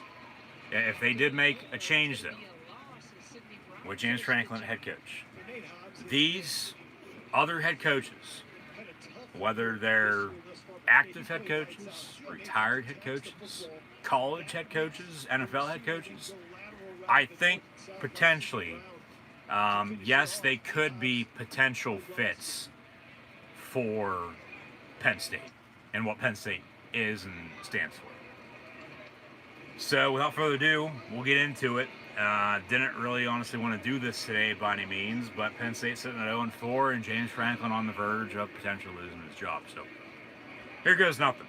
And honestly, and I haven't looked at this since about a month or so ago, so give me a minute here. But in no particular order by any means, yeah, there's a few candidates that, and I'll probably make a video, audio only recording. Keep an eye out for that live right here on YouTube. If in fact they do fire Franklin, so I'll try to get that out as soon as possible. If that does happen tomorrow, next week. If they don't fire him tomorrow and they lose to Iowa next week, they're 0-5 for sure. He's probably gone. But I know I'll have a video. It's just a matter of when it's going to get released. When I'll sit down and record when it gets released. If in fact James Franklin gets fired or leaves Penn State. But in no particular order, some candidates I think that could take over Penn State at the end of the season for 2021. Now, like I said, there are a few candidates, you know, that are higher above a few others. And then there's a few that are, you know, no-brainers that they're no's, like, not going to happen. And I guess we can start there. You got Urban Meyer, like I said, he's retired. He comes back, it'll be to Ohio State. You know, if Ryan Day goes to the NFL, which he could, who knows. He'll stay put though for the time being, I think. Because Ohio State would want him to come back, but then he wanted, they'd hire somebody else. But like I said earlier, Urban Meyer's not going to be going to Penn State. Urban Meyer's not going to be going to Michigan. It's not 2012, okay? And with that, it's not 2012 for Penn State hiring another coach, so no Dan Mullen, a Meyer assistant at Florida who was at Mississippi State, whose name came up for Penn State in 2012 and 2014, but stayed put and then took the Florida job. And he's got Florida in a perfect position right now for the college football playoff. Same goes for Kirk Ferentz at Iowa and Pat Fitzgerald at Northwestern. Ferentz, longest tenured college football coach right now with the Hawkeyes. Yeah, some issues inside the program right now, so they stay, but he'll stay put in Iowa City with Iowa. He's a Pittsburgh native, yes. Name came up to replace Joe Paterno and Bill O'Brien in 2012 and 2014, but as much as I'd like to have Kirk Ferentz or Pat Fitzgerald, it's simply just not going to happen. Same thing with Pat Fitzgerald. You know, he's a Northwestern alum. He's got him in the top 25 once again after a 3-win season last year. They got 3 wins already now this year.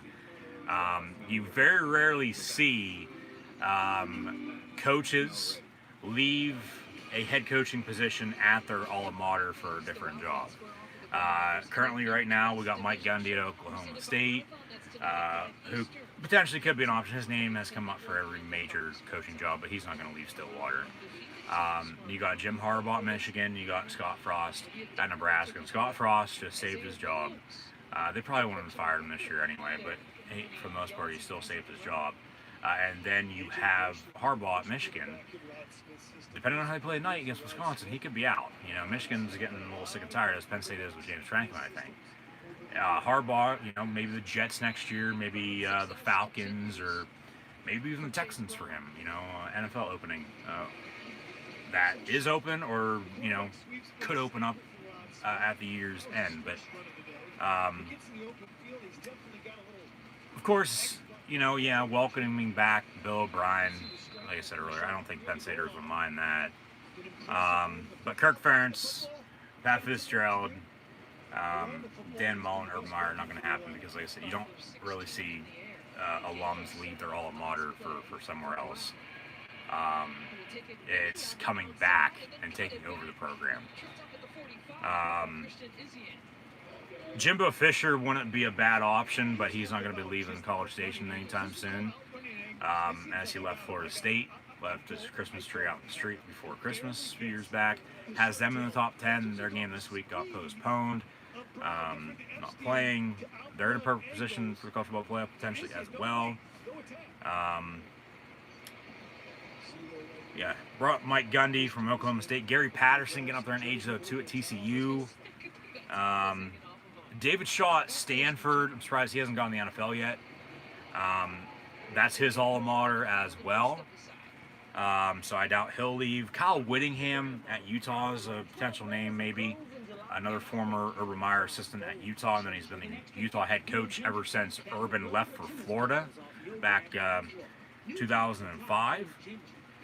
So potentially him, but I doubt he'll leave. You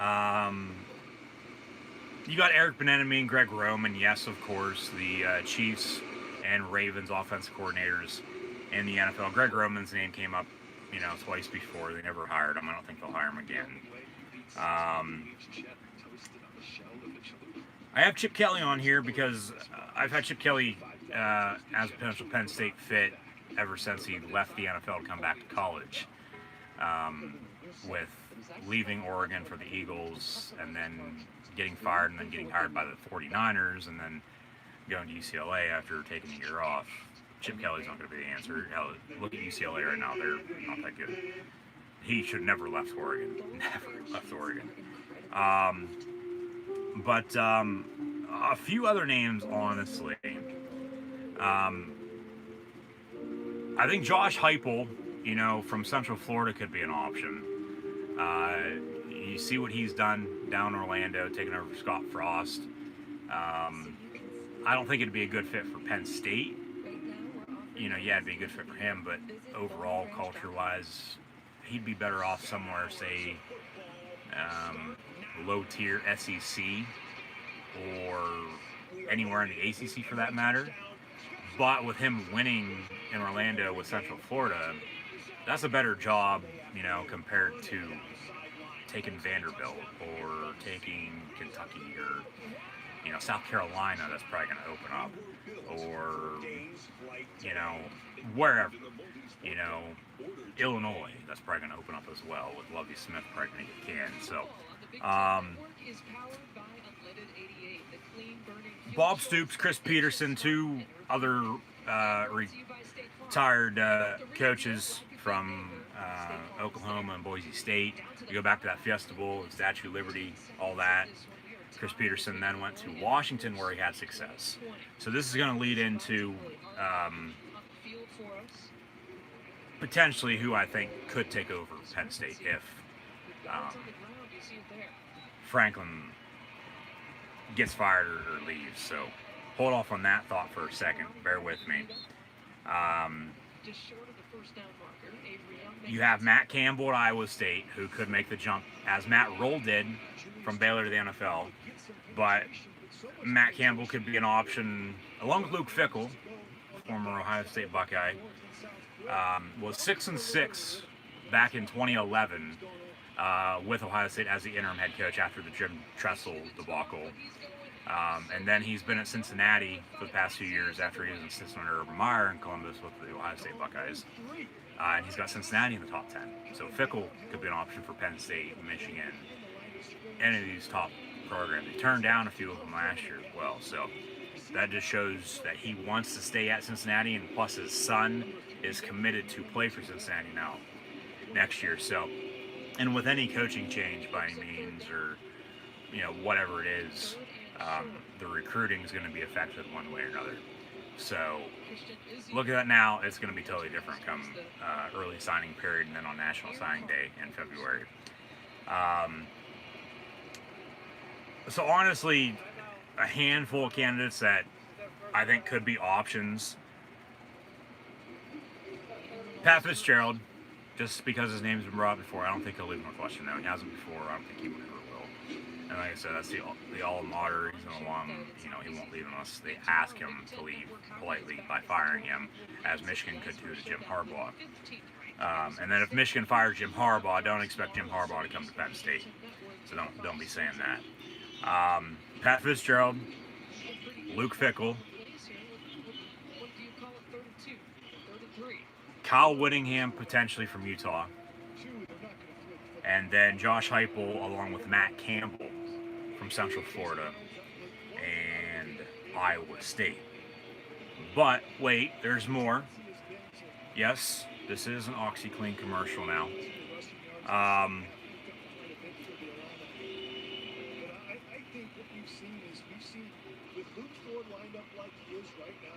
Yes, okay. Somebody that, there's 3 other names I have here. Looking down my list. Make sure I want to put it in the order I'm about ready to put it. Because like I said, I haven't looked at this in about a month or so. Since I last added to it or whatever I did with it. Someone Penn Staters know extremely well. Well, 4 names actually. If you want to throw in Bill O'Brien. Because like I said, I don't think Penn State on the other hand, I don't know, but Penn State fans, I don't think they'd mind bringing back Bill O'Brien to take over for James Franklin. But I think he'll get a job in the NFL next year, whether it's as a head coach somewhere or as an offensive coordinator. And he's always been more of an NFL coach than a college coach anyway. But I did say after he got fired, I think Duke could be a potential destination for him if David Cutcliffe gets fired or retires, because he's been the former assistant for Duke. And, same color schemes, blue and white. He won't have to change his outfit by any means after 7+ years in the NFL. The Houston Texans is. James Franklin has been now with Penn State, and the seat's getting a little hotter if you're just now tuning in. But somebody Penn Staters know well, former offensive coordinator for the Lions a few years back. He's been a former head coach. He's currently an offensive coordinator once again at Oregon. It's Joe Moorhead, of course, led Fordham in the FCS before taking over offensive coordinator play calling duties for Penn State in 16 and 17, and then was the Mississippi State head coach the past 2 seasons for getting run out of town. They drug his Yankee ass out of Starkville, and now he is in fact the offense coordinator for Oregon. And Oregon last Saturday night at home against Stanford played pretty well on offense. So Joe Moorhead could be a possible option because, he's been at Penn State before. He knows what it's like. He's had success as a head coach. It just wasn't a good fit with Mississippi State down in the SEC. If he can win the SEC, he should be able to win the Big Ten. James Franklin's, a perfect example of that. He won at Vanderbilt. If you can win at Vanderbilt, I think you can win anywhere. And he's won at Penn State, but 0-4 now in 2020 for the first time since 2001 for Penn State. So Joe Moorhead. And then the final 2. It's like a final tribal council now for the Survivor finale, and the winner of Survivor is, so-and-so. These 2, I would by far, especially the first one I'm about ready to name off, but I think the second, because of what he's done, and then the history with a coach leaving the school and going elsewhere, and then also having success, I think he could also bring the same to Penn State if, in fact, Franklin's gone. The first, I think, myself, first off, I would love to have him as head coach of Penn State. And his name's come up, a few times before, but he never took it. He's a Penn State alum, okay? He's had a few different stints in college football. Ding, ding, ding. Matt Rule is the final answer. He's currently the head coach of the Carolina Panthers in his first season. And you look at it, honestly, and, you could laugh at this, and, all to you, but you look at it, okay? He was at Temple. He's originally from New York City, went to State College, high school, played at Penn State in the 90s. Assistant at Temple under Al Golden, became the Temple head coach then after Steve Dazio. Actually beat Penn State in the opener back in 2015. And that was until Indiana beat Penn State in the opener of 2020, the last time Penn State lost to begin the season on the road. And then he left Temple for Baylor. 3 years at Baylor, took him to the Sugar Bowl last year before taking the Carolina Panthers job in the National Football League. But with what I'm about ready to say, this is the part where, okay, yeah, you might laugh. You look at what Nick Saban did in college, okay? When he was at Michigan State and then at LSU before he took the Miami Dolphins job, and then he was there for 3 years. So the timing's not right by any means, but the Panthers, they're not playing bad. They could be playing better record-wise, and the NFC South could be better, but they're there with Breeze and the Saints and Brady and the Bucks. They're probably not going to make the playoffs as originally thought, but does he bolt after taking the job just a year ago to go elsewhere, to come back to Penn State potentially if it's open? Maybe, probably not though. But you have what Nick Saban did, with Michigan State and LSU, and then got fired by the Dolphins, resigned before the final game, and then said he wasn't going to take the Alabama job, and then took the Alabama job, and then turned the tide back around, and we've seen the dynasty that he's created down in Tuscaloosa with how many national championships since his first season with Alabama back in 2007. So I feel like Matt Rule could potentially do the same, because it's just very similar. Say if he would leave Carolina or get fired by the Panthers, which he's not going to get fired after a year, but if he'd leave, Penn State would have to buy him out. But if they would fire Franklin, they'd owe Franklin a buyout. But if Franklin would leave for the NFL would have to buy him out, and then Penn State has that money to pay whoever they're going to pay, to come in and be their next head football coach at that point. If that makes sense. I know I rambled on real quick about that. If you have any questions, let me know. But nonetheless, it's just similar. Matt Rule, Temple, Baylor, NFL, all right in the NFL, but not what he was in college. And then he comes back and boom, comes back to Penn State. Not saying he's going to do what Saban's done in Alabama with the Tide, but still, I think Matt Rule, honestly, now if they keep Franklin, fire him midway through next year, fire him after next season, because he just signed an extension, buyout's going to go down. His $5 million buyout's not going to be scaring away any NFL team. So if the NFL does buy him out as he bolts potentially, Penn State's going to have that money then to use to hire whoever they wish. And Penn Staters are going to let them know, honestly, who they want as a potential football coach. But at the same time, they're still going to hire who they want, because nobody thought they were going to hire Bill O'Brien in 2012. Nobody knew who the hell Bill O'Brien was in 2012, for God's sakes. But then he led them to 8-win and a 7-win season in back-to-back years before he left to go back to the NFL to take over the Houston Texans, and then he just got fired. That's what I said. Bill O'Brien coming back, potentially, I wouldn't mind it. I liked him when he was here. I don't think Penn Staters would mind it, but I don't think it's going to happen. But Matt Rule, okay, could be an option. Now, even more so now after next season, if he does good this year with the Panthers or not, and then say next year they're awful or they're average, and he just wants out, or they fire him, they want to move on, or whatever the case may be, that point, that'd be the perfect time for him to come back to college potentially, and then Penn State's open. You would think he's going to take the job, but you don't know. Never say never though. But now, potentially with the final candidate that I've thought about, that I've actually done a lot of research on who potentially, could be candidates, for Penn State, because it's harder than you think, hiring a head coach. And they'll bring in what do they call those? Geico makes the claims process so easy. I can file and Not a research team, but it's not just easy. It's giving your dog. and not analytics. Why am I thinking of those? But they'll bring in a group of people, a team that, of course, will assemble to gather everything that they know and what they're hearing from fans and just everyone in general, and who they think and then who they want as the head football coach. There's a term for that. I just can't think of it at this point in time. If anybody doesn't know, let me know in the comments below. But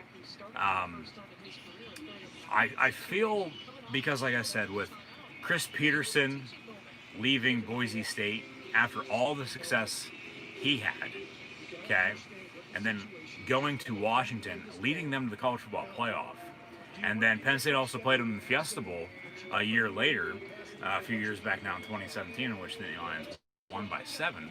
He retired after last year, so he's done coaching. Chris Peterson could be an option. I mean, I thought he was a good candidate back in 2012, 2014, but he stayed put and then he went to Washington.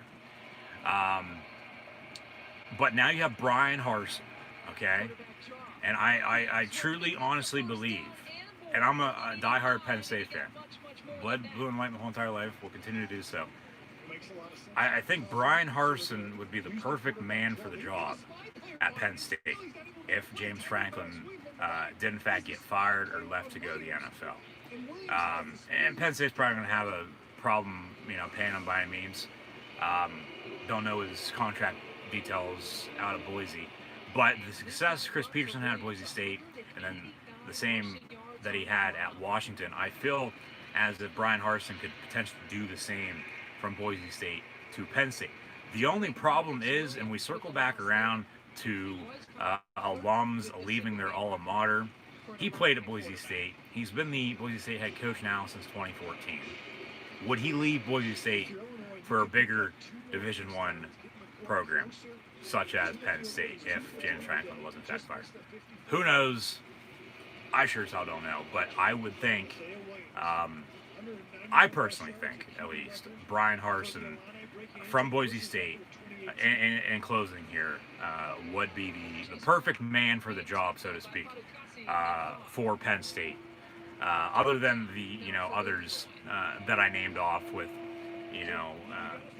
Pat Fitzgerald probably the go-to number 2 behind him if Matt Rule would stay in the NFL. But I would want Matt Rule 1, Brian Harsin 2, and then Pat Fitzgerald 3 to wrap it up. Because like I said, there's not going to be, as it is now, 409 on the East Coast following a Penn State loss, as they're 0-4 for the first time since 2001. I don't think there's anybody that would come out of retirement or take a or leave. I mean, you could throw Luke Fickell into that too, but is he really going to leave Cincinnati? He's got it good right now. But the same thing was said when Scott Frost left Central Florida to go to Nebraska. The only way Luke Fickell, I think, would leave Cincinnati would be to go back to Ohio State. Does Penn State hire a former Buckeye to be the head coach? I think you could throw that aside and, let bygones be bygones. But, if Matt Rule would ever leave the NFL and Penn State has an opening, I'd want Matt Rule 1. Okay? Then Brian Harsin from Boise State 2. Okay? Followed by Pat Fitzgerald, and then throw Luke Fickell into the mix as well. But his name's going to come up for Michigan. His name's going to come up for a lot of other programs, because there's not really anything open right now in college football. That's the hard part, talking about it this early on. Now, a month from now, it could be different. And who knows? Some of these could go to the NFL too. Or we could get NFL coaches, assistants from the NFL, or assistants in college get big-time college gigs. But I would want Matt Rule in this order. Matt Rule Brian Harsin, Pat Fitzgerald, and then Luke Fickell, followed by, well, throw Joe Moorhead in there too. That's the top 5. Matt Rule, Brian Harsin, Pat Fitzgerald, Luke Fickell, and Joe Moorhead in that order, probably, yeah. And from 3, 4, and 5, you could probably, switch them around depending on what day it is and how you feel. But if Penn State moves on from James Franklin, or James Franklin moves on from Penn State 0-4, first time in 19 years, I would want Matt Rule, Brian Harsin, Pat Fitzgerald, followed by Luke Fickell and Joe Moorhead as my top 5 candidates to take over the blue and white.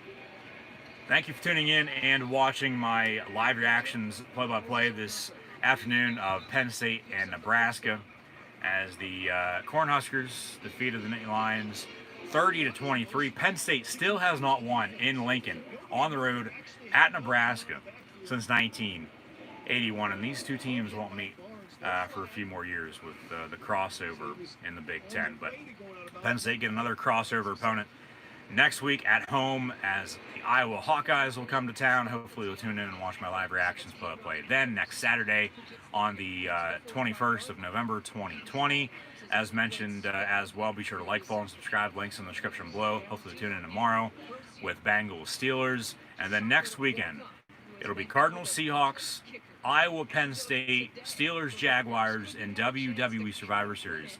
All live reactions play live right here on YouTube. So, yeah, Penn State 0-4, 7-point road loss against Nebraska, 30-23, and hey, one game at a time, as James Franklin likes to say. How many more games does he have at the helm? We'll find out over the course of the next few months or so. But just got to move forward. I mean, they're 0-4. They got to do something right, you would think, moving ahead. Sort of ran the ball a little bit better today, but not by much. Just the turnovers and penalties are absolutely killers. If they would hold on to the ball and not turn it over and not, cause as many penalties as they're causing, and, thinking, they can dig themselves all the way to China and get back before the game's over, come on. So, Penn State 0-4. Road loss at Nebraska, 30-23, your final score as the Cornhuskers defeat the Nittany Lions. Be sure to like, follow, and subscribe. Hopefully I'll see everybody down tomorrow and next weekend for more live reactions play, all live right here on YouTube.